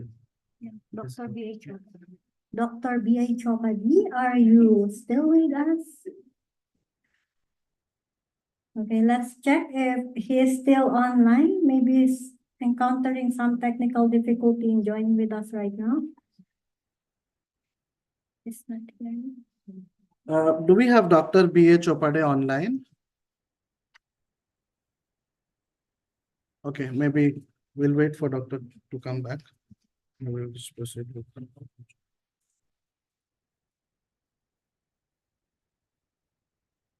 Arjun.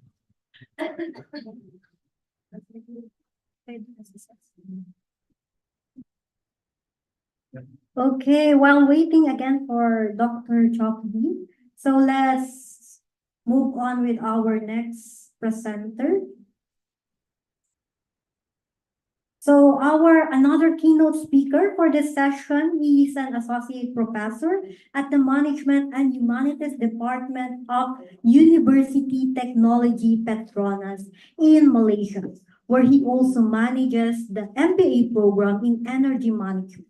Additionally, he served as a deputy head of the Center of Social Innovation at UTP and holds PhD, MS, and MBA in marketing, and is Chartered Manager Fellow or CMGR FCMI with the Chartered Management Institute in the UK.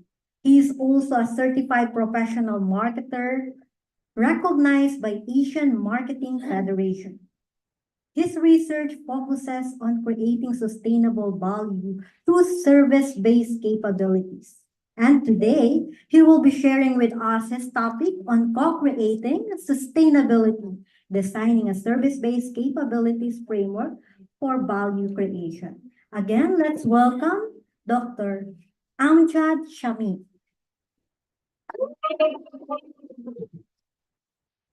Thank you so much for warm welcome. Appreciate it. Yeah.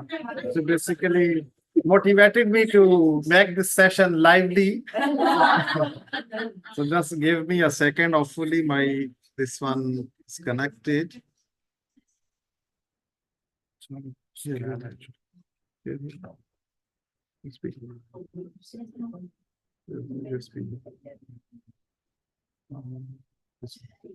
Yes.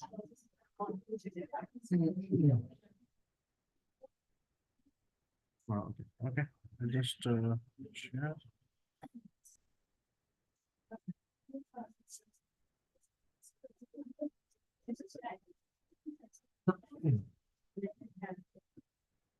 Okay. Okay. Actually, want to be looking at no, but people will not be able to understand. Okay, all right. So good afternoon, everyone. How are you now feeling afternoon?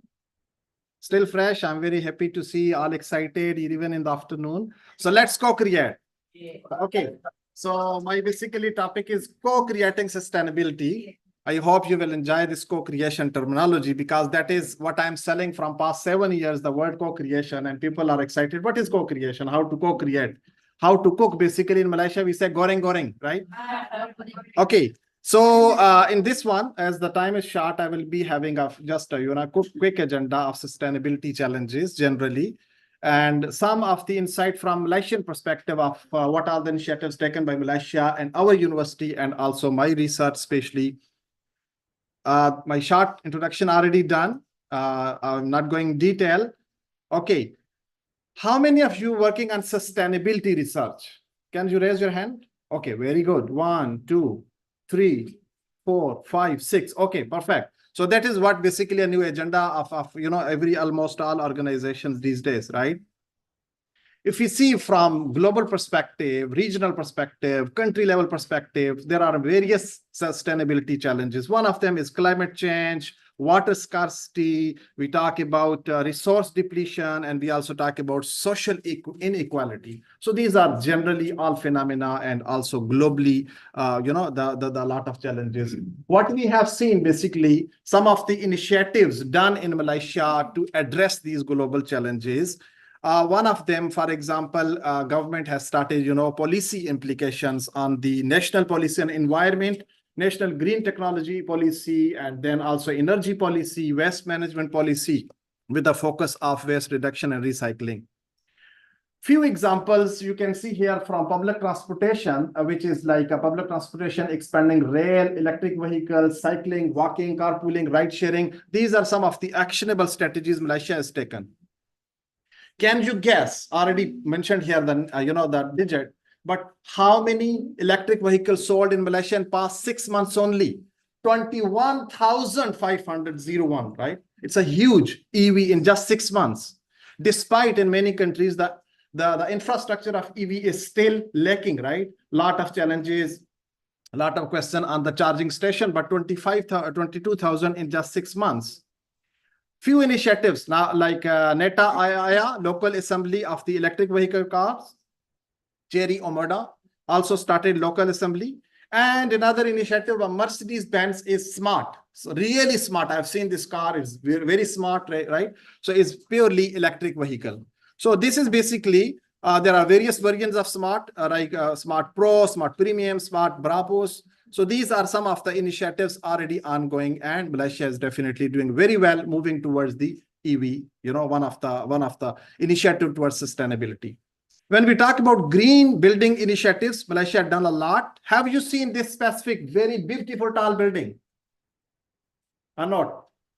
It's basically just launched 2022 and is one of the second tallest in the world now. So 678.9 meter tall after Burj Khalifa. And this specifically building this year got Leadership in Energy and Environmental Design Award, LEED Award by Green Building Council, USA. This building you have seen, iconic building of Malaysia, right? Twin Tower, highly focusing on energy. We have 50-30 agenda whereby net zero, which is by 2050, we would like to achieve net zero carbon emission. And there are a lot of initiatives done in order to achieve this net zero carbon emission by 2050 by the Petronas itself. So you can see a lot of initiatives. And then renewable energy projects, whereby we have charted a plan for 2025 and even 2035, which you can see from the solar itself, 7 to 8 0 megawatt, which we would like to achieve through solar only in 2035, which is a huge. Then other initiative regarding the water conservation and efforts have been done at the government level, at the national level. Now, this building, just guess, what is this building all about? This is a construction building, is a university, is a hospital, is a airport, or what is this? What you guess? Looks like what? Solar. Wow, very good. Clapping for her. She is very, smart, really smart. This is basically our university technology, Petronas, where I belong to, and rooftop is full with solar. That is one of the longest project that now in the area of solar panel have done. And UTP is basically largest single rooftop solar, 7.4 megawatt solar panel system. And so far, we have achieved 21.7 gigawatt through solar only. So those are some of the tangible initiatives in order to really charter the plan for achieving sustainability and net zero by 2050. In addition to the energy, we are also very conscious about water. University has done a lot about the recycling, irrigation system, groundwater tube projects, segregation, electric vehicle cars inside. We have charging stations and also greenery around the campus. and eventually we received prestigious National Energy Award in recognition of our sustainability efforts so far. Now, co-creating sustainability. Sustainability is what actually is a result of interplay between technology, policy, and people. Cannot be achieved single. It's not a singular approach. So if we talk about specifically people, involving everyone initiative is important to achieve sustainability. Now, I'm showing you these shoes. How many of you would like to buy if we have these shoes? Buy from the heart. Like, oh my God, I really want to go and buy these shoes. No one. Very good. No one. Why? Because the problem is Nike, when they developed, they thought to make it sustainable without asking us, the participants, the users, that do you really like it or not? So in the boardroom, they thought, be creative, come up with the shoe that everyone will like it and we are going to achieve sustainability. Even now in this room, nobody would like to buy it. The problem with this kind of approach is one-centric view. It's not a customer-centric view. We are thinking what we are doing is by putting us in customer shoes is doing well, but when it go to the customer, they don't like it. Eventually, they come up with another initiative, Nike idea, will not go to that one. Another initiative in UK, most of these projects, sustainability projects fails. Why? Second example is McDonald's, environmentally friendly straw that cannot be recycled. The problem is they went with another straw in UK, but eventually people realized that this cannot be recycled. They thought it can be a sustainable, but it cannot be recycled. So not using the circular economy approach. So eventually people by themselves started giving signature on remove this one and bring back the original. 57,000 so far, you know, the pool is signatures has been done on that one. So what overall conclusion so far we have seen is that most of the businesses are dangerously failing in the sustainability initiative because of the one-way approach, not using the co-creation approach. The problem, as you can see, many business reported, many newspaper published, one of the problem is operating in silos. What we think is right, we will do it without considering others' opinion in our initiative. Another one is lack of buy-in. The same, because we are not co-creating with the community who is looking for that. That's why we are lacking in getting the buy-in when the initiatives is implemented. So problem is we are using a goods thinking approach, which you can see on the left from here, left side. This is a goods, we need to move to the service thinking approach. The problem with the goods thinking is we too much focus on the tangibility part without considering the value part. Now, problem is it has a short-term focus. It has a linear supply chain and value chain, and so many problems with the goods thinking approach. We too much focus on the packaging, design, development, and all the decision make at company level.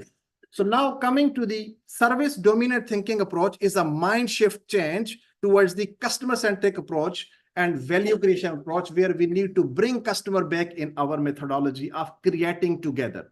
So the value cannot be created in silo. We need to work with the customer and bring them in our ideation. We co-design, we co-develop, we co-deliver, we co-discover, and eventually we get buy-in before our product is ready for the implementation. So that is how bringing customer in our solutions. So Nike, for example, IKEA has done, whereby they have involved community in order to creating a sustainable cotton together. So all the community from the surface, they work together and work together and create a sustainable future. Now, quick one, I think I will take only few minutes, just 2-3 minutes, please. This one, can you quickly tell me how you see this one? What is this? Half houses. Do you want to buy this house? No. Okay. So earthquake happened. We have to understand the problem. Earthquake happened in Chile, where the problem with the community was they cannot afford it. Company Elemental came up with the solution. They built half house, give them on a cheaper price. Rest of the house they can develop by themselves, meeting their need rather than meeting my need of business, building construction as per my requirement. So that is how the project become very, very successful.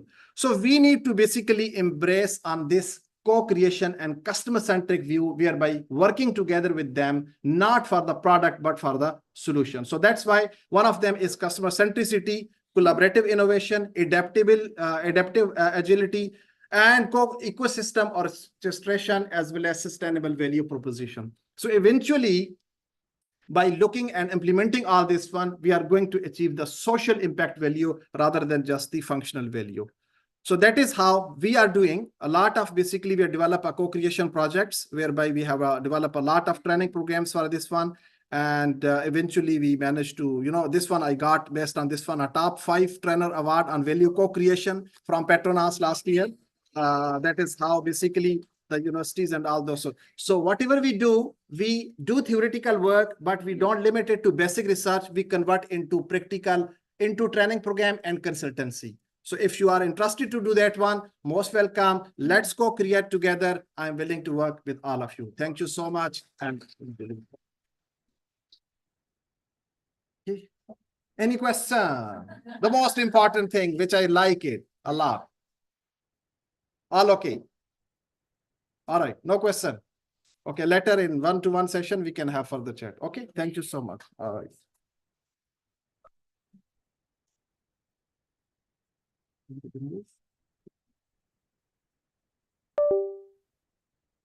Okay, thank you again, Dr.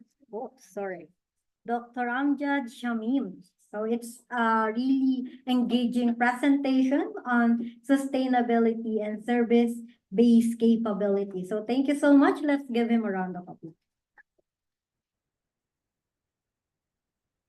So now let's try to give again time for Dr. Chopadi to present his presentation.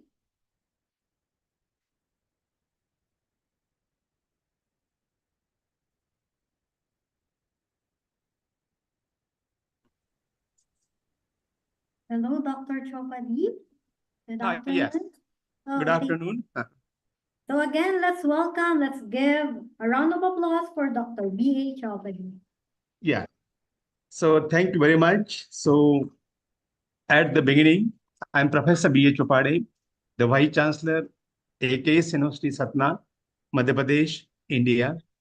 It is indeed a great pleasure, I think, to talk to you today on the occasion, I think, of this international conference. AIDS International Conference on Management, Education, and Emerging Technology, which is taking place in Seoul, South Korea, today and tomorrow. And here, I'd like to present my views on design thinking in management education and its current state of knowledge. All of you know that in management education, design thinking is one of the most important, I think, the part of the management education, management curricula, and also the management practices. It's important to know that over the last 2 decades, the management education has been giving a tremendous stress on the concept of design thinking. And therefore, it is of paramount importance to see the genesis of the concept of design thinking. Tim Brook, in the year Tim Brown, the CEO of the IDEO, published an article in Harvard Business Review in the year 2008. And he explained the new innovative concept of design thinking. And from that time, not only in management education, but the design thinking has been applied in large number of industries, various corporations across the world. And therefore, we have to understand what is design thinking and how it's applicable for innovation as well as performing, I think, various fields. Basically, design thinking is a non-linear process. At the same time,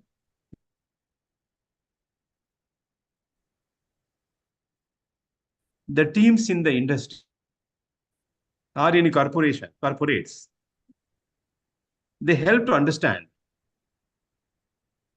what are the users, what are the challenges, what are the assumptions, how can you define the problem, and finally, we can able to create a innovative solution to the problem. And therefore, it's very important to understand that design thinking is basically a mindset. And in simplified words, I would say that design thinking process of solving the problems by prioritizing the consumer's needs on priority. One need to understand what are the needs of the consumers and how these needs or problems can be solved by concept of design thinking. And from that point of view, one has to understand what are the various the points or steps in design thinking.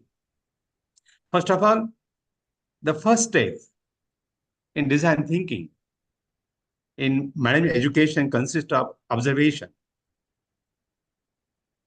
Second important step, we must have empathy. And third important thing, how people interact with their own environment. It may be environment, it may be employees, how they iterate, what's the hands-on approach, and finally, how do they create, innovative solution to a particular problem.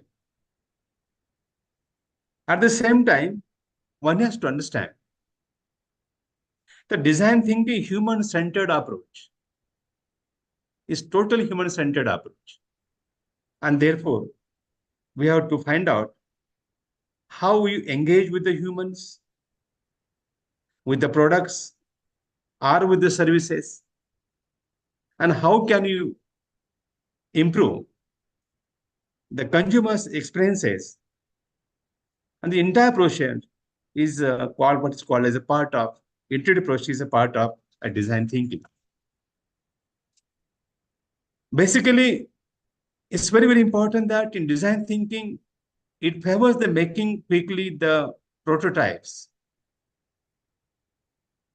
rather than going for the endless research and innovation or rumination.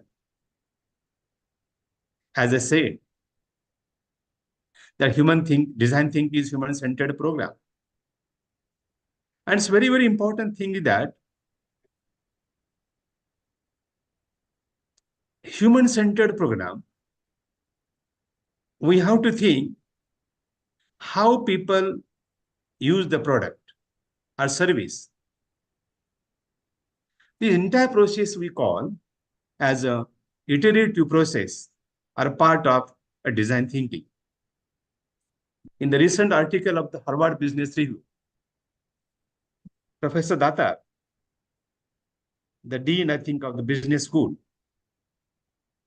of the Harvard Business School, he has summarized that there are different models, of the design thinking.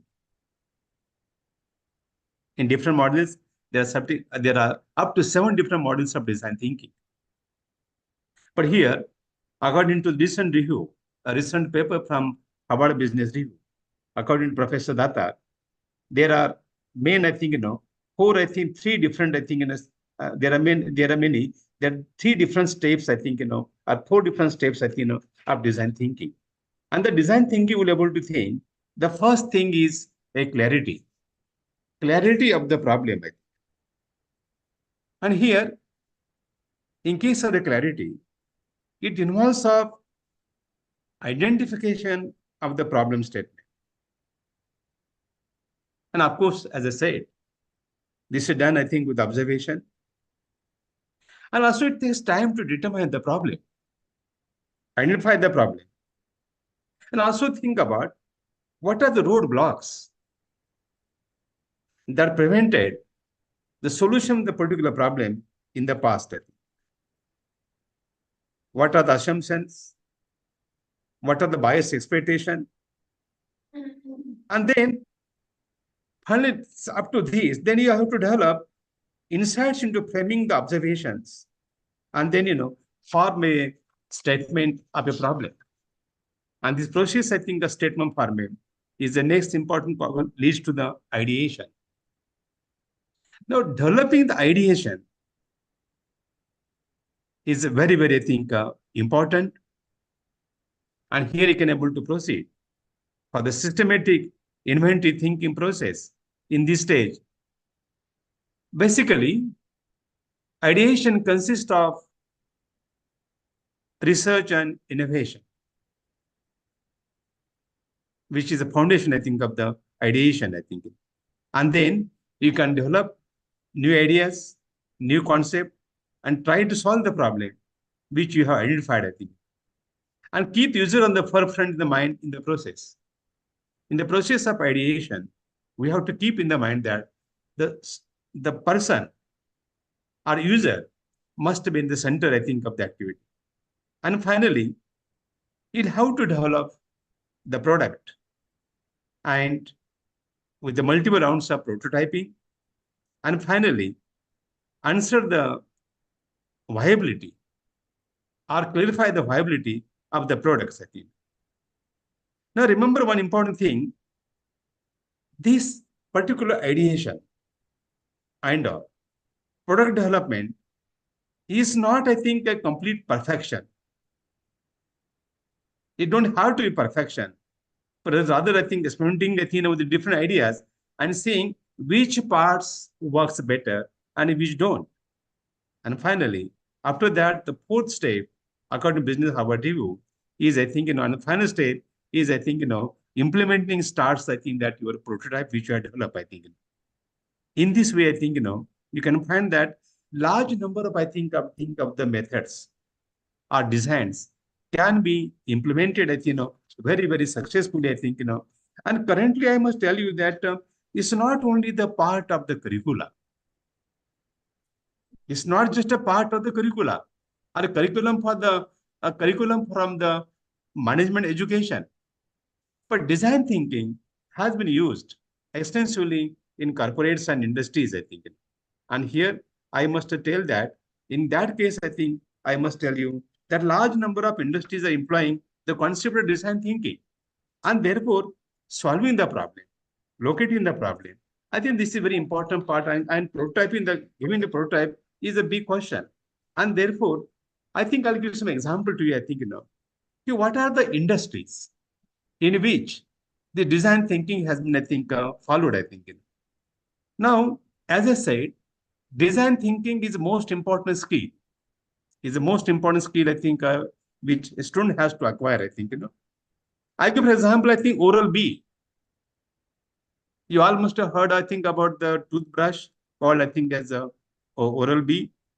Oral-B company, which had to upgrade electric toothbrush. And they invited, I think, the design thinkers, designers, to develop, I think, the new kind of the toothbrush, where they can able to track the brushing frequency, gum sensitivity. And also they wanted to have, I think, something, I think, playing the music while, I think, the toothbrushing, I think. But when they did the search, talk to the people, talk to the user, they found that basically the teeth is related to the neuretics process. It has neurons, and therefore it will be, I think, a not very good idea, not very good idea, I think, I think using, I think, this kind, I think, of the harsh, I think, the treatment, I think. And therefore, from this point of view, they thought that instead of this point, I think, how can able to use other, I think, methods, I think, say, for example, Can you able to, I think, connect, I think, our toothbrush, I think, to suppose you want to change the head, I think, of the toothbrush. That can be changed. And that, I think, idea can be given. Message can be given on the mobile. And this is how I think we can able to get, I think, some information. And by that way, I think I tell you, the tooth, I think, Oral-B company, I think we created, I think, huge market, I think, for the Oral-B electric toothbrush, I think. A lot of you know the story, I think, on Netflix, I think. Same thing, Netflix, I think, did revolution, I think, and this is the greatest revolution, I think, in the, I think, at the moment, I think, in the cinema industry, I think. Airbnb industry, which also has followed the concept of design thinking. What are the needs of the people? What's the requirement of the people? Uber Eats is also a good example, I think, of design thinking. And I sincerely feel that, see, there is basically a difference between design thinking and that, I think, of innovation, I think. Design thinking is not hardcore innovation. Design thinking is not hardcore innovation. Design thinking is a process of finding solution to the problem as early as possible with your efforts, I think, but not completely a deep-rooted innovation or invention. That is what we have to keep in the mind. And I believe that, I think, this skill, I think, of design thinking has to be, I think, acquired in America, in American universities. Many universities are, I think, conducting programs, I think, on design thinking. There are master's programs, postgraduate programs on design thinking. And this is how I think, the design thinking has become a very important part, I think, of the curriculum in number of universities across the America and Europe, I think. Same thing in India. I'll say that I think design thinking has been an important part of curricula, of management education. And here, students need, I think, to practice, I think, the concept design thinking by participation, by group discussions, and I think solving the problems on reality, I think.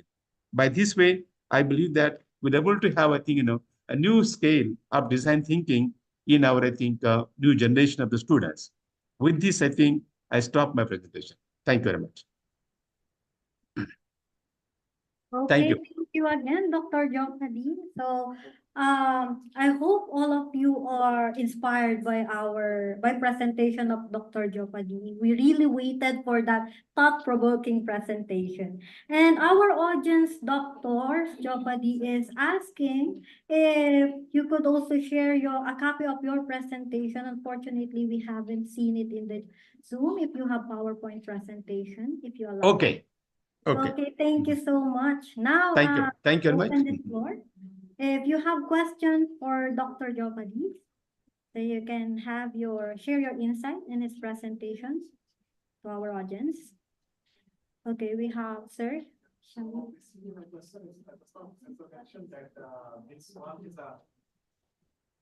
And wait, we have a question here on site. Maybe I can share the. Maybe, sir, you can come here and ask, because we just have one. Okay, thank you, Professor, for very interesting sharing. Just want to ask, you mentioned that the design thinking is at a master and undergraduate level. Yeah. So do you have a course on this one, or is basically a part of your, for example, capstone project that you are training them on the design thinking methodology to be used after that? Correct. See, basically, we have, I think, the design thinking as a part of a curriculum in management education at our Indian universities, number one. Number two, also there are, I think, postgraduate programs in the design thinking up to 2 years. At the same time, there are number of, I think, the 6 months to 1 year, I think, diploma programs in design thinking. So now design thinking has taken a lot of, I think, inroads, I think, in curriculum across the management education in the country, in India, particularly in India, I think. And of course, across the world, I think. Like Stanford, Harvard, you see that Cambridge, they have special programs, I think, in the master's program, only design thinking. So a lot of things, I think, are happening, I think. Okay, interesting. Thank you so much. Yeah. Thank you. Thank you, sir.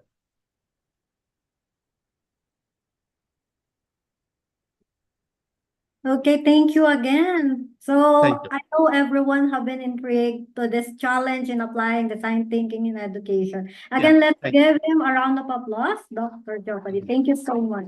Thank you.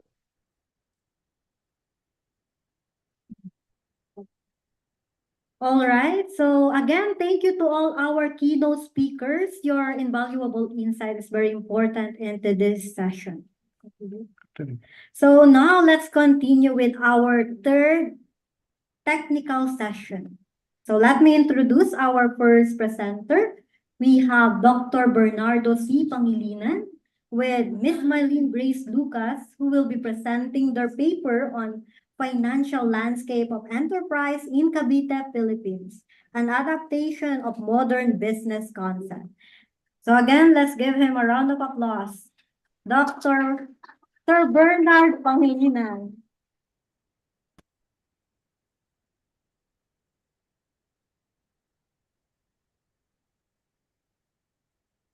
Thank you very much, Dr. Lian. And great afternoon to all the presenters, keynote speakers, the organizers, and technical committee of the 8th MIT conference. So thank you so much for bringing us here in beautiful Seoul, South Korea. I'm Bernardo Pangilinan, Program Coordinator of Bachelor of Science in Business Administration from Cavite State University, Imus City Campus, Philippines. So we are an active and committed partner of CRF. That is why whenever CRF conduct conferences, we are always participants, or we are always participating in those conferences. And another reason why we are here is we are looking for partners to collaborate in research and benchmarking. And earlier, from the talk of Dr.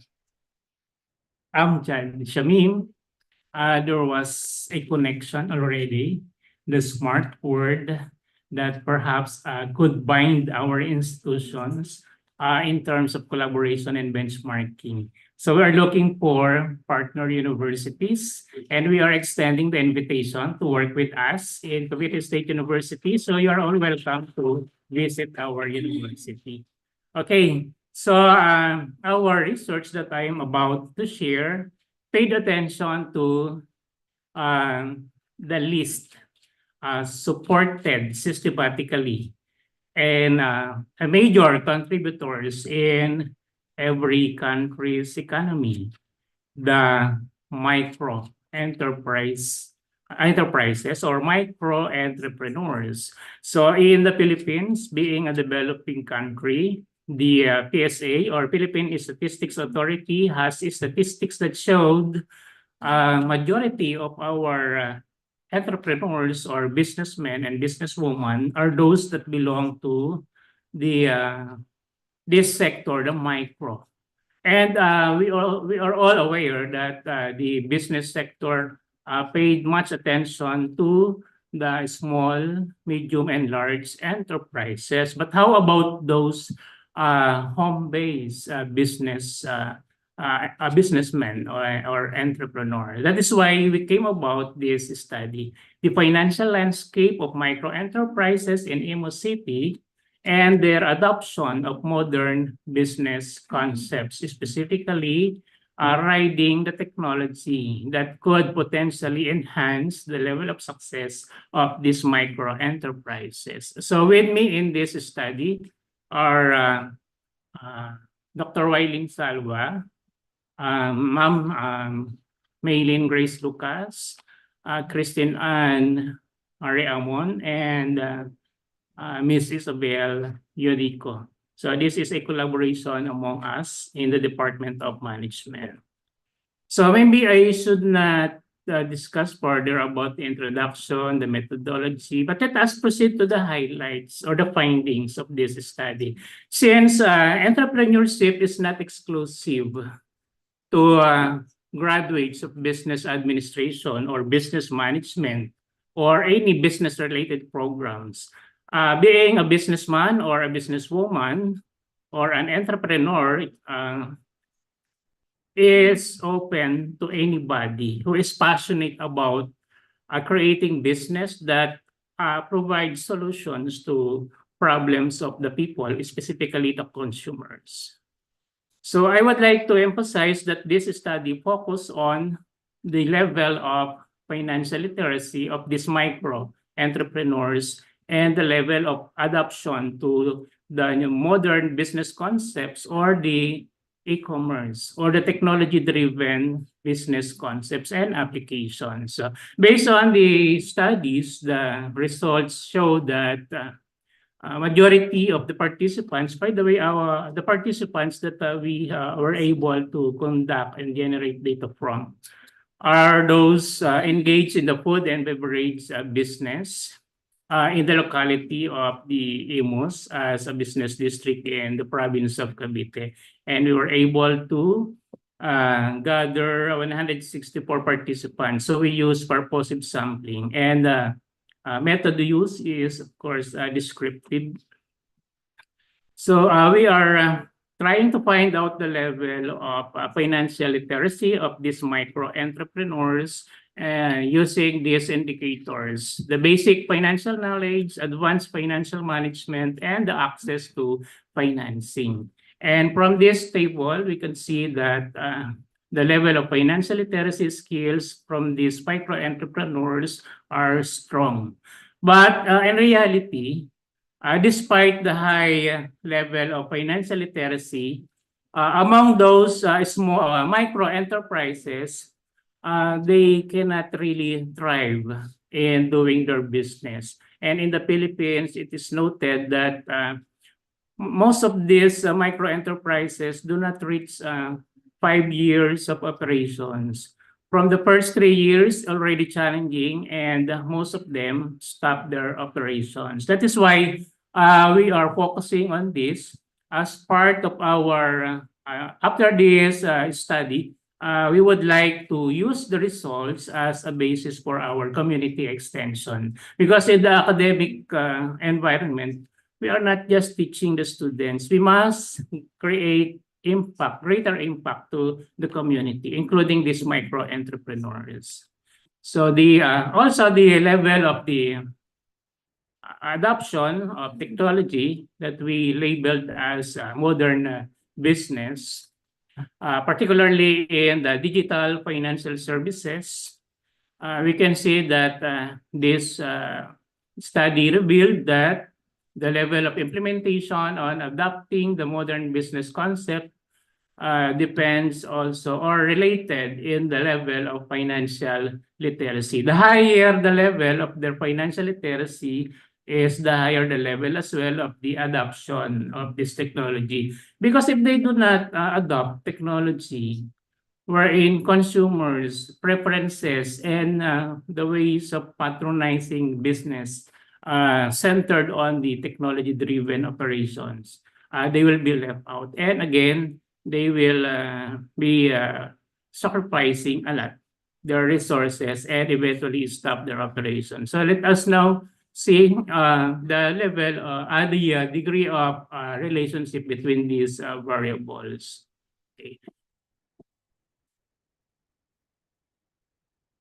Okay. So I'm sorry, but the time allotted is already. Okay. So we will just provide you with our conclusion and recommendation. The study sheds light on some of the challenges faced by small business owners. It also underscores the need for further research to fully understand the complex dynamics that influence the adoption of modern business concepts and the financing decisions of the entrepreneurs. So other topics related to this will be pursued in the future. Okay, so thank you so much. And once again, good afternoon. Thank you so much, Dr. Pangilinan, for such a wonderful presentation on adopting modern concept in financial landscape, which is crucial for regional development. So now let's open this floor for questions, insight from our audience. Session chair, if there are. Okay, if there is none, so let's move on to our next presenter, Ms. Wylene S. Salva from the Philippines, and she will be sharing with us her paper entitled The Level of Differences in Millennial Investment Awareness, Risk Tolerance, and Investment Preferences in Selected Cities of Cavite, a study between two subgroups of millennials. Again, Dr. Wailin Salva, the floor is yours.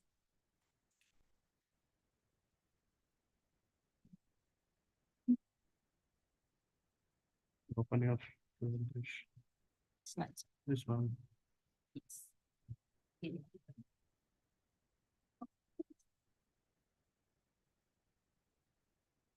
Good afternoon, everyone. So it's a great pleasure to be here with you today and to present our paper. So entitled Millennials Investment Awareness, Risk Tolerance, and Investment Preferences in Selected Cities of Cavite, a study between the two subgroups. So together with me are, not together, but the authors are Miss Jenny Montuerto, Miss Caril Al-Nabal, Miss Leslie Kines, Dr. Alpi Solina, and yours truly, Wailin Salva. So the study aims to examine the perception between the differences between these two subgroup of millennials, which is the older millennials and the younger millennials in the selected cities of Cavite in the Philippines. Descriptive and comparative statistic research design was utilized in this study, and the population includes the millennials in the said cities. So the study highlights the differences between this level of investment awareness, investment risk tolerance, and preferences, and revealed later on if there's significant differences between this level of investment awareness, preferences, and tolerance. So the participants in this study were the millennials, a total of 250 millennials with under the age of 26 and 41 years old, with the criteria of participating under this study were those who are willing to invest and those who are already have their existing investments. The research was conducted from May to December of year 2022, wherein the researcher used the research instrument and to measure the variables that were being investigated to obtain the result of the study, which the instruments gathered using the demographic profile, which includes the age, sex, civil status, employment status, resources, sources of income, average monthly income, and also using the Likert scale to evaluate the level of their investment awareness. For the investors, participants, in terms of their risk tolerance, we use the investment risk profiler to examine their level of investor risk tolerance, and a structured questionnaire that measured investment preferences in terms of their investment goal, capitalization, capability, and investment type. For the result, majority of the participants are between these old and younger millennials, were single and married for the older millennials. I'll just get through this. So in terms of their differences in investment, so the younger and the older millennials reveals that overall of their computed mean indicated that the older millennials were highly aware in terms of their investment compared to these younger millennials. The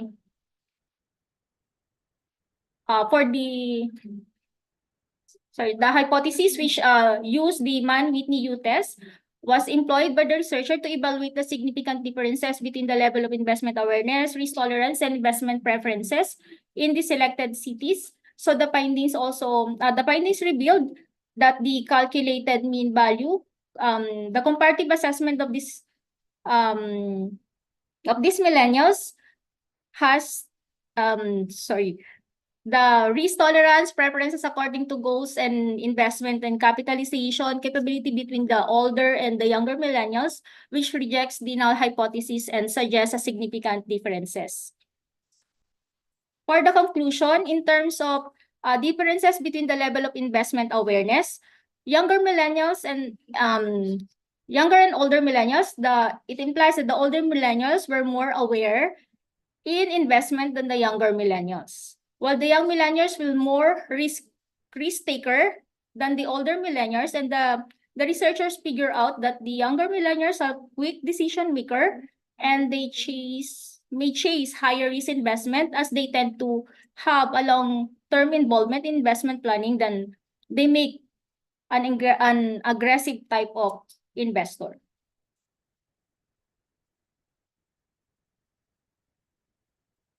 According to the data collected also, older millennials prefer capital preservation with potential return, whereas the younger millennials prefer significant capital appreciation. So the researcher also find out that there is a factor in the monthly income of the younger millennials and the older millennials in terms of their prepared investment capability. The older millennials earn more young than the younger millennials that corresponds to their investment capitalization capability.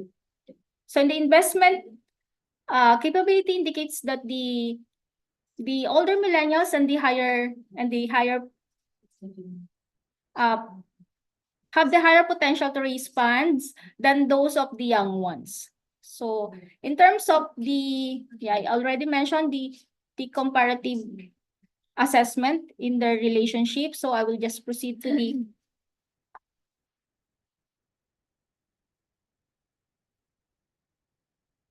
the recommendation. So the recommendation states that for the financial investment company must take an effort to spread investment awareness among these professionals, and recommended conducting programs or webinars that can help these young millennials to be equipped by providing a better understanding of the overall concept of the investment alternatives. So for these millennials also should establish a defined investment goal and pursue and assessing the investment before making any decisions. And for the government, that should develop a much other program that will give this support to this bond market and that promote in this type of investment. So for future researcher, they may conduct a correlational study to gather more data to explore the relationship between this influencing decision among these two subgroup of millennials. So that will be all. Thank you.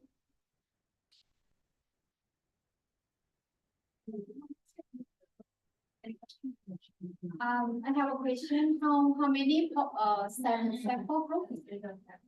We have 250. Why the reason why you use Manville to test? To get the differences between these investment preferences, awareness, and tolerance between these two groups of the millennials, which is the older and the younger millennials. Yes, ma'am. Because actually normally when you test is used like for non-probability analysis, right? Like small group of the sample group. So that's why when you talk about Man-Whitney, I just like can we do because normally we use Man-Whitney for like small group of the sample, like small member of the student in the class. So the teacher use Man-Whitney, and the result cannot refer. If you use Man-Whitney, the result cannot refer to the population. It just only the sample group. I mean that target. Even if it is just a probability or the one. Okay, just like observation, and then just suggest maybe reconsider about that. Thank you for that suggestion. T-test may be appropriate. Independent T-test. Thank you, ma'am. Is there any other question? Thank you so much.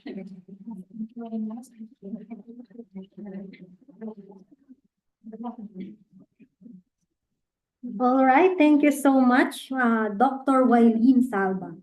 So for our next presenter, again from the Philippines, we have Ms. Nora B. Capistrano, and she will be sharing her paper on financial literacy and gender differences among college students in Cavite, Philippines. So let's give her a round of applause.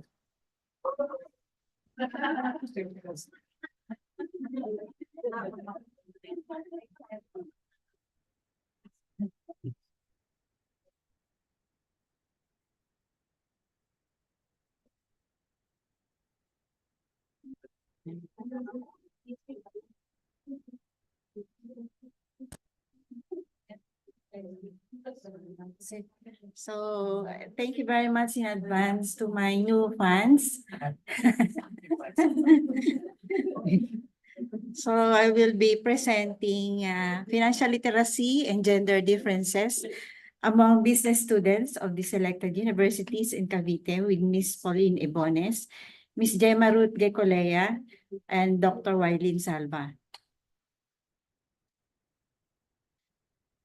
So I am Nora B. Capistrano from Cavite State University.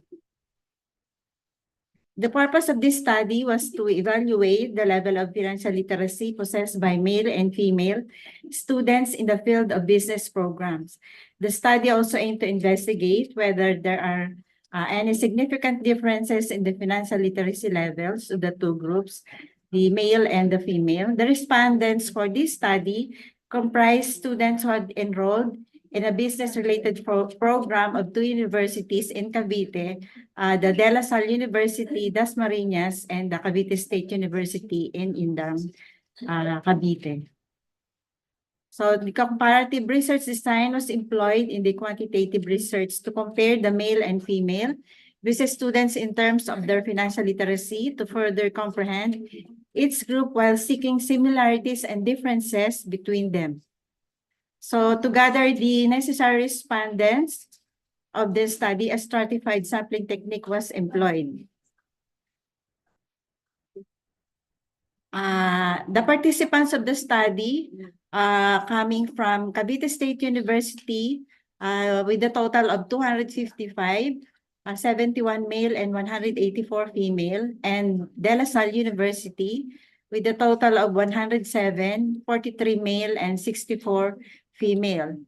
So all in all, in a total, 114 male and 248 female. The study took place between the second semester of 2022 and first semester of 2023 to 2024. The researchers employed a comparative research design to compare the two groups, the male and the female business students. The research instruments consist of two parts, the social demographic profiles and 20 multiple choice questions. The questions were adapted from the Test of Financial Literacy, Examiner's Manual by Wallstad and Rebeck, 2016, to evaluate the financial knowledge of the students. So the result of the analysis were done with the help of the statistical tools, such are the frequency and percentage. The majority of the respondents were aged 21 to 22, where female students are more than the male. Significant proportion, those are from fourth-year students. A larger number of respondents took up the Bachelor of Science in Business Administration program, and the lowest comes from the Bachelor of Science in International Studies. The terms of monthly allowance, most business students receive 6,000 pesos or below from their parents. So the from mean and standard deviation was used to assess the level of financial literacy among male and female students of Cavite programs of the selected university, the two universities in Cavite. So according to the results, male students mean score of 9.41 with a standard deviation of 3.739 is significantly lower than the mean score of female students, which is 9.69 with a standard deviation of 4. Based on the mean score, it indicates the female students are more financially literate than male students. But despite the fact that female have a higher mean score than men, this does not affect their total level of financial literacy. So because both genders fell into the moderate range. With the Mann-Whitney U-test, which was employed by the researchers to evaluate the significant difference in financial literacy between male and female students of business programs of the selected universities, the findings of the study revealed the calculated p-value of 0.729 is greater than the significance level of 0.05. So there is no significant difference in the level of financial literacy among business students when grouped according to sex. Therefore, the null hypothesis is accepted. In conclusion, so it was discovered that majority of the business students from private and public university are moderately financially literate. So same lang. The two groups are the same. So the male and the females. The average score of female students is somewhat higher than that of a male students. Given the average score of female students remains in the moderate range rather than the high range, we cannot draw the conclusion that female students possess greater financial literacy than male students. So it was also discovered that there is no significant difference in the financial literacy levels of business students at private and state universities in Cavite regardless of their gender. So both male and female students in business degrees have adequate degrees of financial understanding. So the recommendation are for the business students, for the university, the government, and for future researches. For the business students, so they have to read more finance books, attend online webinars from experts, consult financial advisors from the university, enhance the students' moderate level of knowledge in financial topics, implement seminars and workshops, invite financial experts or professionals or alumni as a speaker, conduct a test to test if the financial literacy of the students have improved. About the government, include financial education in the school curriculum. There are no financial literacy subject in elementary and high school. So educate students with the understanding and abilities they need, assist students to prepare from their future. So another is look for some private institution that they will fund. And future researchers, so further study about the topic and compare the male and the female on their in terms of saving, spending, and investing. And that's all. Thank you very much. Sumakto ba? Any question? No question.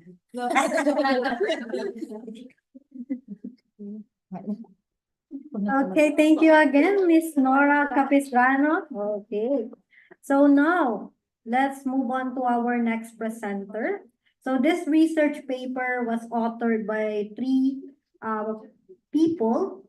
We have Miss Mylene Grace Lucas, Mr. Lex Bergio Campo, and yours truly. And for today's presentation, it will be shared by Miss Mylene Grace Lucas, and it's entitled Logistic Obstacle and Their Effect on Customer Value Perception in the Online Retail Industry in the Philippines. So again, let's welcome Miss Mylene Grace Lucas.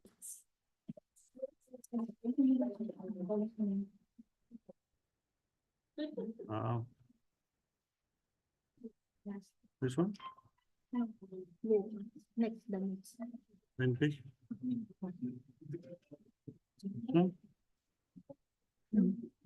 Here. This one? Or do I? I'll tell you.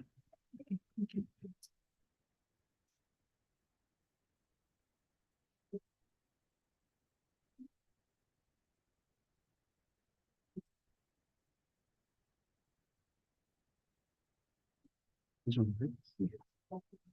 Oh, yeah, this one.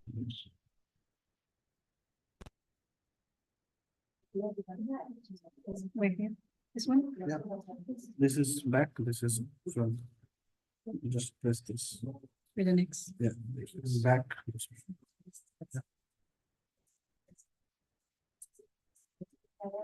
So a pleasant hour to everyone. So this topic is much close to our hearts because everyone nowadays do it. Buying online. And we take the risk, every time we click that button. Do you agree? Okay, so this topic is about logistic obstacles and their effects on customer value perceptions in the online retailing industry in the Philippines. So we have three authors, as mentioned. We have one is Dr. Ocampo, Lian Ocampo.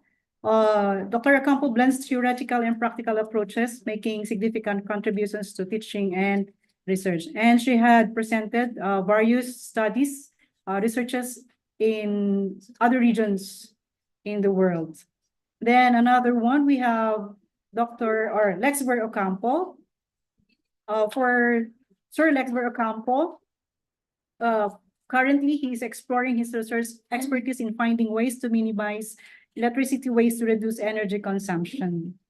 And of course, yours truly, I won't mention it anymore. You just read it on the slides. Okay. But I am related to health sciences.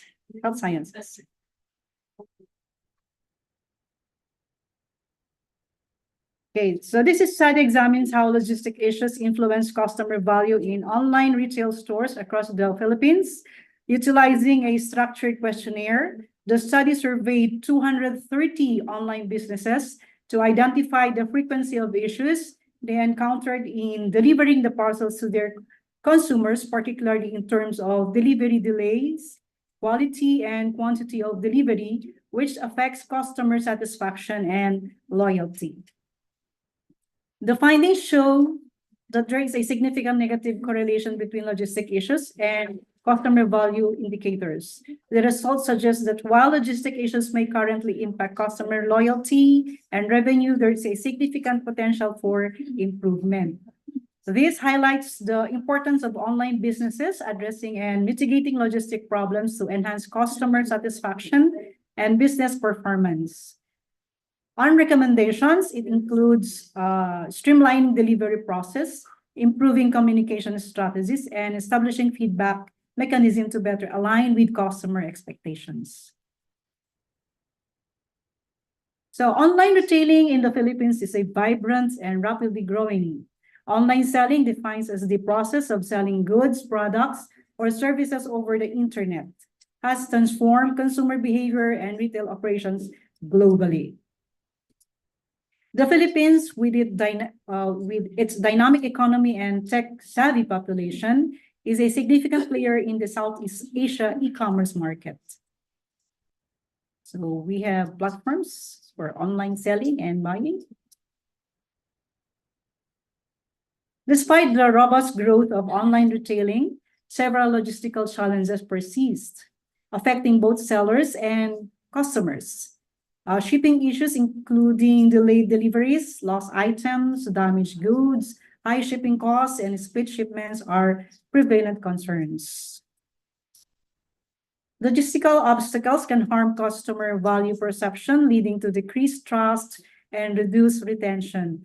This study examines how these challenges affect online retail in the Philippines, focusing on the apparel sector in Cavite's highly populated areas.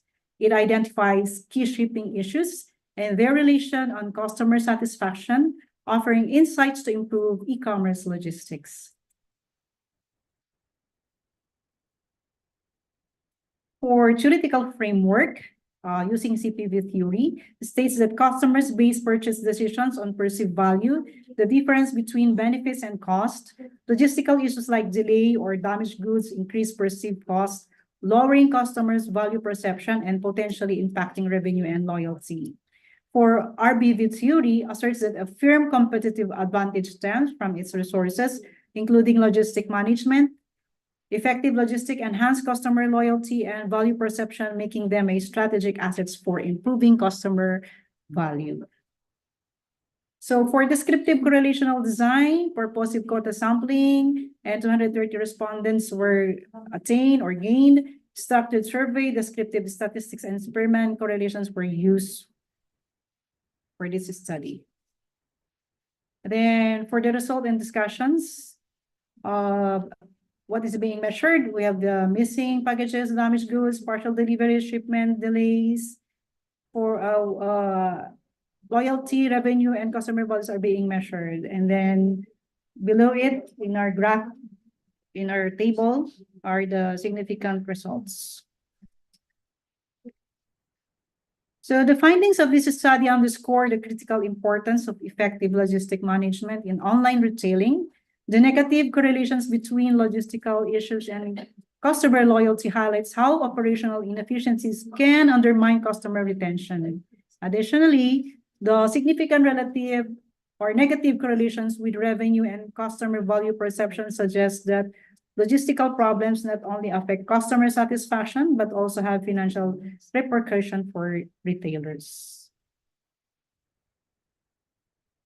So for consumers, as recommendation, communicate with retailers about logistical issues, use feedback channels, and be aware of consumer rights for fair treatment.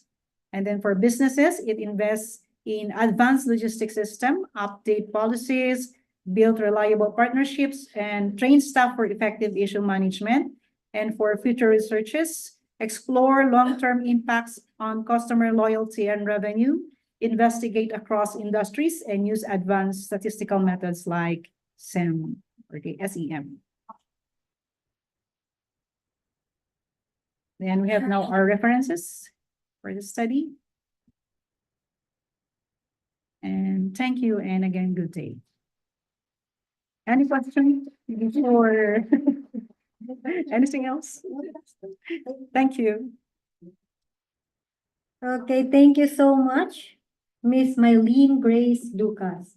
So let's move on to our next presenter. We have Miss Tika Koeswandi, who will be presenting her paper, Unlocking the Marketing Performance of SMEs in the Early Stage of Internationalization of Indonesia. Again, let's give her a round of applause. Thank you.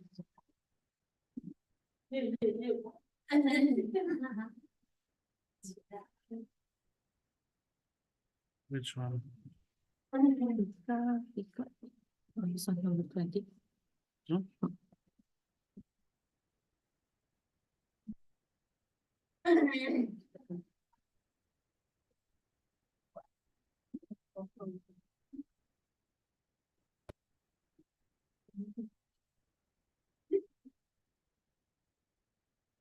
Okay. All right. Have you ever considered in a small business and in a developing country like Indonesia can go international, and also they can have love and attention and go viral and have a better and an effective marketing performance? Well, this is part of my dissertation. My name is Tika Koeswandi, and I will be very glad and because I can be here because the supports of my promoter, Professor Vanessa Gafar, Dr. Lili Adiwibowo, and also Dr. Denny Andiana, PhD. And my research is about the marketing performance. Well, actually, it's in a simple way. I would like to know what's the secret behind the successful small medium enterprises to go international. Well, the first one is Indonesia has a lot of province. It's like 33 or 34 province. One of the best province and the most creative province, it's West Java. So West Java province get an award as the best and also the most creative province in Indonesia. Why? Because they have a lot of small medium enterprises and they have young entrepreneurs there. But then because they are very concerned about the small medium enterprises, then the West Java have a specific program. It's called UMKM Juara. It means the winner of small medium enterprises. They received 5 years of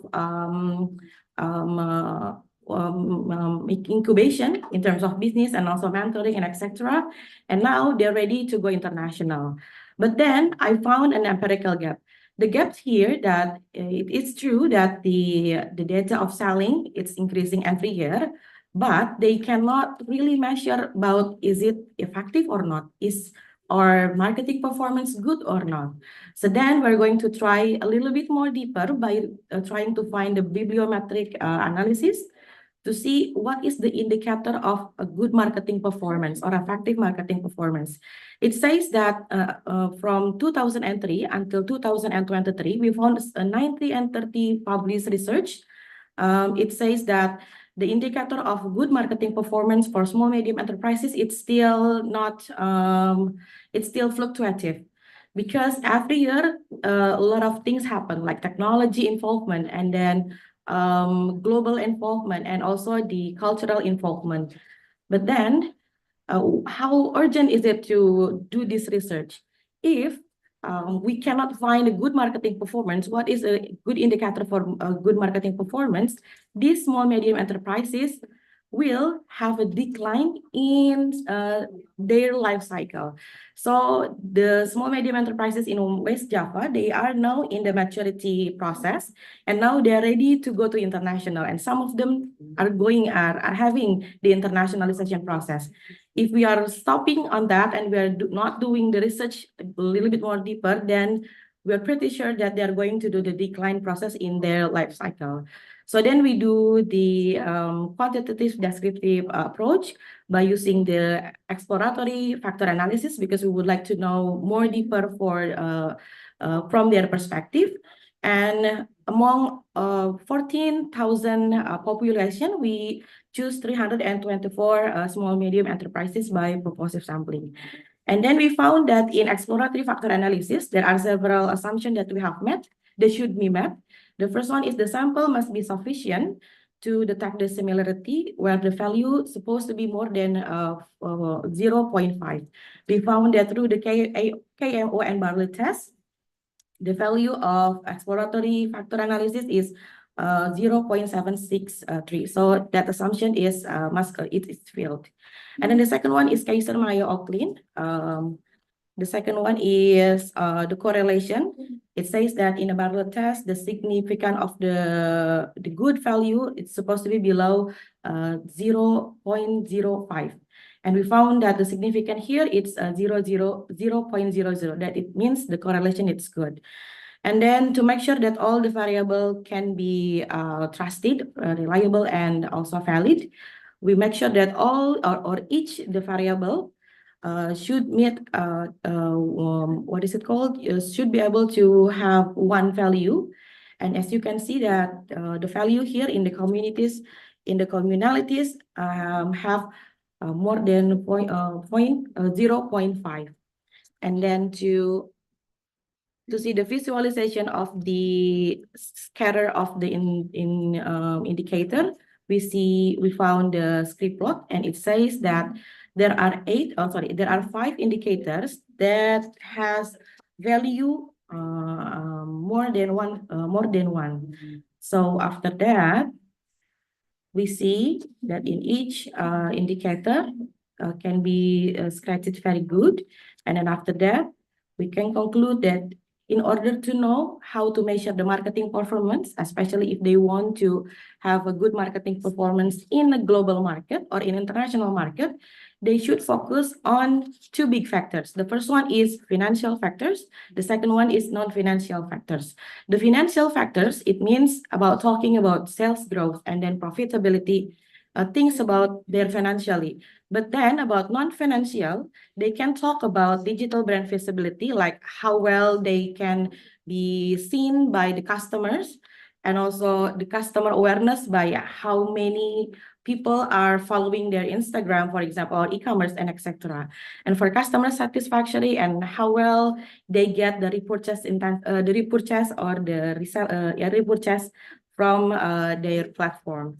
So with this research, I think we can have a better, a clearer vision, especially for those who are concerning in growing and also in doing the research for the small medium enterprises.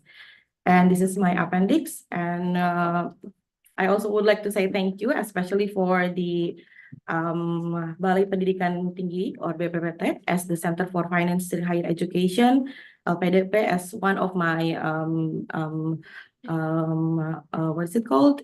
Fundraising, and also Beasiswa Pendidikan Indonesia. Without them, I cannot be here to meet all of you, and I hope we can do some collaboration in small medium enterprises or in marketing. So thank you so much, everyone. Thank you. Wassalamualaikum warahmatullahi wabarakatuh.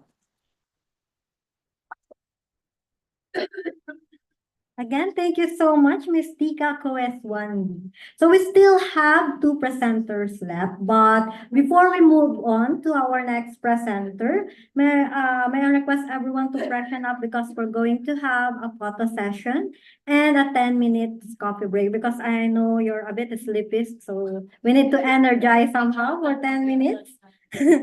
So may I request everyone to come, to go there at the back for the photo session.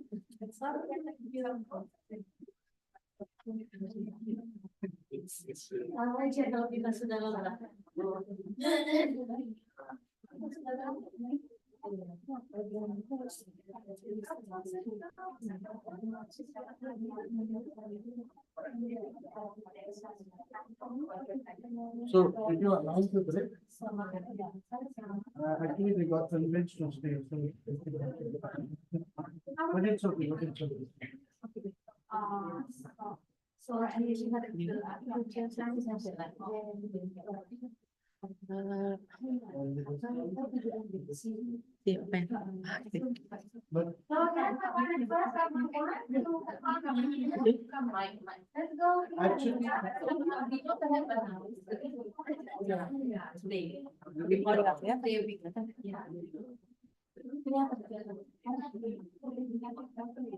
So you just have to send the photo to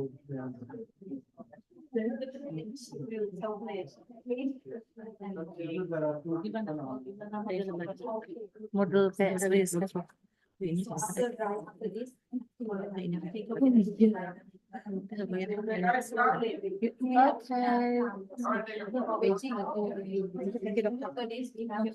Good afternoon to our participants.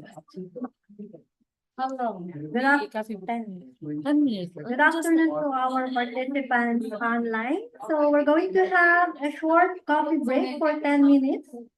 So you may also have your break. Thank you so much.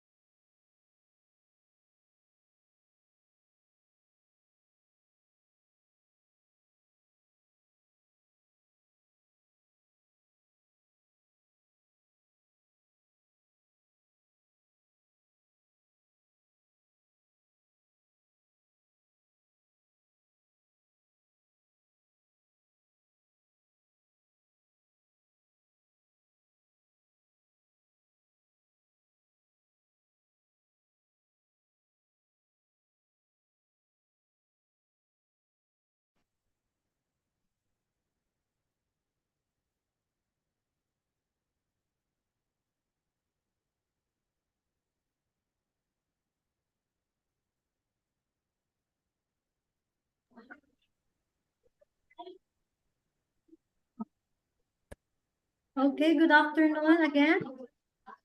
Good afternoon to all our participants here on site. May I request everyone to please be seated for our last presenter. Okay, to our participants, may we request for a while? Hello, Since we everyone. already We have last presentation left, and then we go for a short coffee. Can we have last presentation before the coffee break? Yeah. Okay, now we're done with the photo opportunities. May I request everyone to please be seated?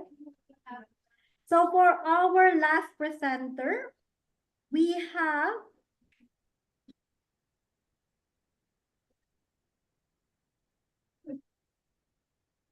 have Miss Santi Amelia Andrini. She will be presenting her paper entitled The Effect of Social Media Marketing and Service Quality on Revisit Intention, the Role of Customer Trust as a Mediator. Case study of Hillcrest Villa and Cottage, Bukit Tinggi. Hello, Miss Santi. Okay. Hello. So you can share your presentation, ma'am. Thank you.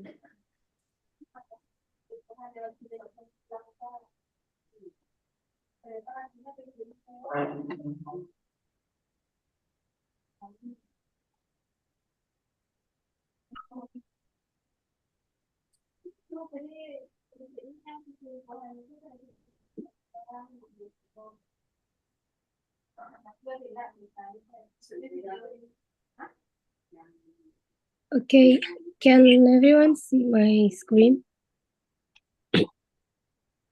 Yes, ma'am, it's visible. Yes. Okay. Good afternoon, everyone. Thank you for the opportunity.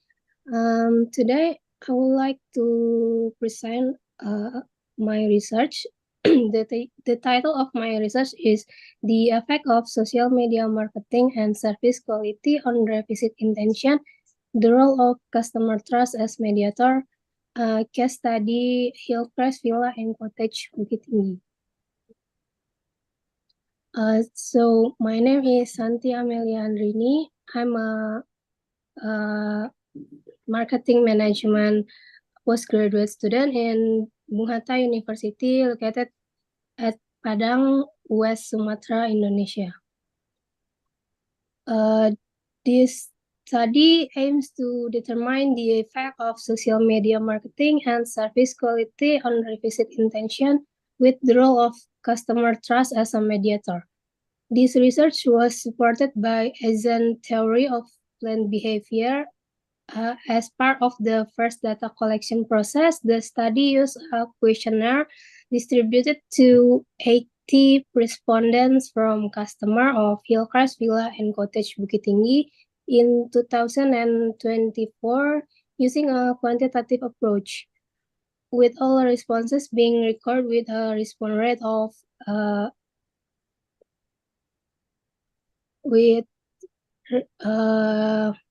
the smart particle square statistical method use model measurement assessment to analyze the data.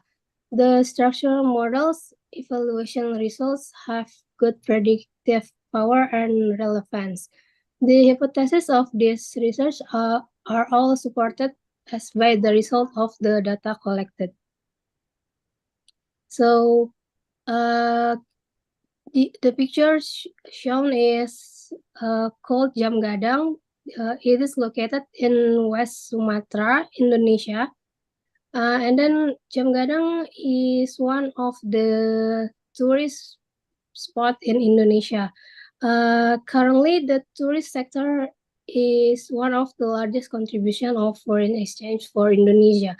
Likewise with Bukit Tinggi City as part of the city in Indonesia that has one of the most beautiful tourism assets of West Sumatra province. Bukit Tinggi become one of the tourist destination in Indonesia that can increase regional income. Hillcrest Villa and Cottage is one of the accommodation facilities in Bukit Tinggi City that offers accommodation with an outdoor swimming pool, free private parking and a garden and also a spacious terrace. So this study aims to determine the effect of social media marketing and service quality on revisit intention with the role of customer trust as a mediator. This study employs a quantitative approach with silent data collection using a questionnaire. Purposive sampling is used in sample design, meaning that only respondents who meet specific criteria are used to generate survey questions. So this is the result of my finding on my research. There are 7 hypotheses from 1 to 5. The direct effect is all supported, and also for the indirect effect, hypothesis 6 and 7 also supported. So in conclusion, based on my research findings, some application that can be explored as follow. The first one is social media marketing and service quality have a positive impact on revisit intention. The second finding, social media marketing and service quality have a positive impact on customer trust. And the third point is customer trust through mediating the relationship between social media marketing and revisit intention, and the relationship between service quality and revisit intention. So these are my references. And that's all from me. Thank you.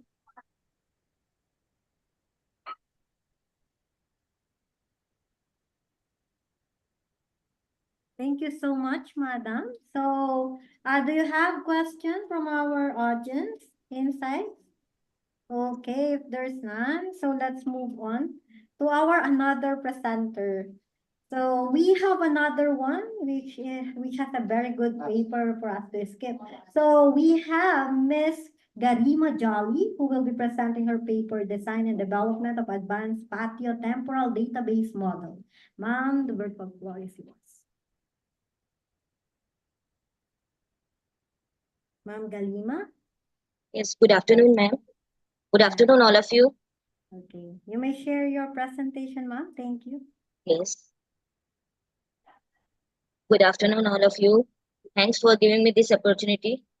My title is Design and Development of Advanced Spatio-Temporal Database Model. My name is Garima Jolly. I'm assistant professor and research scholar at JCRC University, and my guide name is Dr. Sunita Bhati, who is an assistant professor at JCRC University. And our title is Design and Development of Advanced Spatio-Temporal Database Model. Next, introduction. Spatio-temporal database means managed spatial data whose geometrically changes over time. Ambulatory means position and or extent. Global change data means climate or land over changes. And transportation means cars, airplanes, animated movies, videos, and DP. Spatio-temporal queries means historical queries. Store the past, the history of a spatial temporal evaluation. Be the evaluation by the use of R-tree, MB3 trees, and PR trees. Future queries find the future position of moving objects, and indexing. Indexing moving objects means database store the current location of each object and velocity vector. Example, car moving in a highway system, GPS can provide the position and velocity. Next, moving objects queries, range queries, NN queries, and aggregations queries. Then, moving objects representation, consider the 1D case, object moving on a line. Storing the location of moving object is a challenge. Update the database with the new location. Second, use a function of time, ft, to store a location. Ft equals to vt plus u. Update overhead is reduced. Update the database only when velocity changes. Next, space-time. Spacetimes are plotted as a lines in the time location space. Y, t and pt equals to vt plus a. Indexing used R3 to index the line. Large extensive overlap. Use a quad tree approach or a grid. Partition the space into cells. Store for each cell the lines and intersect it. This space is increased. So that this space is increased. Use space-time in idea map line to a point. Y equals to Vt plus A equals to B comma A. Next, use space-time indexing. Query must be transformed. These equations and dual time space indexing. Another transformation through Y is E equals to Y1 upon V, and this second is the difference is that we compute the intercept over a horizontal line. Queries in the dual space are similar with the previous transformation. Next is through Y space, there are given query and dual space. Use append to index the dual points. Change the search function to find the points inside the query. And the problem is partitioning is not aligned with the queries. An idea is to try to store multiple structure, one for each set of queries with a similar slope. Improving the query like this. And next, improving the query, compute the dual using multiple Y lines. Store an R3 for each line so the query is improved.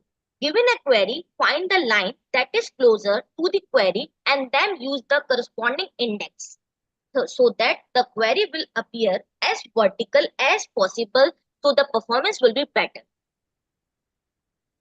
Indexing in 2 dimensions. The dual transformation can be extended to a 2-dimension points. Map the inner points in 4D using the transformation on XT and YT plans. Use the 1D structure to answer a query. And dual of 2D moving object using X, map a moving point speed with the location this and velocity to the 4D point this. Query is also transformed to a linear constant query. And TP-RT, time parameterized RT. Store the MPR as a function of time. The MPRs grow with time at any time instant in a future. We can compute the MPR. And the motion function for each object the database store its minimum bounding rectangle at the reference time, its current velocity bounding rectangle, and update is necessary only when an object VBR changes. So the boundary at current time is this, and the boundaries at future time 1. Next is insertion and deletion. Insertion and deletion similar to R minus R3. The only difference is that you have to compute the values, margin, overlap, volumes over time. Try to optimize the structure for the next edge time instance. Another optimization, when you update an object, recompute the MBR at the current time. So an example of update and recomputations of MBR 1D and reference will be take. Thank you.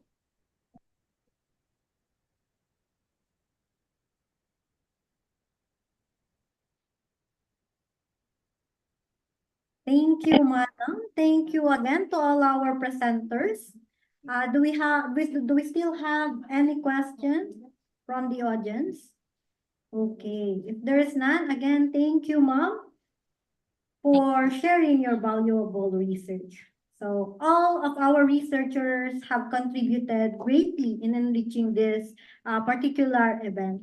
So to bring us to the end of our technical session, as we conclude this particular session, we are ready to proceed with the valedictory function. But before we proceed with the awarding, may we request our participants for both online and on-site to please have a break for 5 minutes to give time to our session chairs and evaluators to finalize the points for the awarding of certificates and best paper award. So may we request another 5 minutes break for this session? Thank you So so we'll have a much. 5 minute break and then we will have the certificate.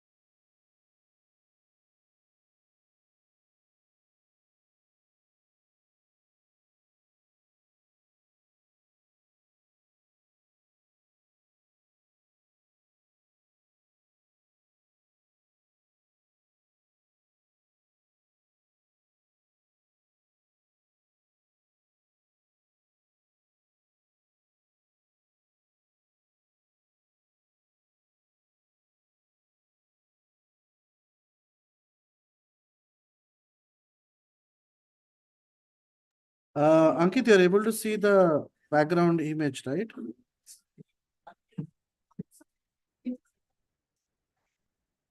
People online, are you able to see the background image of the conference?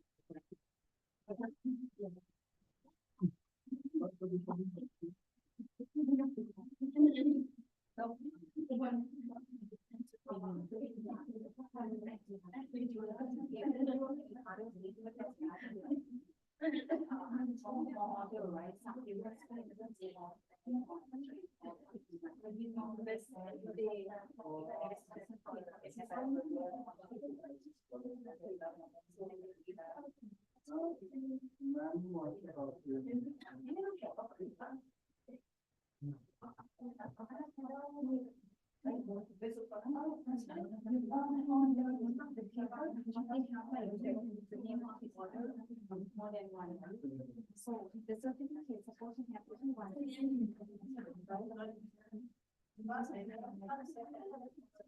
Okay, because like my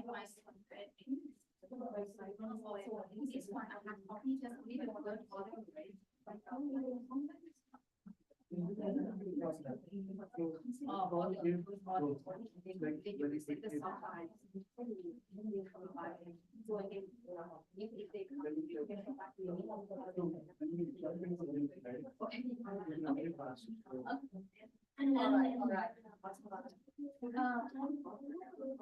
We are now then declare the certificate here. And you are calculate the right? Okay. Okay, yes. Yeah. Okay, let's start.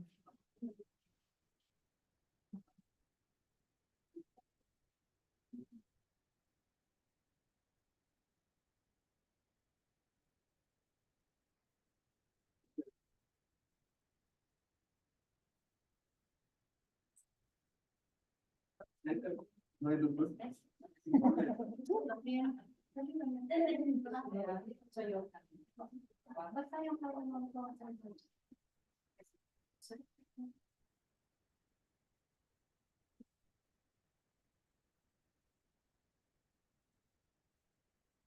Reina, we're done.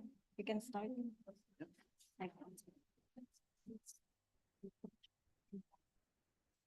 Good afternoon again to our participants both online and on-site. We are now going to proceed with acknowledgement of all the presenters, session chairs, participants who have contributed in this international session.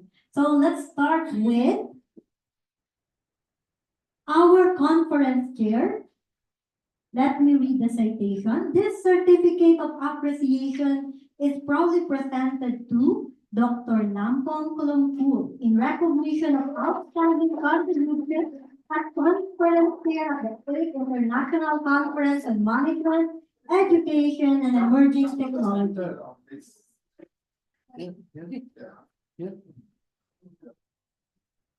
Okay, may we also request Ma'am Grace Lucas to join?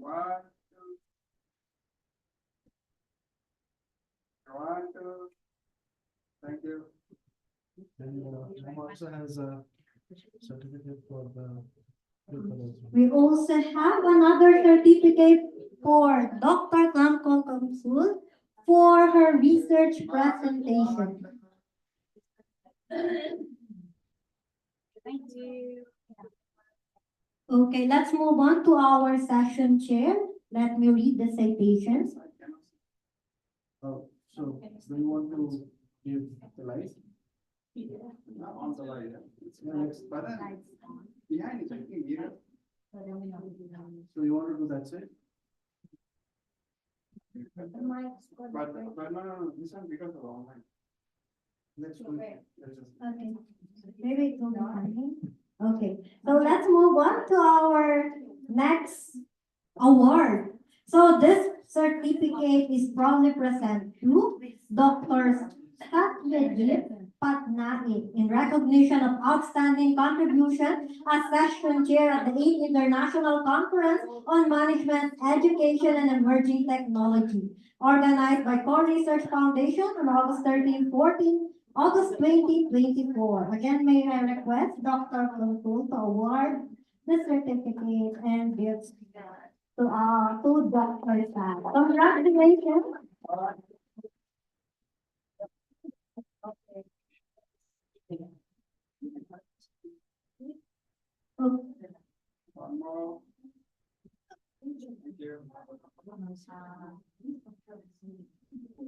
Okay, for our next awardee, so may we request the representative. So this certificate is proudly presented to Cavite State University, Philippines in recognition of outstanding contribution as co-host of the 8th International Conference, MIT 2024, Navigating the Future, Integrating Management, Education, and Emerging Technology on the Global Stage. Now we will request all the participants and representatives from Cavite State University for the photo session. Thank you. So we have Dr. Albert and Solina to represent together with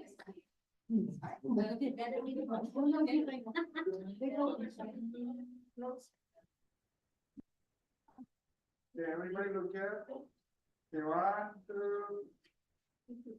Thank you. Okay, thank you so much. Next, may we request all the participants from Cavite State University for the photo opportunity.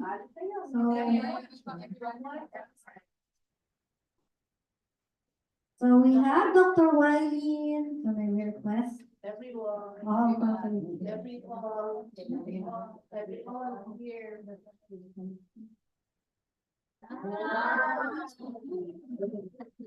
So we are paying our electrical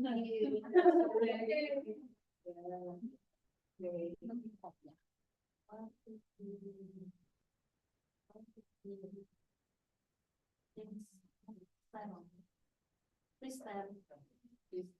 Okay, guys, all look here. Everybody look here, okay, smile, 1, 2. Okay, thank you so much again from Cavite State University. Let's continue to have a strong partnership together with Core Research Foundation. So for our next award, so let's acknowledge this certificate is proudly presented to Dr. Amjad Shamim, who joined us so many times in recognition of outstanding contribution as keynote speaker at the 8th International Conference on MIP 2022, organized by Core Research Foundation, August 13, 14, 2022. Popular system. Popular. Yeah, all look here. Smile, 1, 2. Thank you. Okay. Okay, 1, 2. Thank you. Okay, thank you so much again, Dr. Shamim. Let's continue to have collaboration with Dr. Shamim. Now, another keynote speaker, Dr. Alpe M. Solina. She also presented her paper entitled Financial Landscape of Enterprise in Cavite, Philippines, an adaptation of modern business concept, and the level of difference in millennial investment. So many. So congratulations, Dr. Alpe M. Solina. Again, let's give her a round of applause. So many certificates. Thank you. You okay? Smile, 1, 2. Thank you. Wow, thank you for the gift. Thank you so much. A picture again? No, only. Only this. 1, 2. Congratulations again, Dr. Alpe. Thank you. Thank you.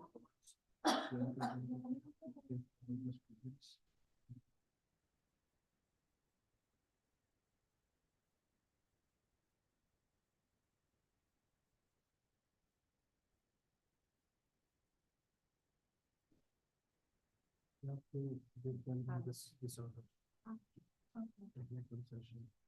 Those who are not online. What to put online?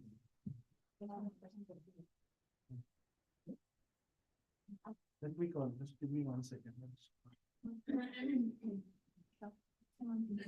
I request Ma'am Pita to announce and to read the citation for the Ma'am Grace Lucas to give recognition for our advisory boards.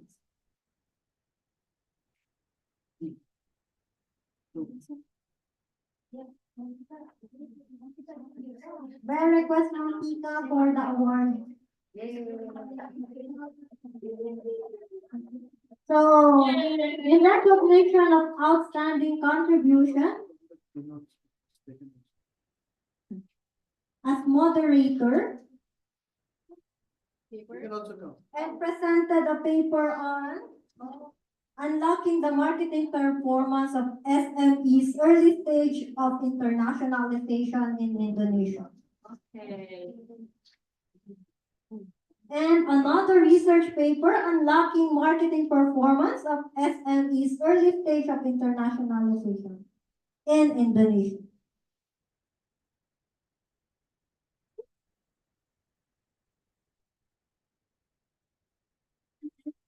Oh, ma'am. Can you call me? Ma'am, that other keynote. May I request again Dr. Alpe M. Solina to all our keynote speakers who are here in our session to participate in the awarding of the certificate. Okay. Okay. Thank you. Okay, on proposal, same line, huh? Okay, smile, 1, 2. I think she should be in the center, right? She can. Oh, okay. You are the star. No, You should be in the middle. 2% here, 2% here. No, it's fine. All look here. Too many. 1, 2. Thank you. Thank you so much.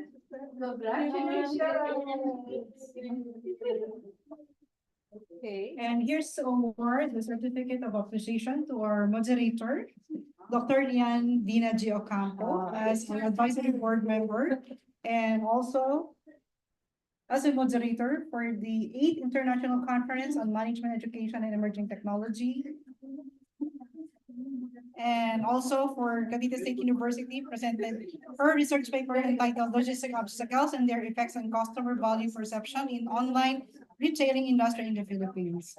Given this day of August 13th, 14th at Seoul, South Korea. Signed, Mrs. Sahu. Yes. Prof. Agarwal and Dr. Shamim. Okay. Yay. Everybody come closer. Okay. All look here. Smile. 1, 2. Thank you. Thank you. Thank you so much. So for our next award, so we have another advisory board member and a presenter of a research paper entitled Logistic Obstacle and Their Effects on Customer Value Perception in Online Retailing Industry in the Philippines, Mr. Lexber Gio Campo. May we request Mr. Lexber to please come here, joining on for the photo opportunity. Okay.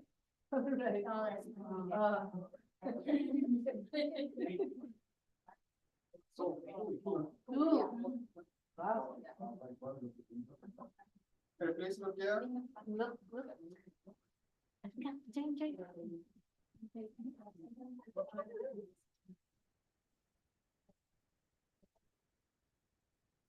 Smile. 1, 2.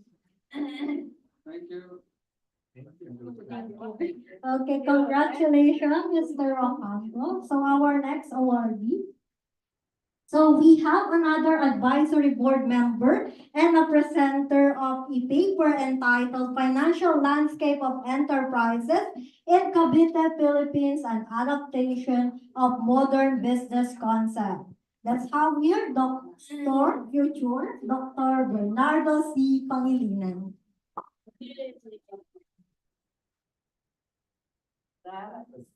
Come closer. Smile. 1, 2. Thank you. Okay, for our next awardee, we have another advisory board member. We have Miss Mylene Grace Lucas. She is also a presenter of a paper, Financial Landscape of Enterprise in Cavite, Philippines, and Adaptation of Modern Business Concept and Logistic Obstacle and their effect on customer value perception in retail industry in the Philippines. Again, congratulations, Miss Mylene Grace Lucas. Closer, closer. Okay, all look here. Smile. 1, 2. Thank you. So thank you, Ma'am Nora, for handing the award. So another advisory board and a presenter of a research paper entitled Financial Literacy and Gender Differences Among College Students in Cavite, Philippines. Let's welcome Ms. Nora Bien Capistrano. Before anything else, your ID. Let's give them a round of applause. I want to hear some energy from our audience. Yeah, 1, 2. Thank you. Okay, congratulations. Next. So we're going to have another set of awards by order for our research presenters. So let me have it.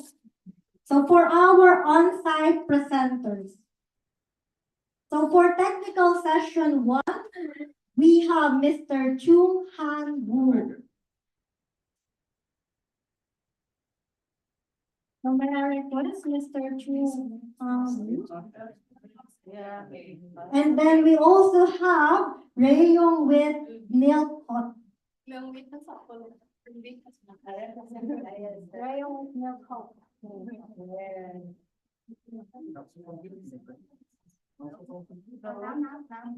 From Thailand. Yeah, beautiful Thailand. Yeah. Closer. Behind. All right, smile, 1, 2. Thank you.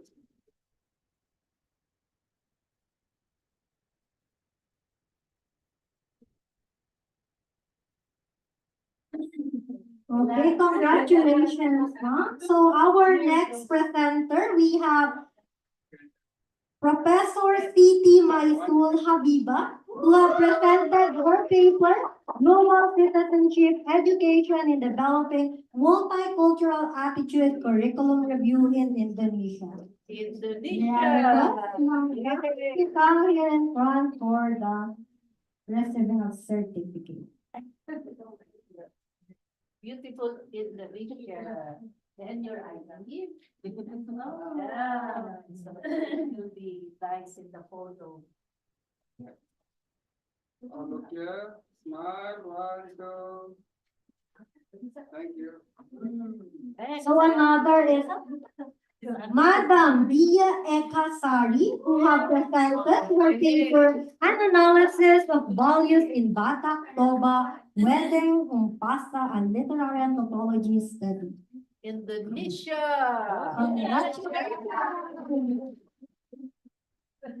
We have a lot of presenters from Indonesia. Congratulations. Okay, smile, 1, 2. Thank you. Terima kasih. So another presenter, we have Ms. Vika Nuraini Rusmitani. She has presented a paper entitled Enhancing Motor Skills and Engagement in Swimming Lesson through Differentiated Learning Environment in Indonesia. Okay, smile, 1, 2. Thank you. And we have another presenter from Indonesia. We have Ms. Yuka Margirda Andika. Her paper is entitled Model of Multi-Sector and Multidimensional Approach as an Effort to Prevent Stunting in Kuantan, Sini District, Indonesia. Okay, one more look here. 1, 2. Thank you. Congratulations. Okay, now from Indonesia, we're going back to the Philippines. We have Miss Abigail Gomez and Miss Annabelle Gomez. They have presented paper entitled Beyond the Classroom, the Employability Skills and Workplace Performance of Education Graduates from Cavite State University, Imus Campus. Congratulations, Ma'am Gomez. Mother and daughter tandem. Yeah, the mother and daughter tandem. Okay, all look here. Smile, 1, 2. Thank you. Congratulations. And So we have, for technical session 2, we have Miss Tatvika Triyanti. Yes. Her paper is entitled Another Certificate. Indonesia. Yeah, from Indonesia. Artificial Intelligence, Integrated Interactive Multimedia to Improve Conceptual Understanding in 8th Grade Science Learning. Smile, 1, 2. Thank you. Nice one. Congratulations. Nice one. How do you say thank you in Indonesia? Terima kasih. Yeah, terima kasih.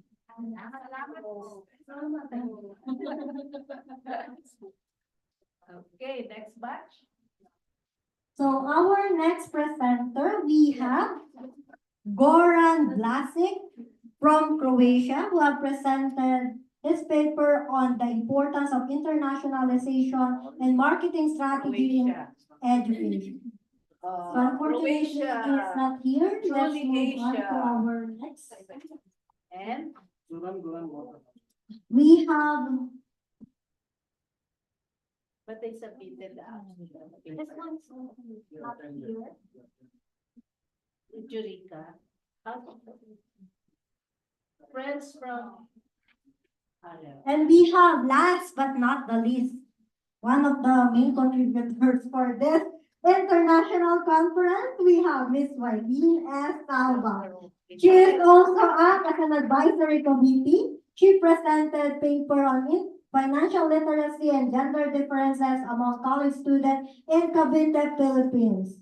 She also presented together with her co-author, the level of differences in millennial investment, awareness, risk tolerance, and investment preferences in selected cities in Cavite, a study between two subgroups of millennials, and many more. Congratulations!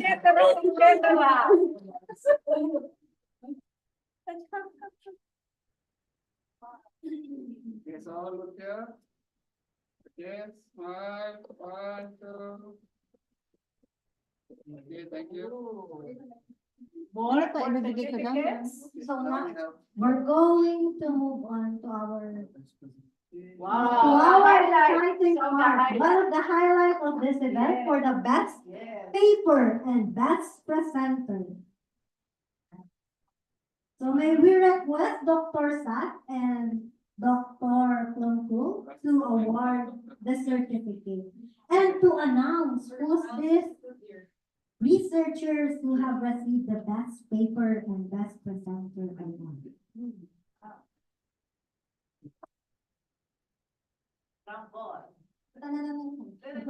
So,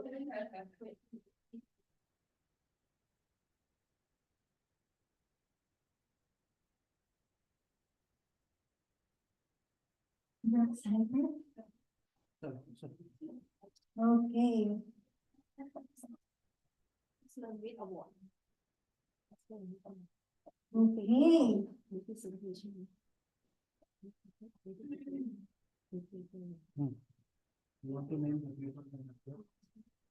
So who will be our awardee? So let's wait for our session chairs to finalize the award.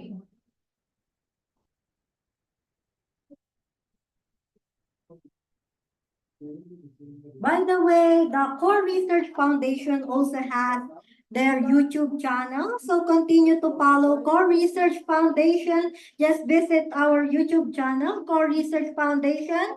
Then like and subscribe. So, are you ready to hear who's our winners? Okay. Who will be awarding our best paper? So may I call on Dr. San to present. okay, so we have the best paper award right now. After a lot of spending time and a lot of marking, evaluations and all those things with multiple judges, we have finally the winner names. So the best paper goes to, I'll tell the paper name and then I think you will get it, right? Multi-level of educational administration on emotional intelligence and Buddhist moral organization for professional learning community in Thailand.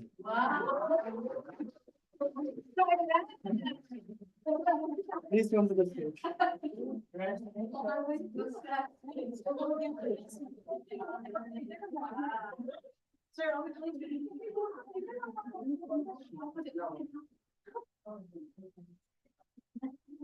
You will be receiving the discussion.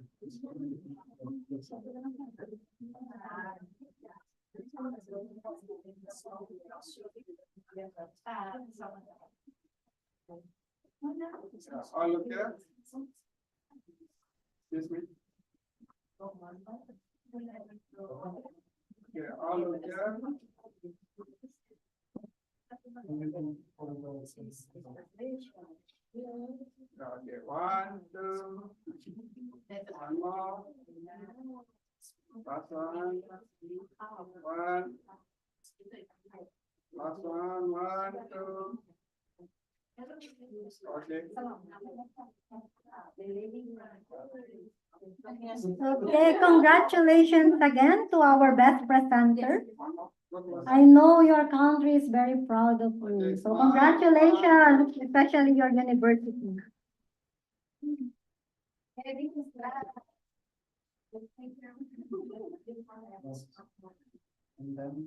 Then let's move on to our best presenter.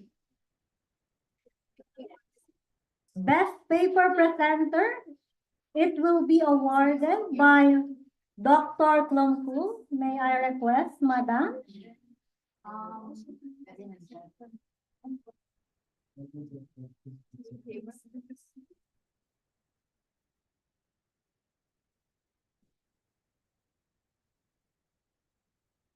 We're getting nervous. Okay. So we have the best presenter award and So our best presenter award belong to the presentation topic of financial landscape of enterprise in Kuwait, Philippines, and adaptations of modern business concept. Okay. Wow, congratulations, future Dr. Bernard P. Pangilinan. Congratulations, Cavite State University. Okay, look here. Smile, 1, 2. Okay.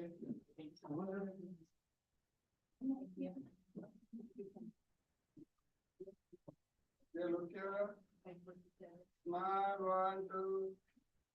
Okay.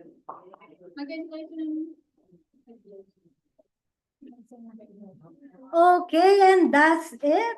Now let's wrap up this conference. Before we proceed, I would like to acknowledge some special contribution. Of course, our organizing committee member, the Core Research Foundation, who worked behind the scene to make this conference a success. Our sponsors, partners whose support was invaluable, the volunteers, support staff, advisory committee, whose dedication and hard work were crucial in ensuring a smooth operation of the event. And to all our keynote speakers, session chairs, presenters, and participants, your contributions are greatly appreciated. We couldn't have done it successfully without you.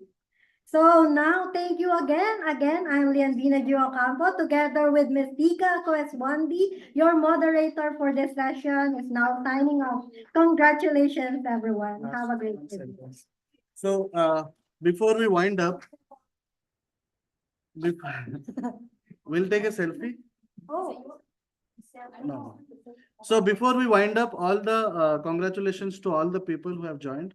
Those who joined online, you will be getting your certificates online, and all the e-proceedings of this event will be available online as well on the official website. So if you do not get the information, please reach out to the coordinators. Thank you all, and wish you all the best.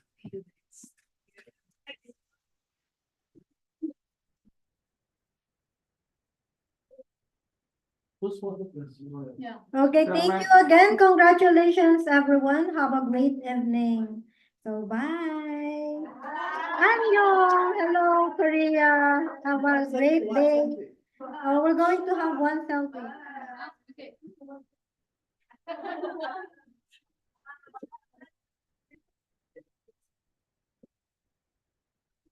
One more.